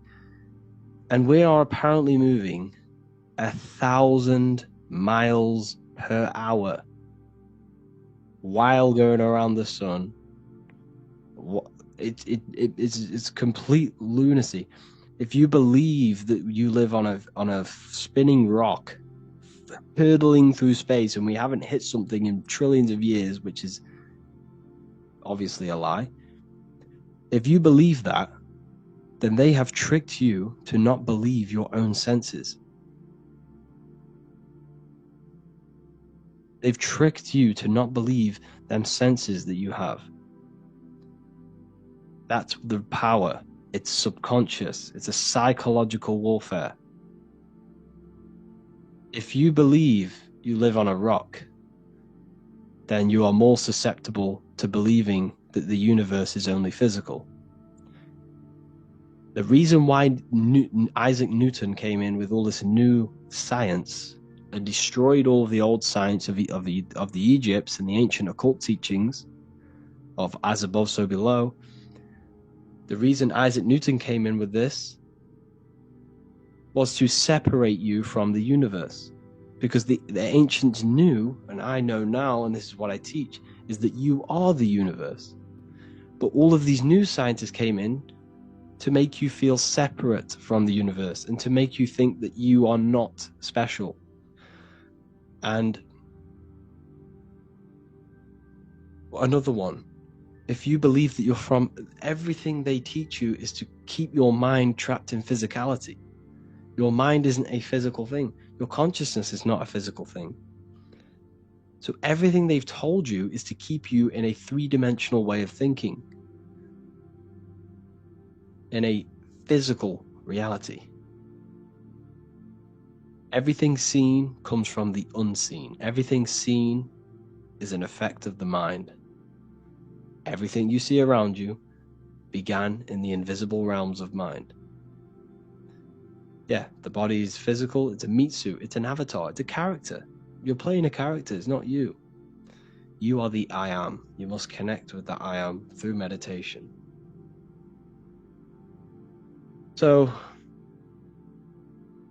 I heard that sugar and artificial sugar block our thought and manifesting ability. Yeah.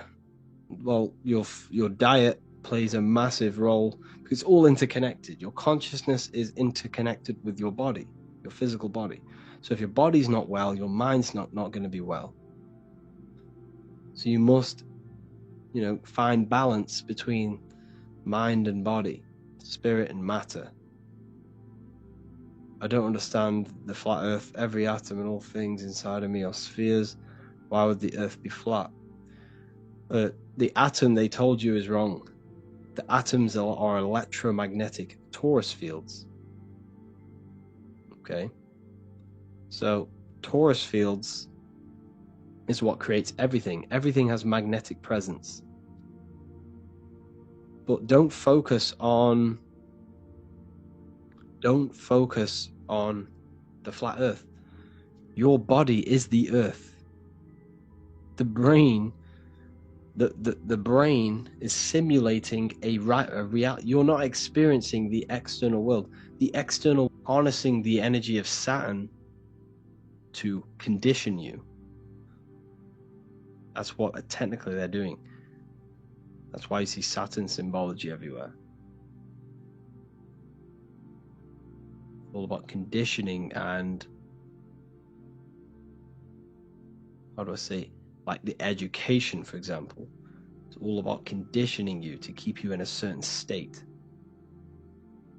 That's what Saturn is. Now, the sun represents your pure consciousness. The moon represents your subconscious. or emotion. Anyways, I'm going to have to love and leave you all here. This is a Q&A that takes place weekly inside of the university. If you wish to join, I will send the link into here. Hold on, I will send it into this chat. So yeah, these live calls happen all the time. They're going to be happening every week from now on. If you want to join the university, see you all on the inside. There's so much that you can gain. Let me just try and find.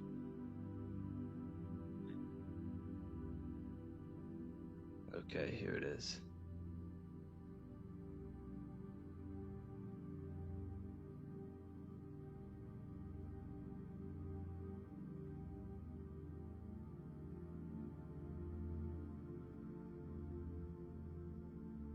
Two seconds.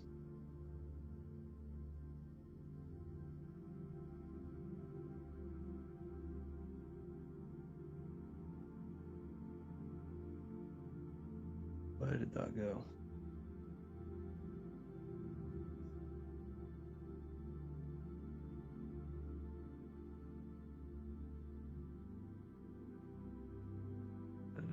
I don't know why I can't get it up. But if you're in the Telegram,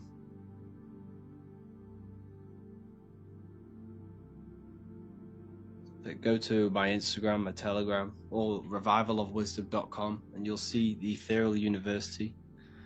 I'll show you what we get. You get all of this. So you get the Manifestation Mastery course, which teaches you everything about your mind and how your mind creates reality. You get the Real Lectures section, which has everything about the lectures. I do weekly lectures on occultism, symbolism, esotericism. We have a community, we have a library with my books plus 45 other rare PDF books. So you gain access to the library. We obviously do these live Q&As, and you can literally speak to me directly on these live calls. So yeah, your life will change once you understand this stuff. You're going to feel so much better. Like once you understand how reality works and your place in the universe, you'll feel absolutely amazing, because you no longer feel like an evolved monkey on a monkey ball, on a spinning globe. So invest in yourselves, invest in your mental state. It's not about your spirit, it's about your mind, controlling your consciousness, controlling your body. That's where the power is. That's when you gain power, when you stop engaging in your animal self and you move to the higher self and you retain all of that lost energy and all of these other things. They are to fantasize this thing, to cover it up, to make it look like a myth. That's why it's called Hollywood. So all of these films are mainly produced in Hollywood, which is from the holly wood, the holly tree, which is the holy tree. Because the ancient druids used to take this wood and make magic wands out of this wood and cast spells with this wood. Because each wood has specific virtues and specific things energetically. For example, you can use different herbs to treat different illnesses because they all hold different mineral content and different energetic principles. So all of these different woods and these different materials the ancients used, they understood their virtues. So the ancients would use holly wood, or the holy wood, because this was the most powerful wood to use to make a wand out of. And this is ancient druidic magic. Now, Hollywood is what casts spells into the minds of the masses. Through these films are hidden messages. And what these films actually do is that they sink the minds of the masses. All of our minds are watching this singular film, which is sinking our brains, sinking our minds, sinking our perception. All of us are thinking the same thing when we're watching these films, and they're putting all of these subconscious programs into the people who watch these films. So it's It's a hive mind. They're trying to make a hive mind. Now, here you see Jesus with a wand. Jesus with a wand. You can look into this yourself. You type in pictures of Jesus with a wand or Moses with a wand. They always hold wands because these people were magicians. If they existed, they were magicians.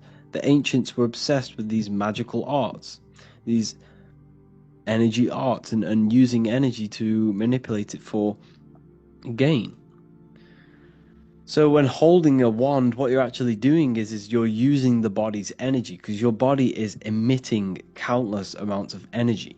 You are a light energetic being, and you have these meridians in your body which electrical energy flows through these meridian lines. This is why we wear certain copper bracelets. You know, if you look back at the ancients, they were kitted out in silver, copper, gold. They always wore these electrically conducting materials, as well with crystals. Crystals were used to enhance different body parts. If you wanted, you wanted to hear better, you'd place a crystal and a metal in the piercing of your ear. This is why they used this, because they understood the principles of these things. Because everything you see physically has an energetic body behind it, which enhances things. High frequency, high energy is what enhances things. So by wearing these materials, on your fingers, on your wrists, you're enhancing the flow of electrical energy throughout the body. You can do this if you want to heal your body. Let's say you got arthritis in your wrist and you wear a copper bracelet. This will help bring energy. It will help raise the frequency of this specific area of the body, which will, help heal this area of the body quicker. It's all about energy, because energy becomes before matter. Matter is a result of energy. So therefore, when you raise the frequency of things and give it high energy, it affects matter. So this is why the ancients, were obsessed with crystals, and all of this falls under magic because it's using natural things, using natural resources for energetic properties and principles. And it also amplifies your electromagnetic aura. You see, when you raise your frequency, people, when you raise your frequency, your brain is producing a higher frequency. It can work on a higher capacity. Therefore, you can process more information. It works more efficiently. You become enlightened. And when you're raising your frequency and your electromagnetic field is high energy, it's very healing. It heals your body. It heals other people around you. This is why some people can walk in a room and everyone stares at him, because his field is so powerful, so high frequency. And this field is highly influenced by the internal state of an individual. If your mind is in a negative space, then this will reflect in your spirit, which is your electromagnetic energy. So emotions are magnetic. You are magnetic. You attract whatever you feel like, whatever your mental space is.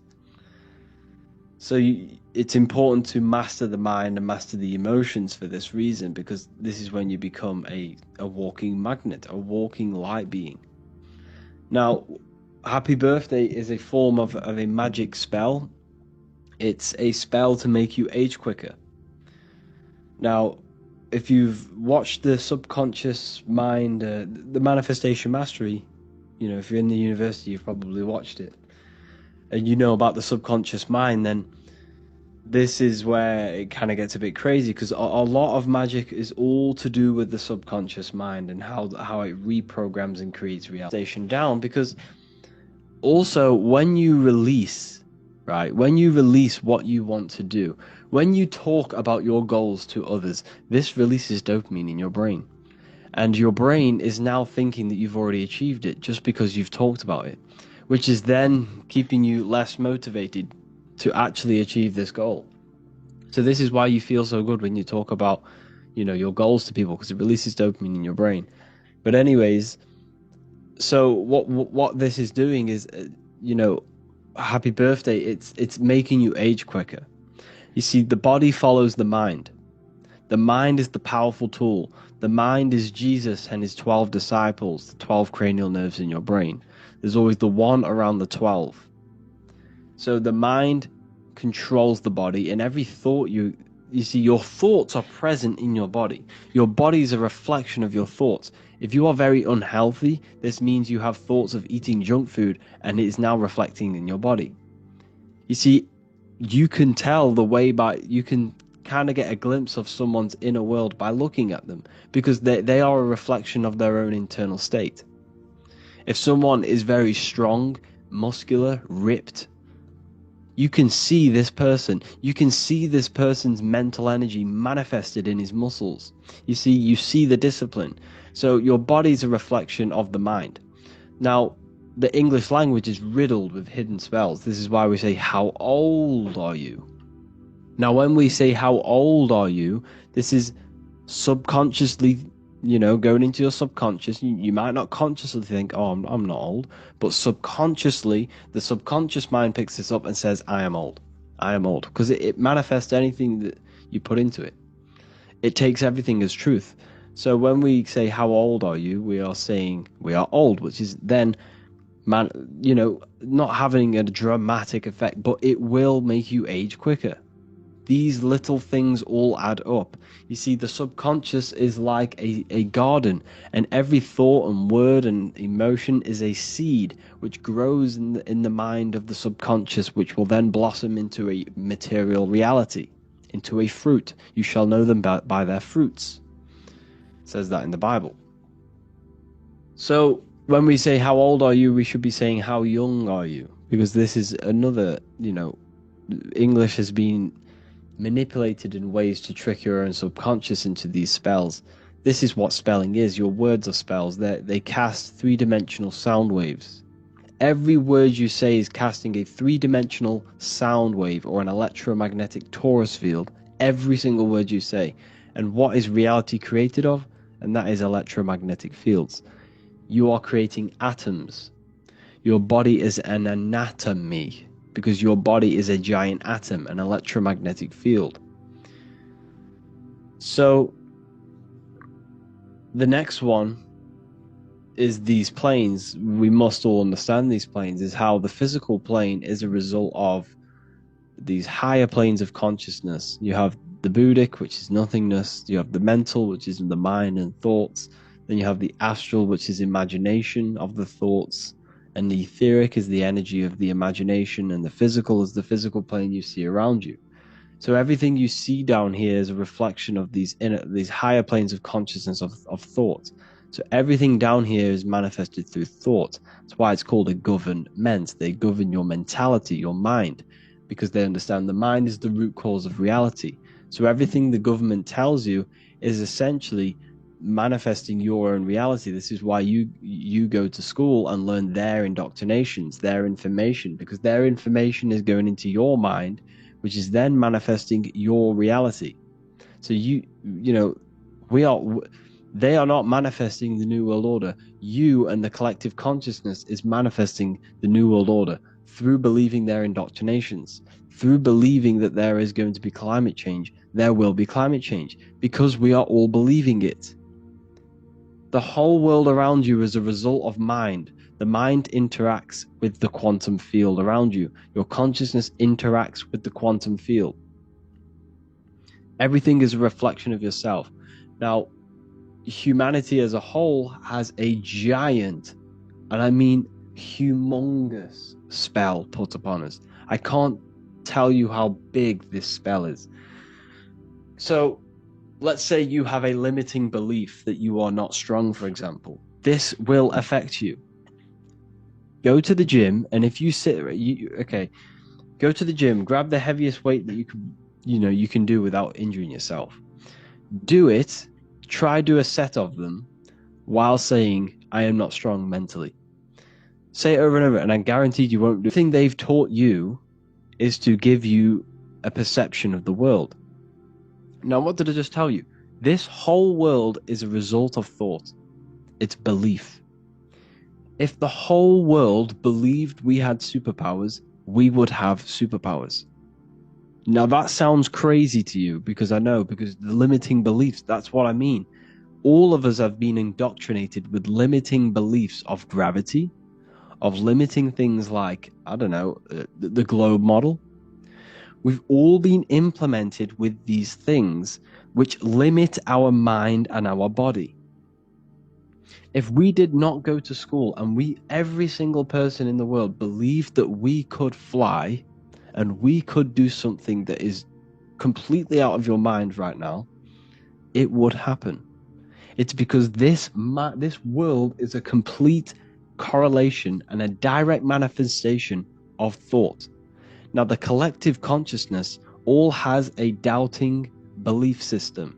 We are all limited. We are all very well, not all, but if you're in this university, you have an open mind. Well done. I take my hat off to you joining the university and having an open mind. You know, you are one in millions. So congratulations to you for having an open mind. So, but for example, for the rest of the world, like, they are all limiting, which is affecting our consciousness, your consciousness, and my consciousness, because we are all connected on a mental level. We are all connected on the mental plane. This is the plane where everything is one. We are all made of the same substance, which is universal mind, universal intelligence, universal consciousness. We are all the same consciousness in different bodies. So, like I just said, everything is connected on the mental plane. You, me, your parents, your brother, your sister, everyone is connected on the mental plane. Therefore, we can transmit energy, information through the mental plane by practice. So anyways, because of the limiting beliefs we have on, you know, as a collective consciousness, we all believe we are bound by gravity. We all believe that, you know, we can't do certain things. This is casting a spell on the whole world. It's because these thoughts we have in this mental plane here, okay, these thoughts we have here is then turning into imagination. See, the astral plane is very, very powerful. This is the plane that molds the physical plane. So this astral plane is where all spirits, entities, and it's the realm of imagination. This is that screen you have in your mind, but you can access it. This is a full plane that you can access through astral projection. So it is this plane that all of our limiting beliefs is molding into some form of imagination. And this imagination is then turning into energy. And then this energy is manifesting this physical plane. So this whole system that we are under is a spell. It's a very, very powerful astral energy, which is casted upon the whole of the whole of the earth. And we must break this spell. And how do we break the spell? By not believing anything that they tell us. It's the belief system. And we have to stop believing the science they give us. What good does it do us? Think about it. Does it really matter if you don't know anything that they tell you? Does it really? What will it do you? You're still going to live your life. So, for example, the whole system doesn't exist. The system, it only exists because we believe it exists. Money only exists because you believe it is true. It's a piece of paper with words written on it. But because your mind gives it value, it's the mind's perception of it that's creating this government, this system. The whole system it only exists in your mind. It only exists as a belief, as a program. The matrix is in your mind. There is no matrix if you don't believe it. Now, this is the spell that's being put on us, and it is limiting us. Knocking on wood, when we say knocking on wood, this is witchcraft. This is magic. Everything has a spirit. The phone you're holding, the atoms in that phone has a spirit, has it as a energy. The trees have energy. They have spirits within them. Water has spirits within them. You see, so knocking high frequency, they emit lots of energy, lots of ether.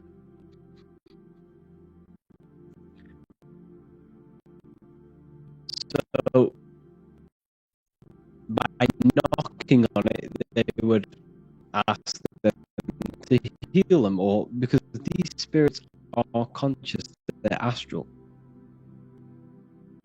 You can't see them, but they exist.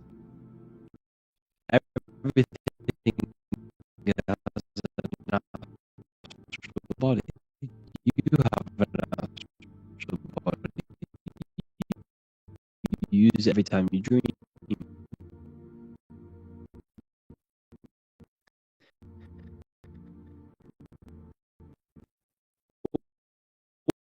All of us have an astral, etheric. All of us have energy. You feel it when you walk into a room. You can feel it when someone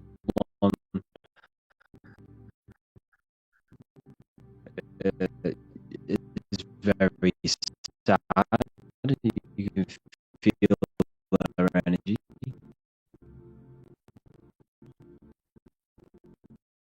You can feel it. And this is what it is. It's transmutation of etheric energy. And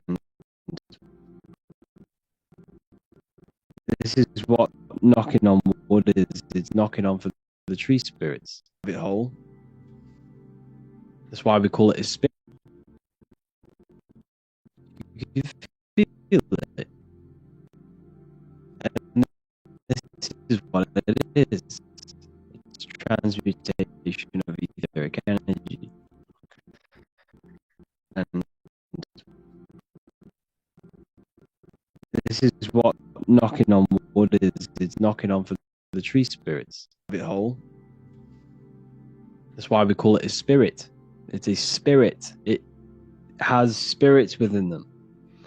It's the same with a jinn. That's why we call it a jinn, which is another astral plane deity or entity. But jinns are very powerful, so stay away from jinn. Stay away from any alcohol. There's a reason why every single religion tells you not to drink alcohol, pretty much. There's a reason. Natural alcohol, it's not too bad. You know, like wine, really like natural, no chemicals. I would, you know, I'm not going to say I'm against that. I'm not, because that's natural. I'm with anything that is natural. But these spirits, gin, beer, all of this stuff, stay away from it. It's all used for witchcraft. It contains ethanol, which is ethanol, which is the barrier between the physical and the astral plane. You are being possessed when you drink this stuff. It's alcohol, alchemy, because alcohol was created by ancient alchemists, they would find liquids and they would extract the spirit out of the. So what it is, it's distillation.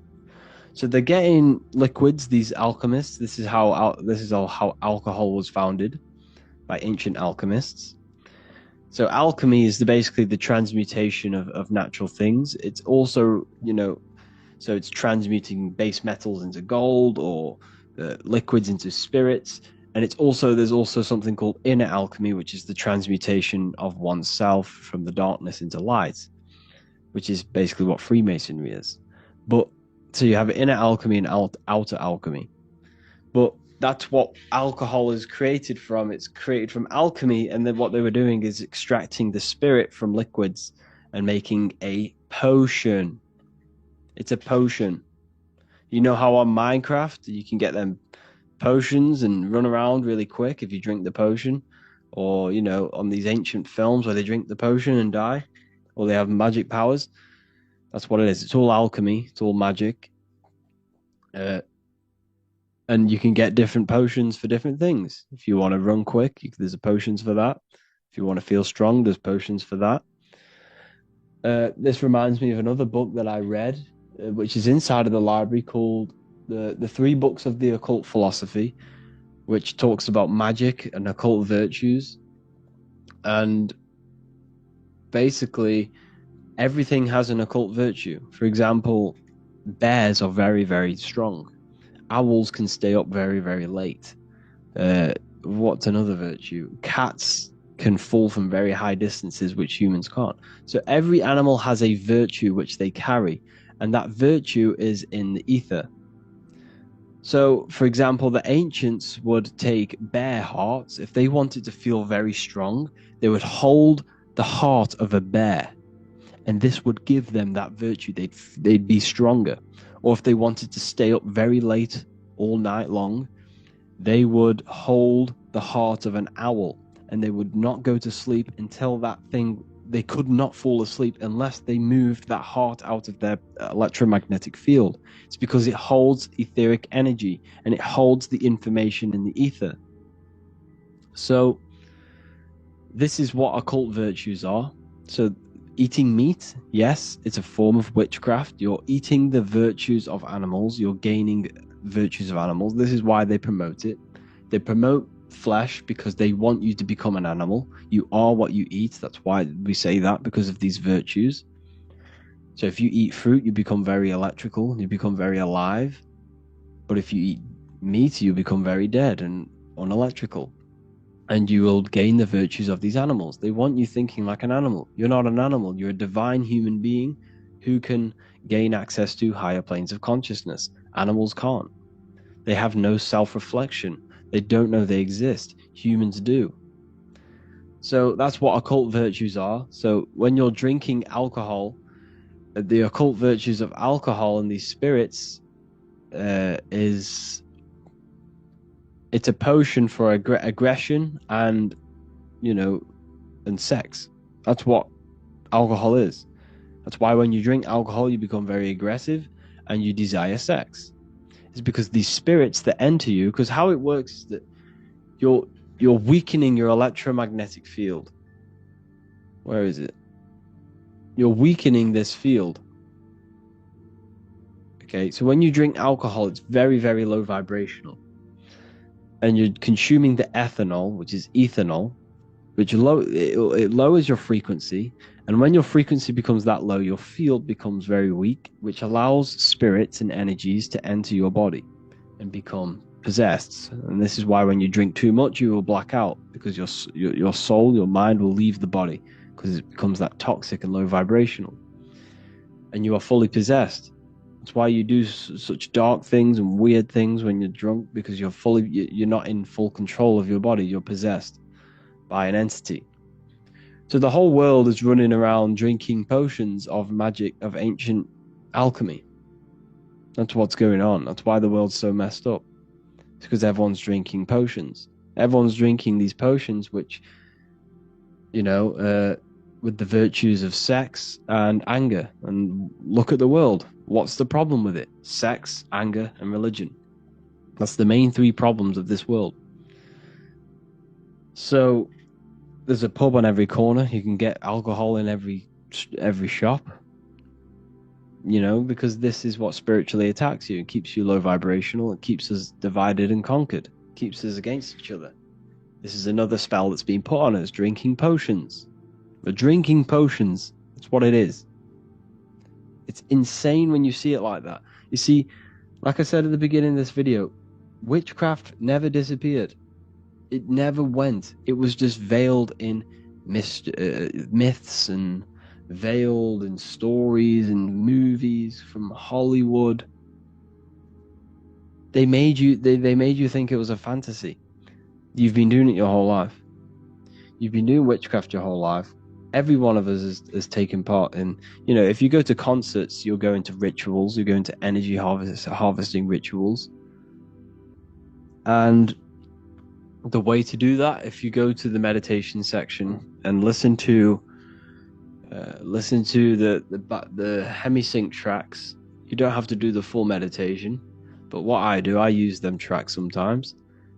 Listen to them, gain into that state where your consciousness is raised just slightly out of the body. Okay, so You want to do the meditation until you feel you are the pure consciousness and you no longer right. So if you've done the meditations, your body, you can't feel your body because your body is that still and that relaxed. You can't feel your body. You're just pure consciousness. And when you are in that state, this is when you are in, more than likely you're in the astral or the mental plane. Okay, this is when you're pretty much inside of the subconscious mind. You're no longer in the conscious, you're in the subconscious. And when you're in this state, this is where the power is. This is where you can start to imagine things. Now, this is very, very important that you be very careful about what you want to imagine. When you are in them realms of the subconscious and you're in a lifted state of consciousness, you no longer feel your body. This is very, very important because whatever if you're trying to manifest someone into your life, for example, and you go and think about this and you imagine them and you picture them in your life in this state, this can have a very, very bad effect on you. You're programming your subconscious. Now, you got to be very, very careful. You got to make sure that your intent is a good intent. If you have a bad intent, do not do this, or else you'll program your subconscious with a bad intent, and it will come back and bite you. So be very careful about what you're going to imagine. Be very careful what you're going to direct mental energy towards. Now, this takes focus, discipline, and imagination. There are 3 parts of the higher faculties of your mind. You have to work on these: focus, discipline, and imagination.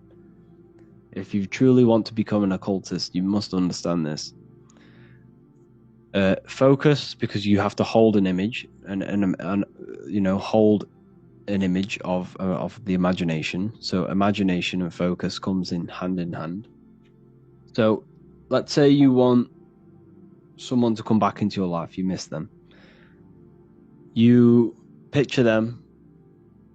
You have to picture them very vividly, as much as you can. You have to use your focus, your discipline, and imagination to focus and imagination. When you're in that uplifted state, remember, when you no longer feel your body, focus, vision their face, and then whisper into their ear what you want them to do. Whisper into their ear what they want them to do, and then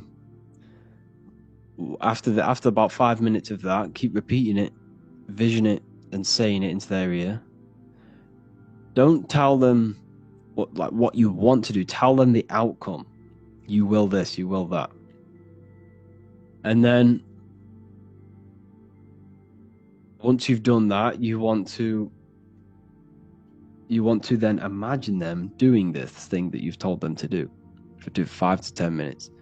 The longer, the better. The better your focus is, the better your imagination is, the better discipline you have, the more power you're sending to this person. Because remember, we're all connected on a mental level. We're all connected in this mental plane through thought. And thought is non-physical. It's metaphysical. It's not made of atoms. A thought's not made of atoms. It's completely metaphysical. You can't locate it. It's in a higher plane of consciousness. So we're all connected on a mental level. So what you are actually doing, you're directing mental energy towards this person. And if this person is not aware of occult things, this can influence them. The more you do it, but like I say, people, don't do this for bad reasons. Don't do this for bad, because this can turn around and bite you. This can end up really bad if you do this, if you do something, that you shouldn't be doing. But I'm here to spread the light. I'm here to spread knowledge. I do this for good things. I don't do it for personal people, but I do it for my life and what I want. You can do this to manifest things. But this is how. Have you ever been in a situation where you thought of someone and they called you, or you thought of them and they called you? Well, this is how it is. It's because we're all connected on a mental level. And the more connected you are to that person emotionally, the more power this will have, because you have a connection on the astral. For example, if you've had sex with someone, you are connected with them on an astral level. Emotionally, you're entangled emotionally. So you got to be careful who you have sex with, because sex is a form of magic. If you have sex with random people, they're running around with a piece of you, and they're putting that piece of you into other people, which is messing you up. We're all connected on these planes, these higher planes of consciousness. You got to be careful. You know, handshakes. Why do we do handshakes? Well, we're transmitting energy. So don't handshake people who you don't want to handshake. You're transmuting energy and electrical energy and information. You know, so this is all, it's all mental, it's all astral. All of this stuff is. You could, like I say, you can use this mental directed energy for manifestation as well. If you want things in your life, picture them. Well, first get into that state where you can no longer feel your body, where you're that still, and then picture them. Picture the reality you want, and then use your emotions as well. Your emotions are very powerful. Feel it. Feel the reality you want. Now, this works better on a full moon. Now, the full moon is very powerful, very, very powerful. They don't want you to know about the full moon. They don't want to know about the moon. All they tell you about is the sun. They tell you the moon's just a piece of rock. The moon is very, very powerful. The moon has an effect on your psyche.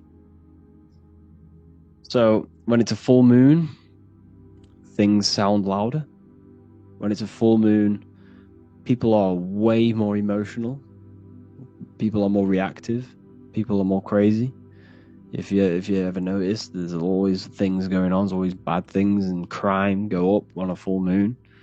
It's actually recorded. There's more police calls and 9/11 calls, or 9/9. There's more of these calls happening on a full moon. This is actually recorded. This is a true thing.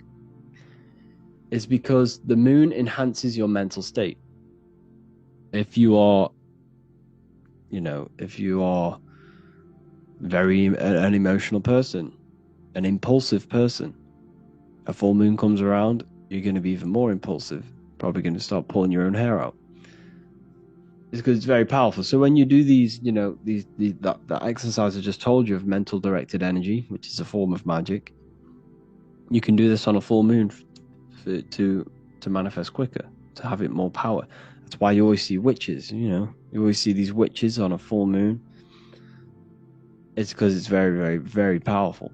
And witches always with cats. It's because cats transmute negative energy, and they can heal you. The Egyptians were obsessed with cats. They had cats around them all the time. And that's why you see cats have 9 lives. Why do cats have 9 lives? Because supposedly there are 9 dimensions, and they see all 9 of them. So it's symbolic for them having access to all 9 dimensions.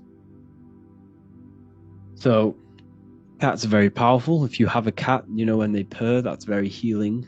The frequency they produce when they purr, they do that to cleanse your energy. They know you have bad energy. So when they purr, they know you have bad energy, and they're trying to heal that for you. So if cats come up to you, they're trying to heal you. Cats are very powerful. This is why witches keep cats, because they're always cleansing them of negative energy. But yeah, I think that's pretty much everything for this video, people. I hope you all enjoyed this video. Be very careful about what you plant in your subconscious. Definitely do their meditations. They're very powerful. Very, very powerful. Do them with headphones. You can't do them without headphones. It doesn't work. You will astral project, or you will have an altered state of consciousness if you follow the meditations of the gateway process. I've done them multiple times. Very powerful audios. So yeah, hope you all enjoyed this one. Feel free to get in the community, tell me what the next video to make. And there's no one in this, so I can't answer questions. So we're going to be doing live calls I'm going to do them every Saturday morning now. So Saturday morning is probably the best time to do them, because people are off work. I've done it on a Friday today, and obviously no one's here because obviously people are at work. So I'm going to do them on Saturday mornings at like 10 o'clock UK time. They're going to be live calls every week from now on. Thank you all for joining the university. It's been a pleasure to share this knowledge with you. Have an amazing day. Today, going to be talking about numerology and the numbers. So first of all, the numbers that we see are the symbols used for numbers, because the numbers itself are not the symbols. Numbers are energy. They are things that exist within our consciousness. Everything we see exists in our consciousness. There is nothing outside of you that is not inside of you. So every number corresponds to you and your consciousness and your body, because as above, so below. What is without is within. So the symbols used to determine numbers are produced by the angles. So 1 has 1 angle, 0 has 0 angles. So we're looking at the angles of these symbols. They're also sigils. You see, what we see with our eyes is going into the mind, and the mind is determining what that symbol is. So essentially, symbols are mental. They trigger thoughts. They trigger things within your consciousness, within your subconscious. That's why symbols are very powerful. When you look at the symbol of Nike, when you visually see it, it triggers the association of thoughts within your consciousness. So symbols are very powerful. So the number 1 is God, the one source, the one consciousness, the one energy, the one all-seeing eye on top of the pyramid. This represents God, which is a microcosm of you, your consciousness. That's why the number 1 is also determined as one line. One straight line means God. This is the one force of the universe. The one consciousness expressed in millions and billions and trillions of different life forms. You are God, I am God. That's why the Roman numerals I, the letter I, is 1. Because there is one God, one I am within all of us. Every single one of us refers to ourselves as I. I is the highest aspect of your being. You can't say anything above I. There's nothing above I. Well, there's no thing, nothing. There's nothing above your I am, which is the void. But it's the consciousness within yourself that is God. It's the I am, where all things spring from. Everything springs from this consciousness within you, from this mind. So masculine is masculine, which is one line, because the number 1 is a masculine force.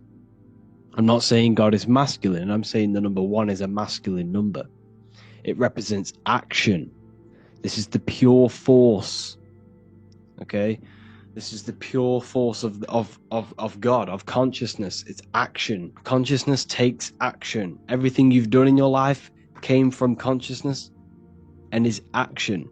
This is symbolized as an obelisk. You see this obelisk everywhere. You see it in Rome. You'll see it in Egypt. You will see it in pretty much every city. You'll see a straight obelisk represents the number 1, which is God. You see this in Washington, D.C. as well. If you go to Washington, and you will see the Vesica Pisces, and in the middle of the interwoven lines of the interwoven circles of the Vesica Pisces, you'll see the obelisk, because this is symbolizing the 1, which then goes into 2. This represents you and God, you and the soul, the consciousness. This represents the yin and the yang energy of the whole universe. The universe is created by these 2 energies, these 2 polar opposite energies, which is represented in the physical world as the sun and the moon. The sun and the moon are physical manifestations of conscious and subconscious, male and female, positive and negative, light and dark, light and darkness. Everything that exists in light exists in darkness. You exist in a physical body, which is the light, and you exist in consciousness, in the darkness. You have a physical self, you have a non-physical self. You have a true self and an echo, which is the body. It also represents division. So this is division between spirit and matter, the consciousness and the body. You, your body, and God. The body and God, which is consciousness. It's the mirror, which is symbolized as the two pillars in Freemasonry. You have the left, you have a left side of your body, you have a right side of your body. You have a left ear and a right ear. This is the number 2. You are split down the middle. Your body is split straight down the middle, and you have 2 sides of everything. And in between the 2 sides of everything, you have one consciousness in the middle of the brain, which is the number 1, and this is 2. So 2 represents the division, spirit and matter. Now, it also represents as above, so below. Your life is a reflection of your consciousness. Whatever is happening within your consciousness, mentally, mentally and emotionally, is manifested into your life, and that is your life. Your life is a reflection of your internal state. Every thought has led you to this very point in your life. Every action has led you to this very point in your life. And them actions started within mind or consciousness. So it represents as above, so below. Everything within your being is manifested from these 2 male and female energies, the left and the right hemispheres of your brain. Everything you do is created by these 2 energies. Okay. So you have the conscious, which is the light, the subconscious, which is the darkness. The conscious mind brings into light out of the darkness. So now what do I mean?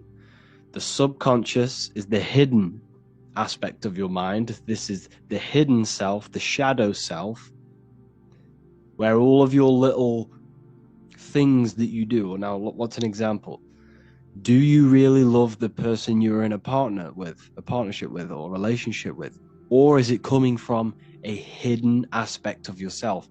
Is it coming from a place of fear of being alone? Is it coming from a sexual desire within your subconscious? You see, there's a shadow self and a light self. The conscious mind brings into light what is in the subconscious. The number 3 represents the Trinity. This is why you always see God inside of a triangle. Well, sorry, it's not God, but inside of the triangle. This is the triad. Okay? This represents the 3 aspects of your consciousness: thoughts, emotions, and actions. These 3 things must be in harmony in order for you to manifest your desire. In order for your consciousness to create, there must be thought, an emotion, and an action. These 3 things are foundation for creation. You can't create without, well, you can, but it won't be to your maximum potential if you do not have these 3 aspects of yourself in balance. If you want to create and manifest your life, you can't sit there and meditate. You can't sit there and visualize all day long. Yes, this helps, and it helps reprogramming your mind, but you need the action. The action is one of the most important, but they need to be in balance. There must be thoughts, emotions, and actions. Now, the daytime represents action. Okay? The nighttime represents thoughts and action. At the nighttime, people tend to reflect. People are alone. You're by yourself mainly, or you're in bed. It's you and your mind. This represents the winter time also. The winter time also represents this inner state of reflection. And the summertime represents the action. So you must have these three aspects of yourself in harmony for you to manifest a desire that you want. It represents transformation. It represents new life, resurrection. Jesus was in the cave for 3 days, and then he had a resurrection, a new life, a transformation. So consciousness is always transforming into new and bigger things. Your consciousness is always expanding. It's always transforming into new ways of thinking, into new chapters of your life. I'm currently going through a new chapter in my life. Big things are changing. And it's the evolution of your consciousness. This is what the number 3 represents. 3 also represents, if you look at the Kabbalistic tree, you have the top 3 spheres. Now we're going to be going into the Kabbalistic tree. I'm going to be doing some lectures soon on it. But that is so the top 3 spheres representing the triangle with the eye in it. If you know anything about Kabbalah, you'll understand. Now, number 4, this represents foundation. You have a 4-fold nature. You have 4 corners on a table. This is the foundation of yourself. Now, the foundation of yourself is mental, astral, etheric, physical, which is, you also have 4 directions: north, east, west, and south.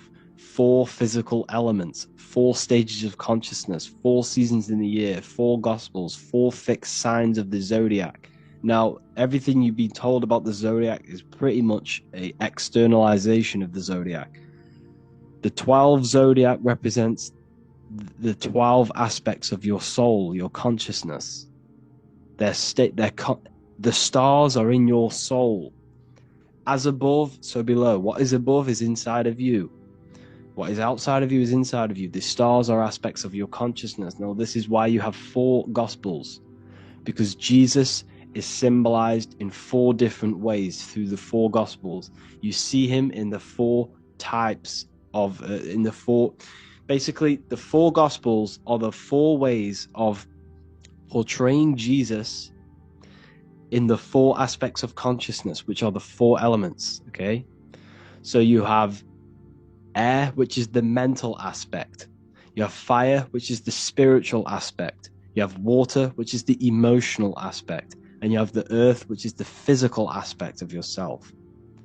These correspond with the 4 ways they portray Jesus in the 4 gospels.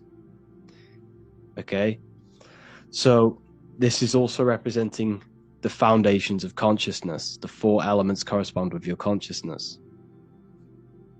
You have your body is a number 4. You have the cross. You have an upwards line and a horizontal line, and the cross section meets at the heart. Now, the heart is considered the sun. The soul is in the heart. Now, what is the soul? The soul is the essence of you, your personality, your level of charisma. When you think of someone. If you think of someone you absolutely love and you have a great connection with, you're not thinking about their body. Yes, you may think what they look like, but what is the non-physical version of that person you have if you don't think of their body? It's the soul of that person, their personality, that individuality. That's their soul. Now, the soul is in the heart. Your words, your actions all come from the heart. Your desire all comes from the heart. This is the soul, the Son of Man, the Son of God. The mind is the Father. The Son of God is the heart. You are the Son of God. Okay? So when Jesus is portrayed as Son, as the sun, the sun you see in the sky, he always has the sun behind his head. Now, this represents the Son of Man, the soul of man, the heart of man, the core essence of someone. So that's what the sun is, because the sun in the sky corresponds with your heart. It corresponds with your heart. It's also on the Kabbalistic tree, this represents Teferot, the middle sphere, where all of the pathways on the tree connect to the middle sphere, which is the heart of man. We're going to be going to the Kabbalah soon. 5. So yeah, 4 represents the foundations of your consciousness. In your external world, this represents the foundation of manifestation. In order for you to build an empire, you must have 4 corners. You must have foundation. In order for you to have a table, you must have 4 corners. So 5 represents also the human body, because 5 now represents experience. This now represents the physical plane. Okay, this is the physical self. So if you notice, all of these numbers, 1 up to 4, is mainly about consciousness and the invisible side of yourself. Okay, mainly. But once you hit number 5, you're now starting to turn into matter, material. This is more material things now. 5 represents experience. You have 5 fingers on each hand. You have 5 senses. Your consciousness interacts with this material plane through the data of the 5 senses. The 5 points on your body. You are a star. You see, this is the pentagram, a very sacred symbol. 5 represents how spirit manifests into physical. Sorry about the spelling mistakes. I did this quite quick. This represents how spirit manifests into physical. It's the material world, the experience of spirit in matter. Jesus took 5 wounds on the cross. Jesus said, "Take no thought," 5 times. He pretty much says, meditate, take no thought. I forgot what verse it is. He says, take no thought 5 times. Why? Because you have 5 senses which are distracting you from connecting with the higher consciousness within you. You must turn off the 5 senses. Take no thought. And when thought is no longer present, other aspects of your consciousness can open up. The mind is always rambling on. It's always thinking different things, placing attention on different things, worries. Once there is no thought and there is no data from the 5 senses coming through, other aspects of your consciousness starts to open up. Now, this is how you can have mystical experiences. Now, Jesus on the cross took the 5 wounds. Jesus crucified on the cross. How did he get up to the cross? He carried the cross up the mountain, which represents elevation of consciousness. Then he was crucified. He took the 5 wounds, which represents turning off the 5 senses.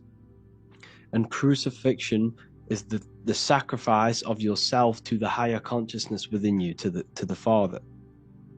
Sacrificing yourself to God.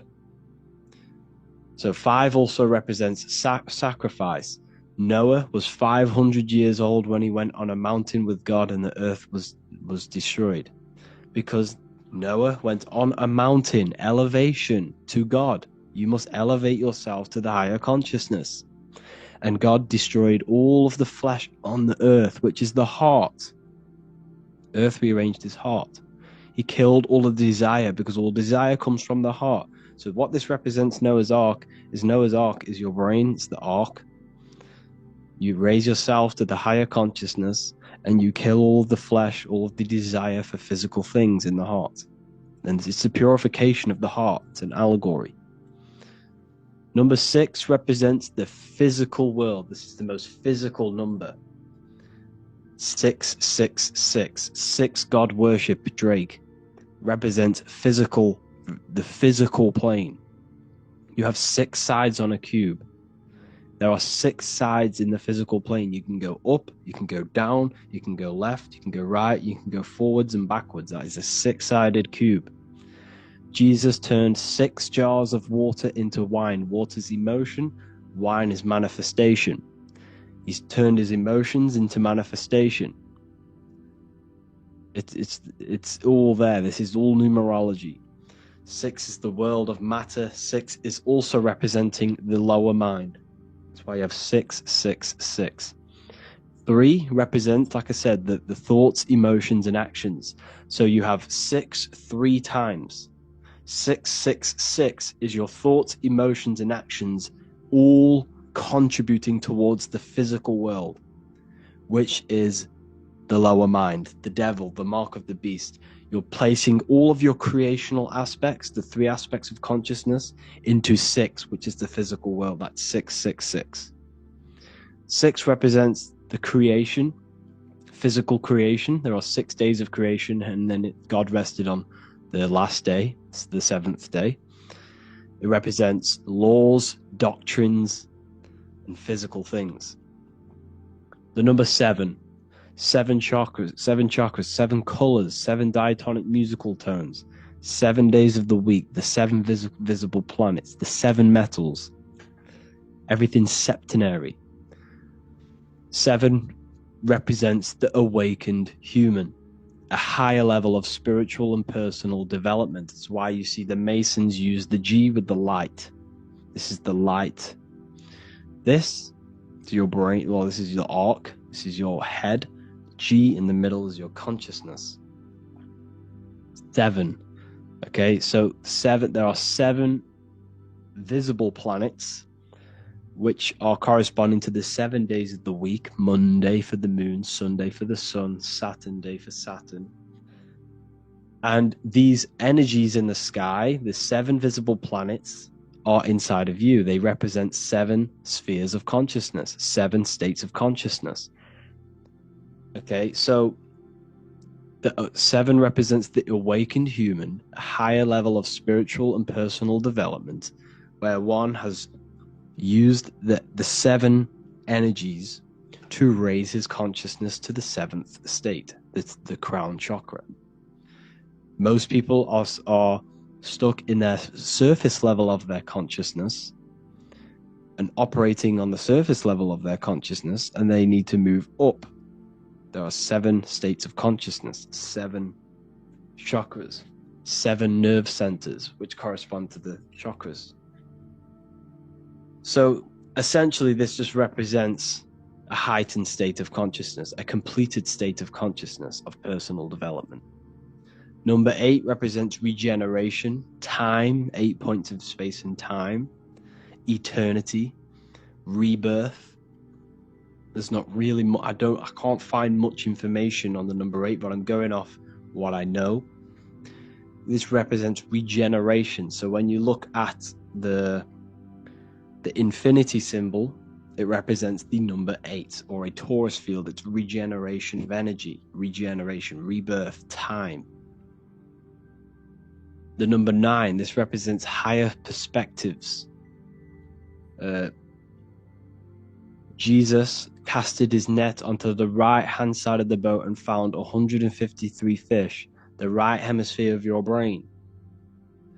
Casting the net to the right hemisphere of your brain, you'll find 153 fish, because 153 adds up to 9. You see higher perspective when you use the right hemisphere. It shows you a broad perspective. If you don't know about the brain hemispheres, go and watch the lecture under the real lectures section, and go and watch that. That will tell you everything you need to know about the left and right hemispheres of your brain. It also represents endings, completions, because you have 9 months in the womb. There are 9 moon cycles, because your body is created by the celestial spheres, by the energies of the celestial spheres, which are also inside of you. Your body's created in the moon. By the rotation of the moon, which is 9 months. The moon sounds like womb. And if you look on the Kabbalistic tree of life, you'll see this Yesod sphere, which is corresponding to the moon, because this is God up here manifesting, filtering consciousness through these spheres, then entering the moon, and then from the moon you enter the physical plane. It's the womb. It's why it corresponds with the womb. So number 9 represents higher consciousness, perspectives, feminine is 9 months in the womb. Number 10, this represents the returning back to source. This is Everything goes from 1 to 9, then it goes back to the 1 again, 1 and 0. So this represents returning back to source, back to 0, back to the beginning, God. It's pure completion. So it's cosmic scale, which is you, a microcosm of God. The macrocosmic scale represents how God manifested everything in the universe through consciousness. And then the microcosmic scale represents you manifesting from God into the physical world of God, of the manifested plane. So pure consciousness can't enter a physical vessel. It's too powerful. Consciousness is too powerful for it to enter a body. So what God did is filtered his consciousness through 10 energies, okay, which is the Kabbalistic tree, and basically filtered his consciousness through these spheres so that we could have a material plane. So this is where it gets very deep in the Kabbalistic teachings. So I advise you all to research the Kabbalistic tree. It's very, very interesting. And this is basically how God comes down through these spheres into the material plane. Each path corresponds with a lesson. You, on a microcosmic scale, are down here, but your consciousness can expand all the way back to source, because the mind has infinite possibilities. There is limitless possibilities with your mind. Your mind has the potential to grow and expand into new fields of thought and expand to know everything in the universe, which is basically pure enlightenment. Your mind has no limitation. The only limitation in your mind is the beliefs that you hold. The mind has infinite possibilities to expand beyond physical awareness to the consciousness of God. That's why humans are very, very powerful. Humans are made in the image of God, because we have the potential to expand our minds to God. So essentially, this also represents, on a microcosmic scale of you, the path back to source, the path back to Kether. Okay, I'm going to make a whole lecture on this, so we'll go into that another time. So this is why the word man adds up to 10. Adam, the first ever man created, adds up to 10, because 10 is the Kabbalistic tree.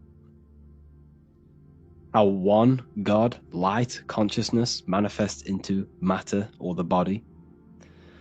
So you are made in 10ness. You have 10 consciousness, 10 spheres of consciousness.